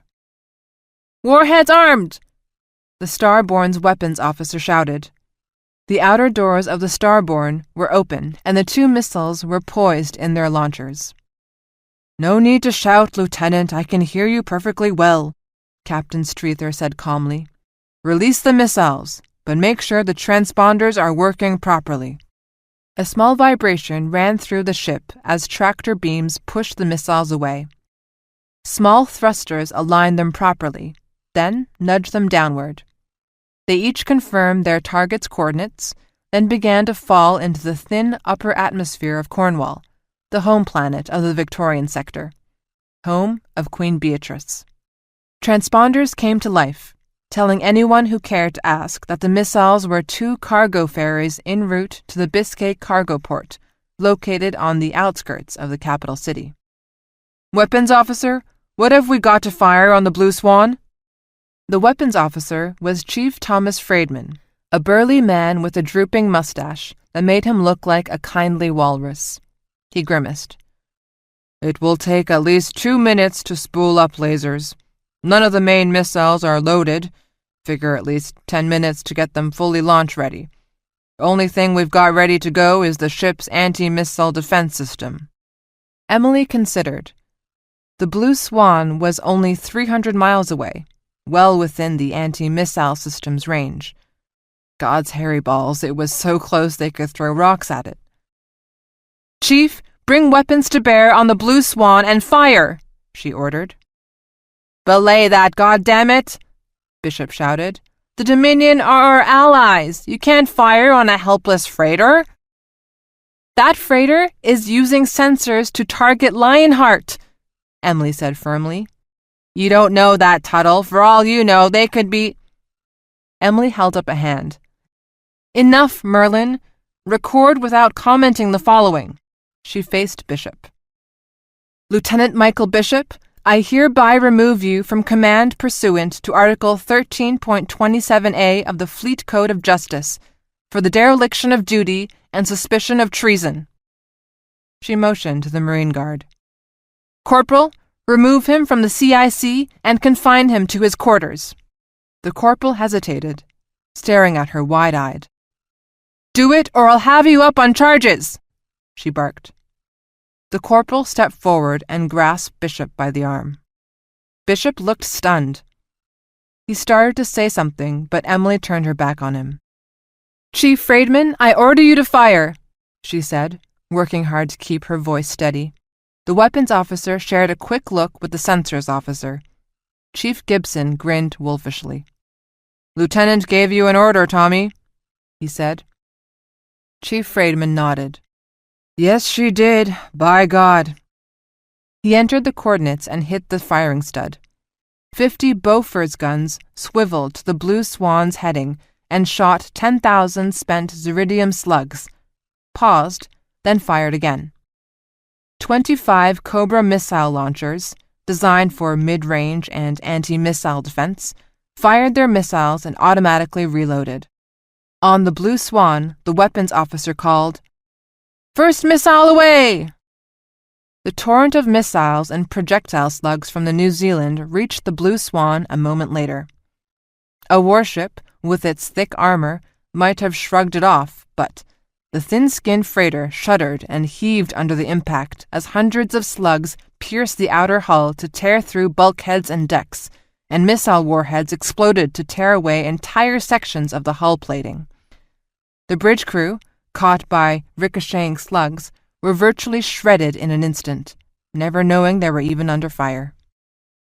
One piece of torn hull spun up into the missile pods and sliced through the fire control cables, with the result that the remaining 7 missiles never fired.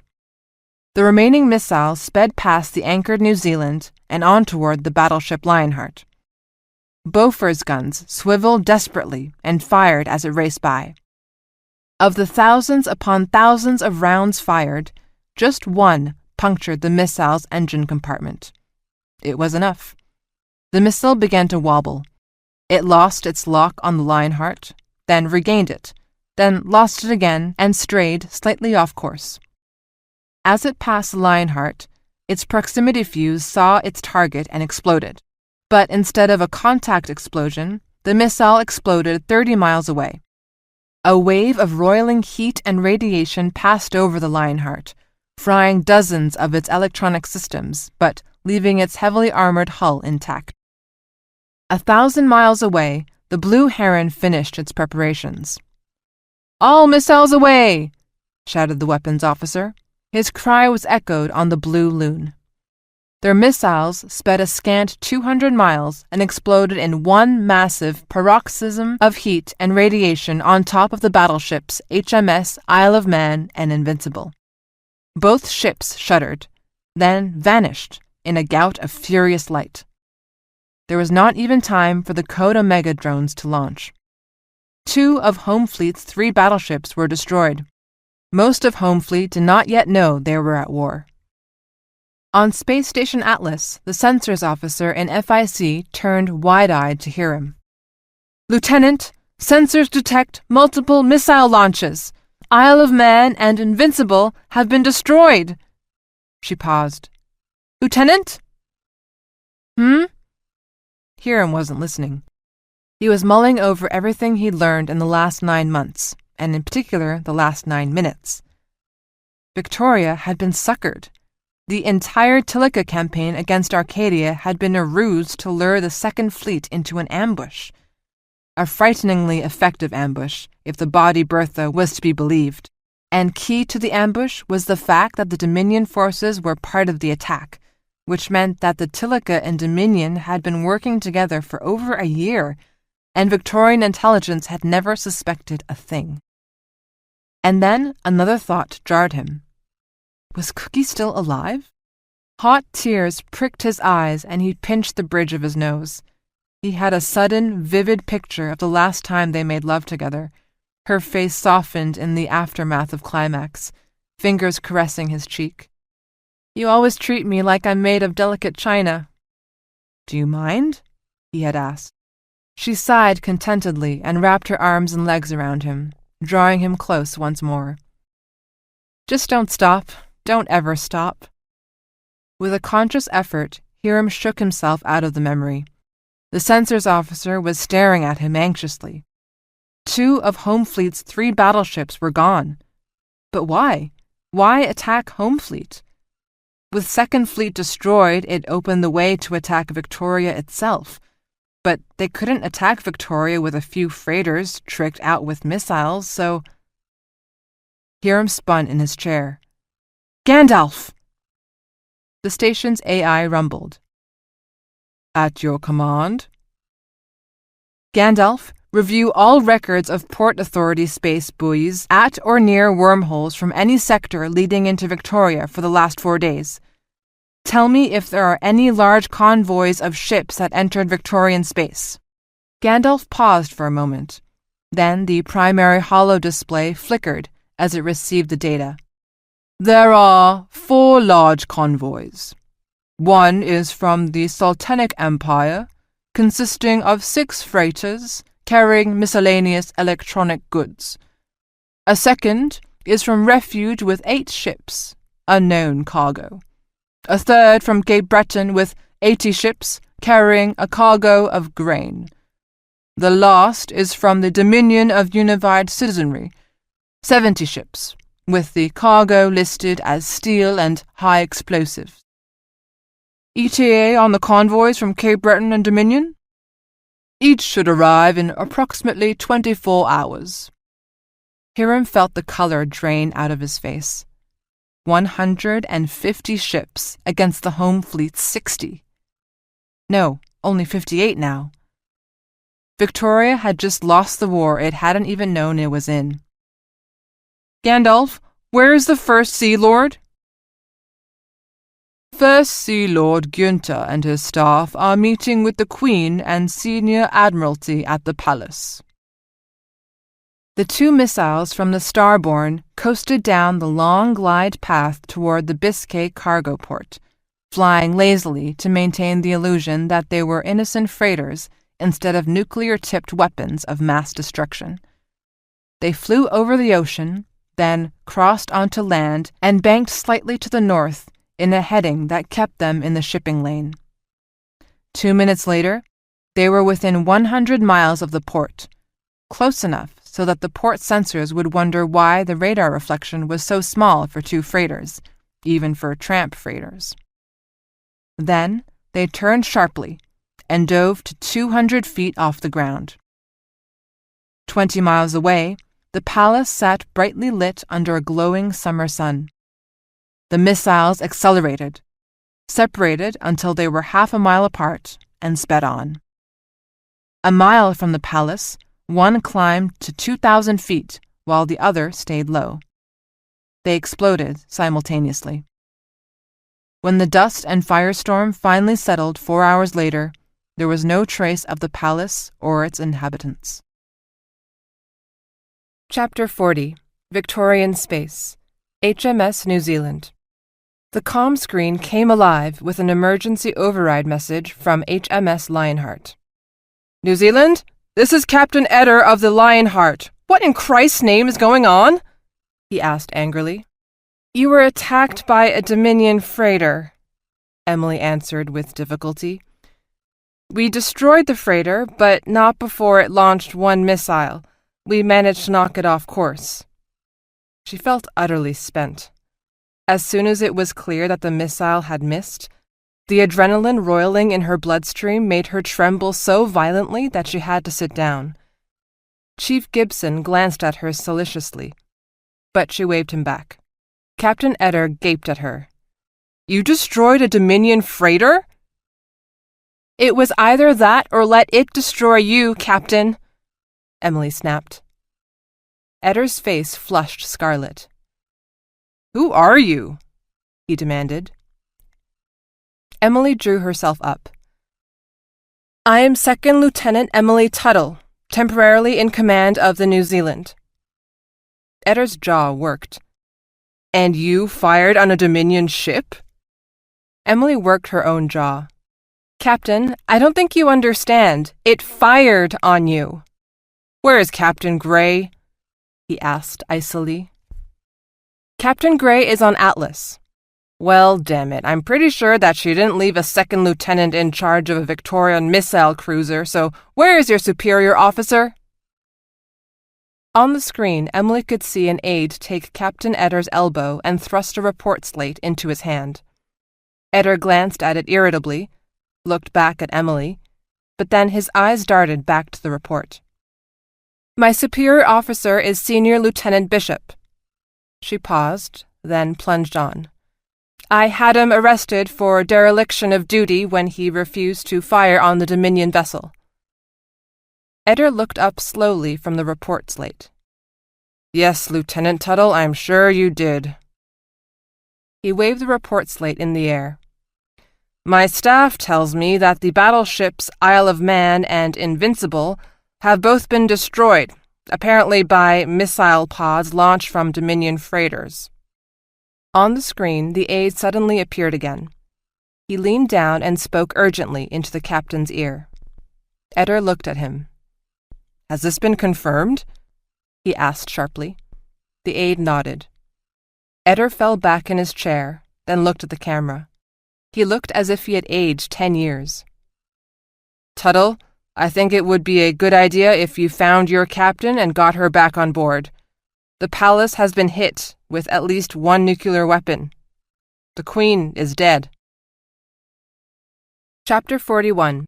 Space Station Atlas, Fleet Intelligence Center. "My God, they nuked the palace!" the communications officer shouted. The entire FIC fell silent.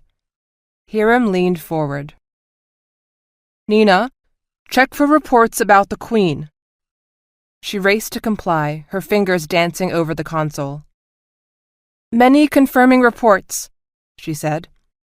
"At least 2 nuclear warheads. The fleet attaché is reporting that the Queen was at a meeting with all of the senior admirals and their staff." Her shoulders slumped. "The palace was totally destroyed. Everyone inside is dead." She looked up, tears streaking her cheeks. "Queen Beatrice is dead, along with the senior admirals of Home Fleet and Fleet Administration."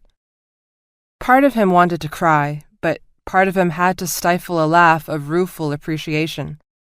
Sweet gods, somebody on the other side of this had balls and brains. It was a classic coup de main. Kill the leadership, then sweep in and attack amidst the confusion and chaos. But the timing was a little off. The attack on the palace was a little too soon. The 2 fleets were still a day away.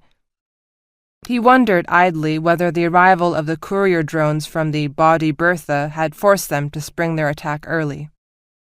The sound of hysterical sobbing brought him back to the present. "Got to focus, Hiram."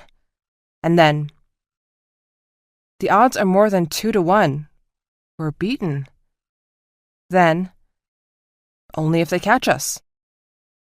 He remembered one of his old high school history teachers talking about the decision to flee old Earth during the 3rd plague. "Sometimes," he had told the board class, "the right decision at the time is the difference between salvation and utter catastrophe." Then he had peered at them through his rheumy eyes. "Most of you will never be faced with making such a decision, and for that you will be fortunate. But if you are, pray to the gods you get it right." "Gods of our mothers, help me now," he thought. "Nina, do we have a line into the Port Authority?" She looked at him, barely able to understand his question in the midst of her grief.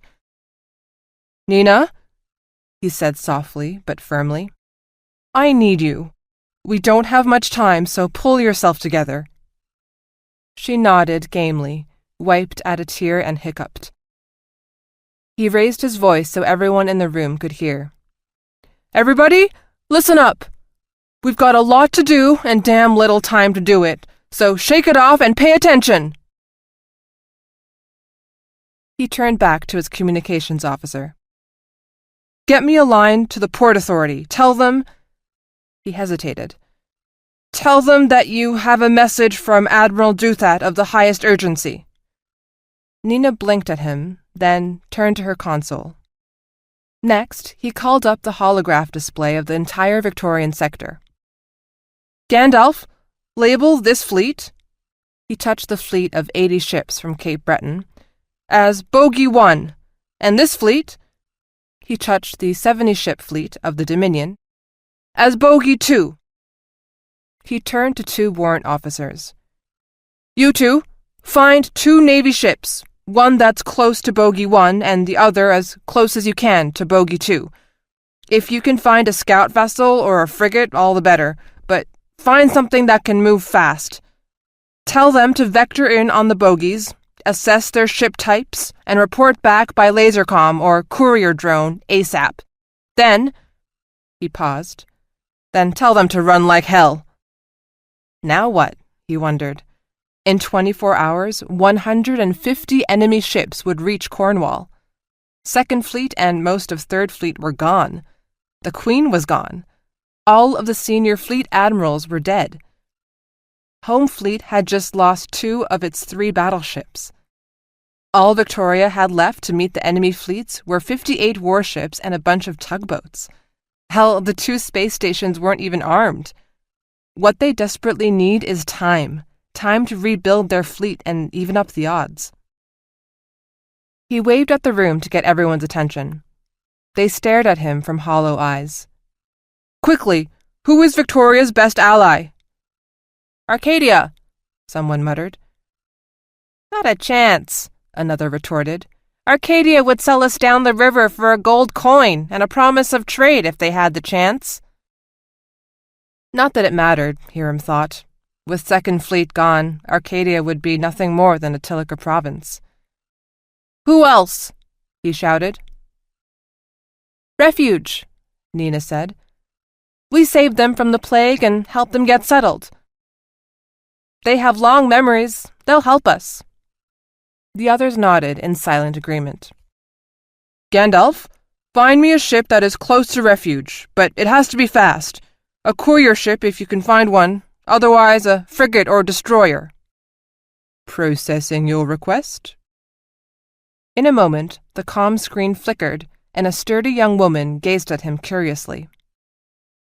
This is Captain Newworth of the frigate Matterhorn. What is this about? Is your ship fueled and provisioned, Captain? He asked her. She nodded. We just topped off before leaving Christchurch. Hiram took a breath. Is she fast, the Matterhorn? Very fast? Newworth's brow wrinkled into a line. Then she grinned like a little girl. She's a refitted Clipper-class frigate with 4 new Royce antimatter injectors. She is one very fast bitch, Lieutenant.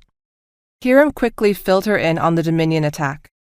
I have been instructed by Admiral Duthat to give you the following orders. He lied calmly. Then he told her what he wanted her to do. She stared at him. That's the craziest thing I've ever heard. Hiram nodded. We're hoping the Dominion will think so too.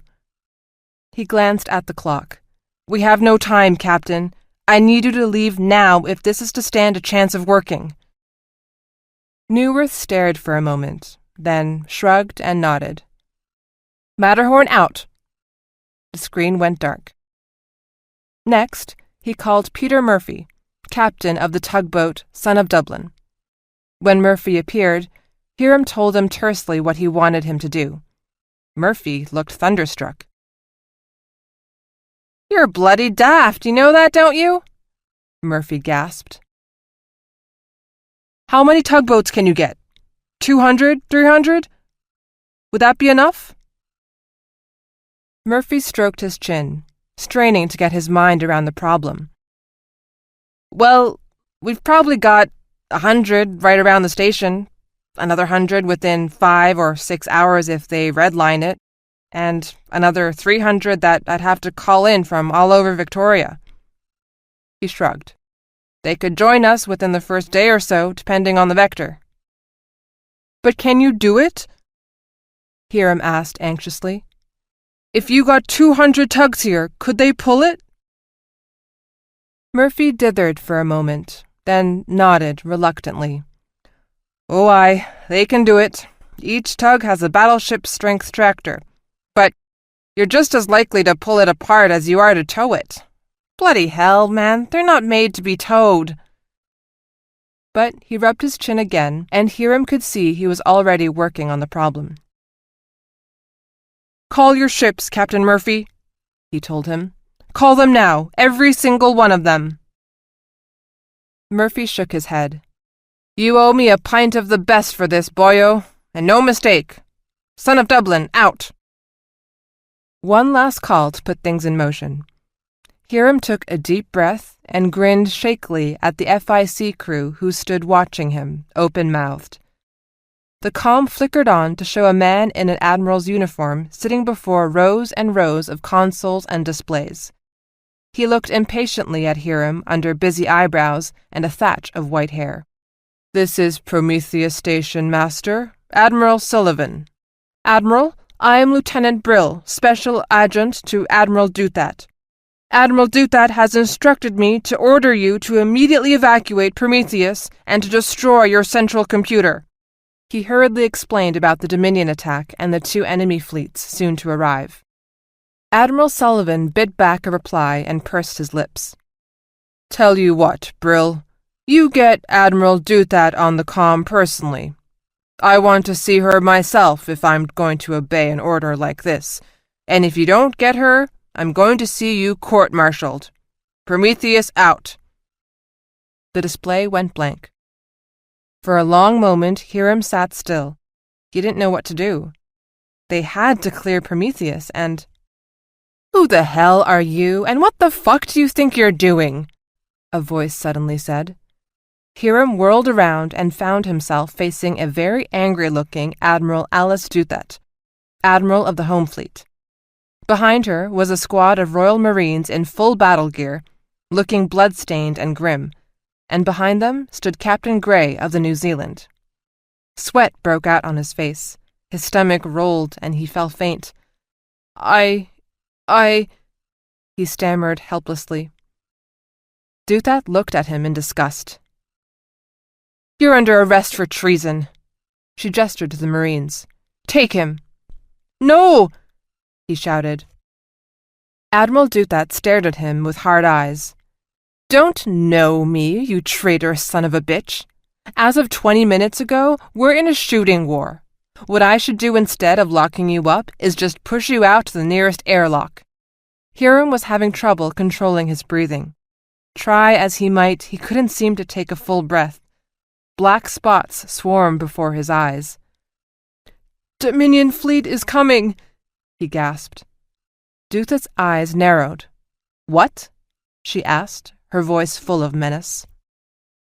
"Coup de main," he croaked. "Queen is dead. 2 Dominion fleets will be here in 24 hours. "The Queen is dead, and I think you had something to do with it," Duthat snarled. "I just caught you red-handed ordering the evacuation of one of our most important space stations using my name.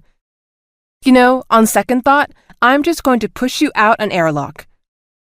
"The Queen is not dead," a voice interrupted. 4 men in the blue livery of the Royal Armsmen crowded into the room, looking at everyone with hard eyes. Each carried a sonic blaster, held, ready to fire. For a moment, everyone froze. Then, as one looked to the figure in the doorway. "You are mistaken, Admiral," said Anne Radcliffe Mendoza Churchill, eldest daughter of the late Queen Beatrice. Beside her stood a grim-faced Sir Henry Truscott. Anne's eyes were red-rimmed but dry. She had grieved privately for her mother's death. Now her weeping was done. "Your queen is alive and standing before you. With the death of my mother, I am now Queen of Victoria." Chapter 42. Space Station Atlas. "Admiral, we have been most grievously attacked. You are the senior surviving admiral of the fleet. Why are you wasting your time here instead of coordinating the defense of Victoria?" Queen Anne asked sternly. Admiral Duthat struggled to recover her composure. "Princess, Your Highness," she managed, "this man just attempted to evacuate the Prometheus space station using my name as authority. This implicates him in the attack that just destroyed 2 of our battleships." The new queen turned and studied Hiram Brill, who was gasping for breath and struggling not to be violently sick to his stomach. "What is your name?" she demanded. "Lieutenant Hiram Brill, Fleet Intelligence," he gasped. "I am an aide to Rear Admiral Tehan." "Rear Admiral Tehan is dead," Queen Anne said evenly, "killed in the attack on the palace." Then her brows furrowed as she searched her memory. "Brill, you wrote the report predicting an attack by the Teleka on Arcadian shipping." Hiram nodded, astonished that she would even know of the report, let alone the fact that he wrote it. Queen Anne turned on Admiral Duthat. "Had we paid proper attention to this man's report months ago, perhaps we would not be here today, Admiral." "Do you really want to arrest one of your more insightful intelligence officers, or would you be willing to listen to what he has to say before you?" She pursed her lips. "Push him out of the nearest airlock?" You don't get to be an admiral without learning about political realities. Admiral Duthat's political reality was staring her in the face in the form of the 20-year-old queen, who would be the major figure in Victorian government for the rest of Admiral Duthat's career. With a conscious effort, she let the anger drain out of her, saving enough to give Brill a very hard look. "Make it good, Brill."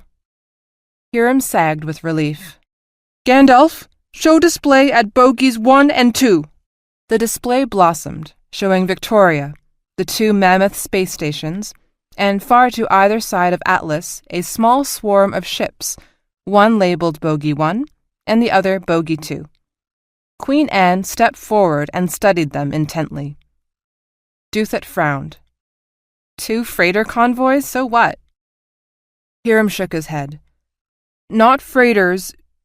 If I'm right, those are 2 Dominion invasion fleets trying to pass themselves off as freighters, and they'll be here in less than 24 hours. Duthat glowered at him. "This is bullshit, Brill. The Dominion doesn't have that many ships. How many are there? 130? 150, Hiram corrected, earning him another glare. "And we have only the first fleet, 3 battle groups totaling 60 ships. 58 now," he corrected himself. "The Dominion does not have that many ships," the Admiral repeated sternly. Hiram felt a flutter in his stomach, ignored it, and forced himself to stare back at Admiral Duthat. "Admiral, it makes no sense for those freighters to fire on our battleships and to attack the palace unless there was going to be a follow-on strike of massive proportions. We've got 2 large fleets coming in, one from Cape Breton and one directly from the Dominion. Anyway, we know the Dominion was involved in the attack that destroyed Second Fleet." "Second Fleet?" Alice Duthat had gone pale. "What are you talking about?" Belatedly, Hiram realized that no one outside of the intelligence center had heard the message from Body Bertha. "Gandalf, play the message from Captain Ziska." Captain Ziska's somber face appeared, and once more told his story of desperation and death. "What does this mean?" asked Queen Anne once the message had ended. "It means that Brill is probably right," Duthat replied grimly. "Second Fleet is gone, and Third Fleet with it. The Tilica, the Dominion, and Cape Breton are somehow working together. These 2 convoys are really invasion fleets, so Home Fleet is outnumbered more than 2 to 1, and most of our admirals died in the attack on the palace." She smiled thinly. "The only reason I wasn't there as well is because Sir Henry wanted me here to escort you to one of my ships for safekeeping." "But can you stop them?" the Queen demanded. "Can you protect Cornwall?"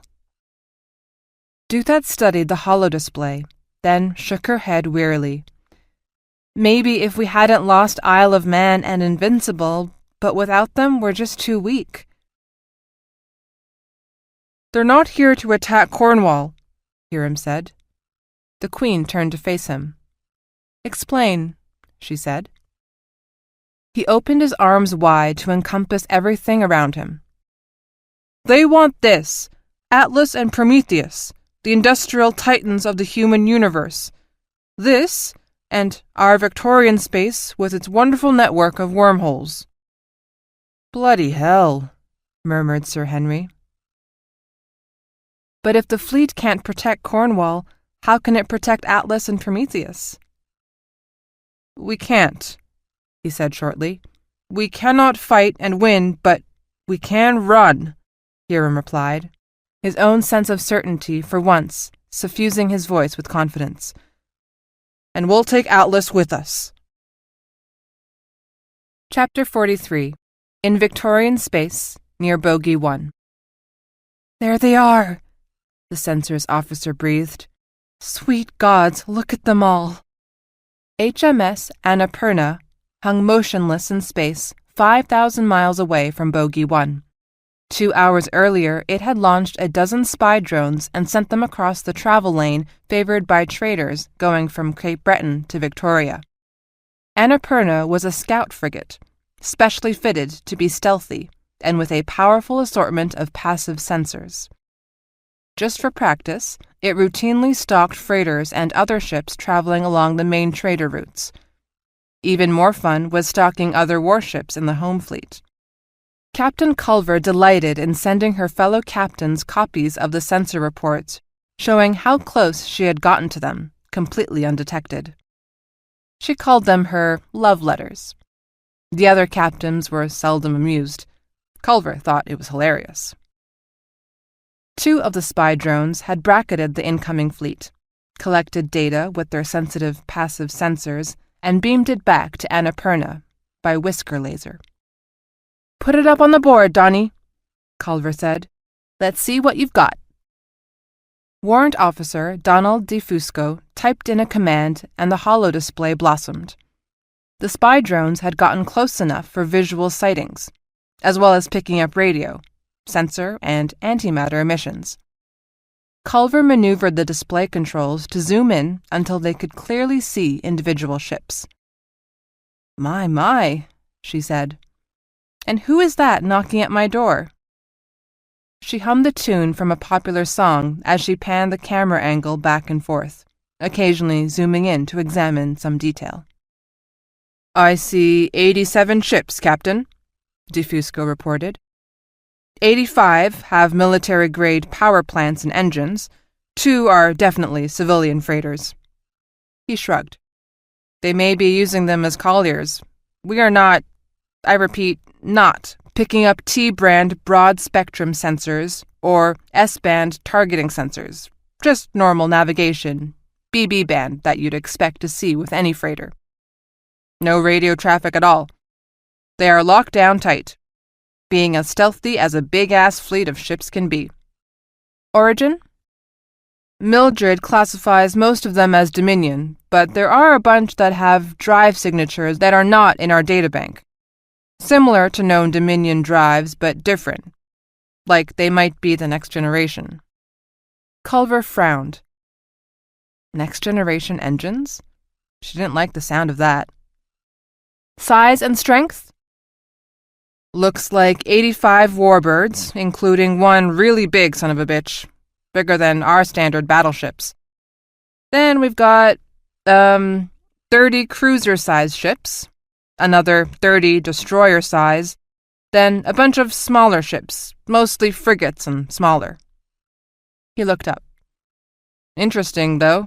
Near the back of the fleet, there are 2 large ships, but I can't figure out what they are." He spun the aiming device, then zoomed in on 2 ships that looked like 2 large ovals. Culver frowned. The 2 ships did not appear to have any significant offensive weapons unless they were hidden in the hull. There were several rows of short, stubby weapons that she guessed were for anti-missile defense. Colliers? They were much bigger than any colliers she had ever seen. She zoomed in further. There were dozens of radio dishes spotted along the top of each ship, more than any collier would need. She mentally shrugged. Let the boffins back at Atlas have a go at it. "Close down the drones and let's back out of here, quiet and slow," she told her deck crew. "Julianne, do we have a clean shot for the comm laser back to Atlas?"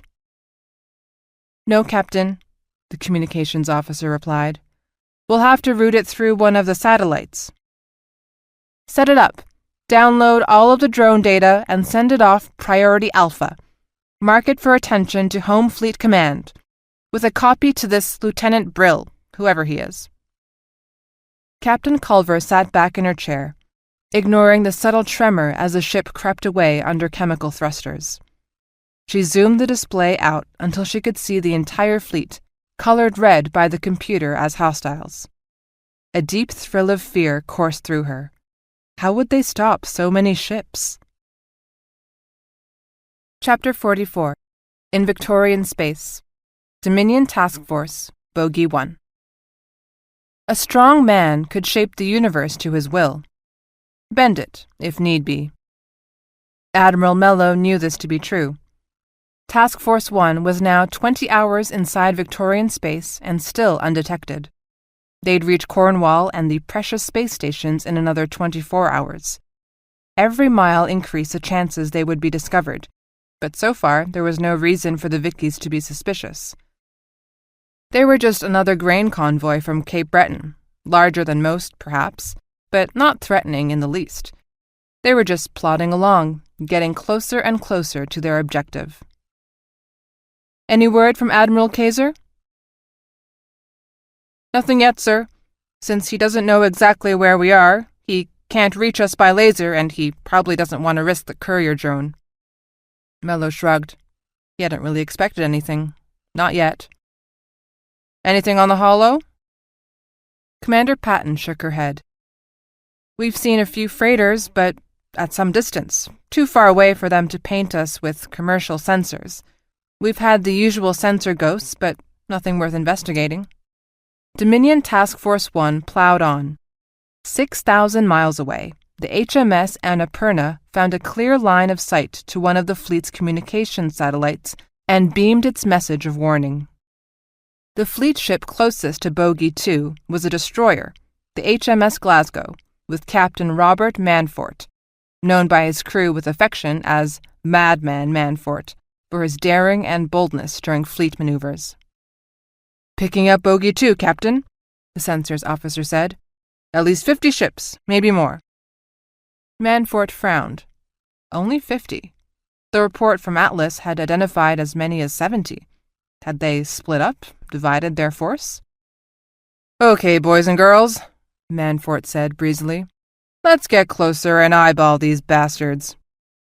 Pilot, set course for convergence, then kill the engines and we'll coast right by them." He smiled wolfishly. "Close enough to tickle them as we go by." 2 hours later, the Glasgow was less than 1,000 miles away, coming in from a wide angle so that it would cross under the Dominion fleet. Its passive sensors recorded everything. On board the Dominion ship Fortitude, Admiral Kaiser watched the holodisplay with growing incredulity. He had a globe of 20 ships coasting in parallel with the rest of Attack Force 2, acting as a perimeter guard. They had picked up the Vicky destroyer 20 minutes ago and had been plotting its course since then. For a while, Admiral Kaiser had hoped that by simply ignoring the destroyer, they could bluff their way through. The Dominion had notified the Victorian Port Authority that it was sending another fleet to reinforce its ship in Tilica space, and Kaiser had hoped to hide in plain sight. He sighed. The Vickies were either just curious or they were onto something. No matter. "No radio missions from the Vicky destroyer?" "Nothing yet, Admiral. Still coming in silent." Kaiser nodded in satisfaction. The destroyer had not radioed a warning. No doubt the captain intended to fly right past the Dominion attack force and then to report back to Victoria, covering himself in glory in the process. All balls and no brain, he thought, a common failing of Victorian fleet captains. "Very well then, execute rabbit snare on my command. Make sure the frigates and destroyers watch for the code Omega drone. It must not escape. Execute." On command, 20 Dominion cruisers fired every laser battery they had at the hapless Glasgow. Dozens upon dozens of 1-inch, 3-inch, and 5-inch laser beams smashed the hull of the Victorian destroyer, spearing deep into the inner compartments, blowing apart everything in their path. The Glasgow promptly disintegrated. Incredibly, 2 Code Omega drones burst from the growing cloud of debris, only to be shot down by the Dominion frigates and destroyers that had been waiting for them. Admiral Kaiser looked at the clock. 23 more hours to go. "Carry on," he ordered. Chapter 45. In Victorian Space. Space Station Atlas. The man stood in the doorway of the Fleet Intelligence Center, his way barred by the Queen's bodyguards. "And you are?" asked Admiral Duthat impatiently. "I'm Opinski, in charge of plant maintenance for Atlas," he said, seemingly not fazed by the Admiral, the guards, or the fact that a woman who looked suspiciously like Princess Anne was standing there with a bemused look on her face. He gestured toward Hiram Brill. "Hiram asked me to get up here right away." He shrugged. "So I came." "It's okay," Hiram said hastily. "I asked him to come. We need him if we're going to move Atlas." Max, he said to Opinski, Peter Murphy is bringing in all the tugs he can get hold of, maybe 200. We're going to move the Atlas station out of orbit and tow it to refuge. At that, Admiral Duthat and Captain Gray both looked at him in astonishment. Queen Anne tilted her head, considering, and stole a glance to Sir Henry. Sir Henry frowned. Big job, Opinski said stolidly. Murphy says if we try to tow the space station, we'll tear it apart. Opinski glowered. Murphy is a thick-headed Irishman whose idea of a big engineering job is opening a bottle of beer. And at that, only if he can find the top of the bottle. He knows less than nothing about this station. This old girl's got a series of strong points on each outer ring. If there is a major disaster, like a fire, or if one of them damn fool Navy drivers smacks a ring with a battleship, we can unhook the entire section and tow it out, then replace it with the prefab section.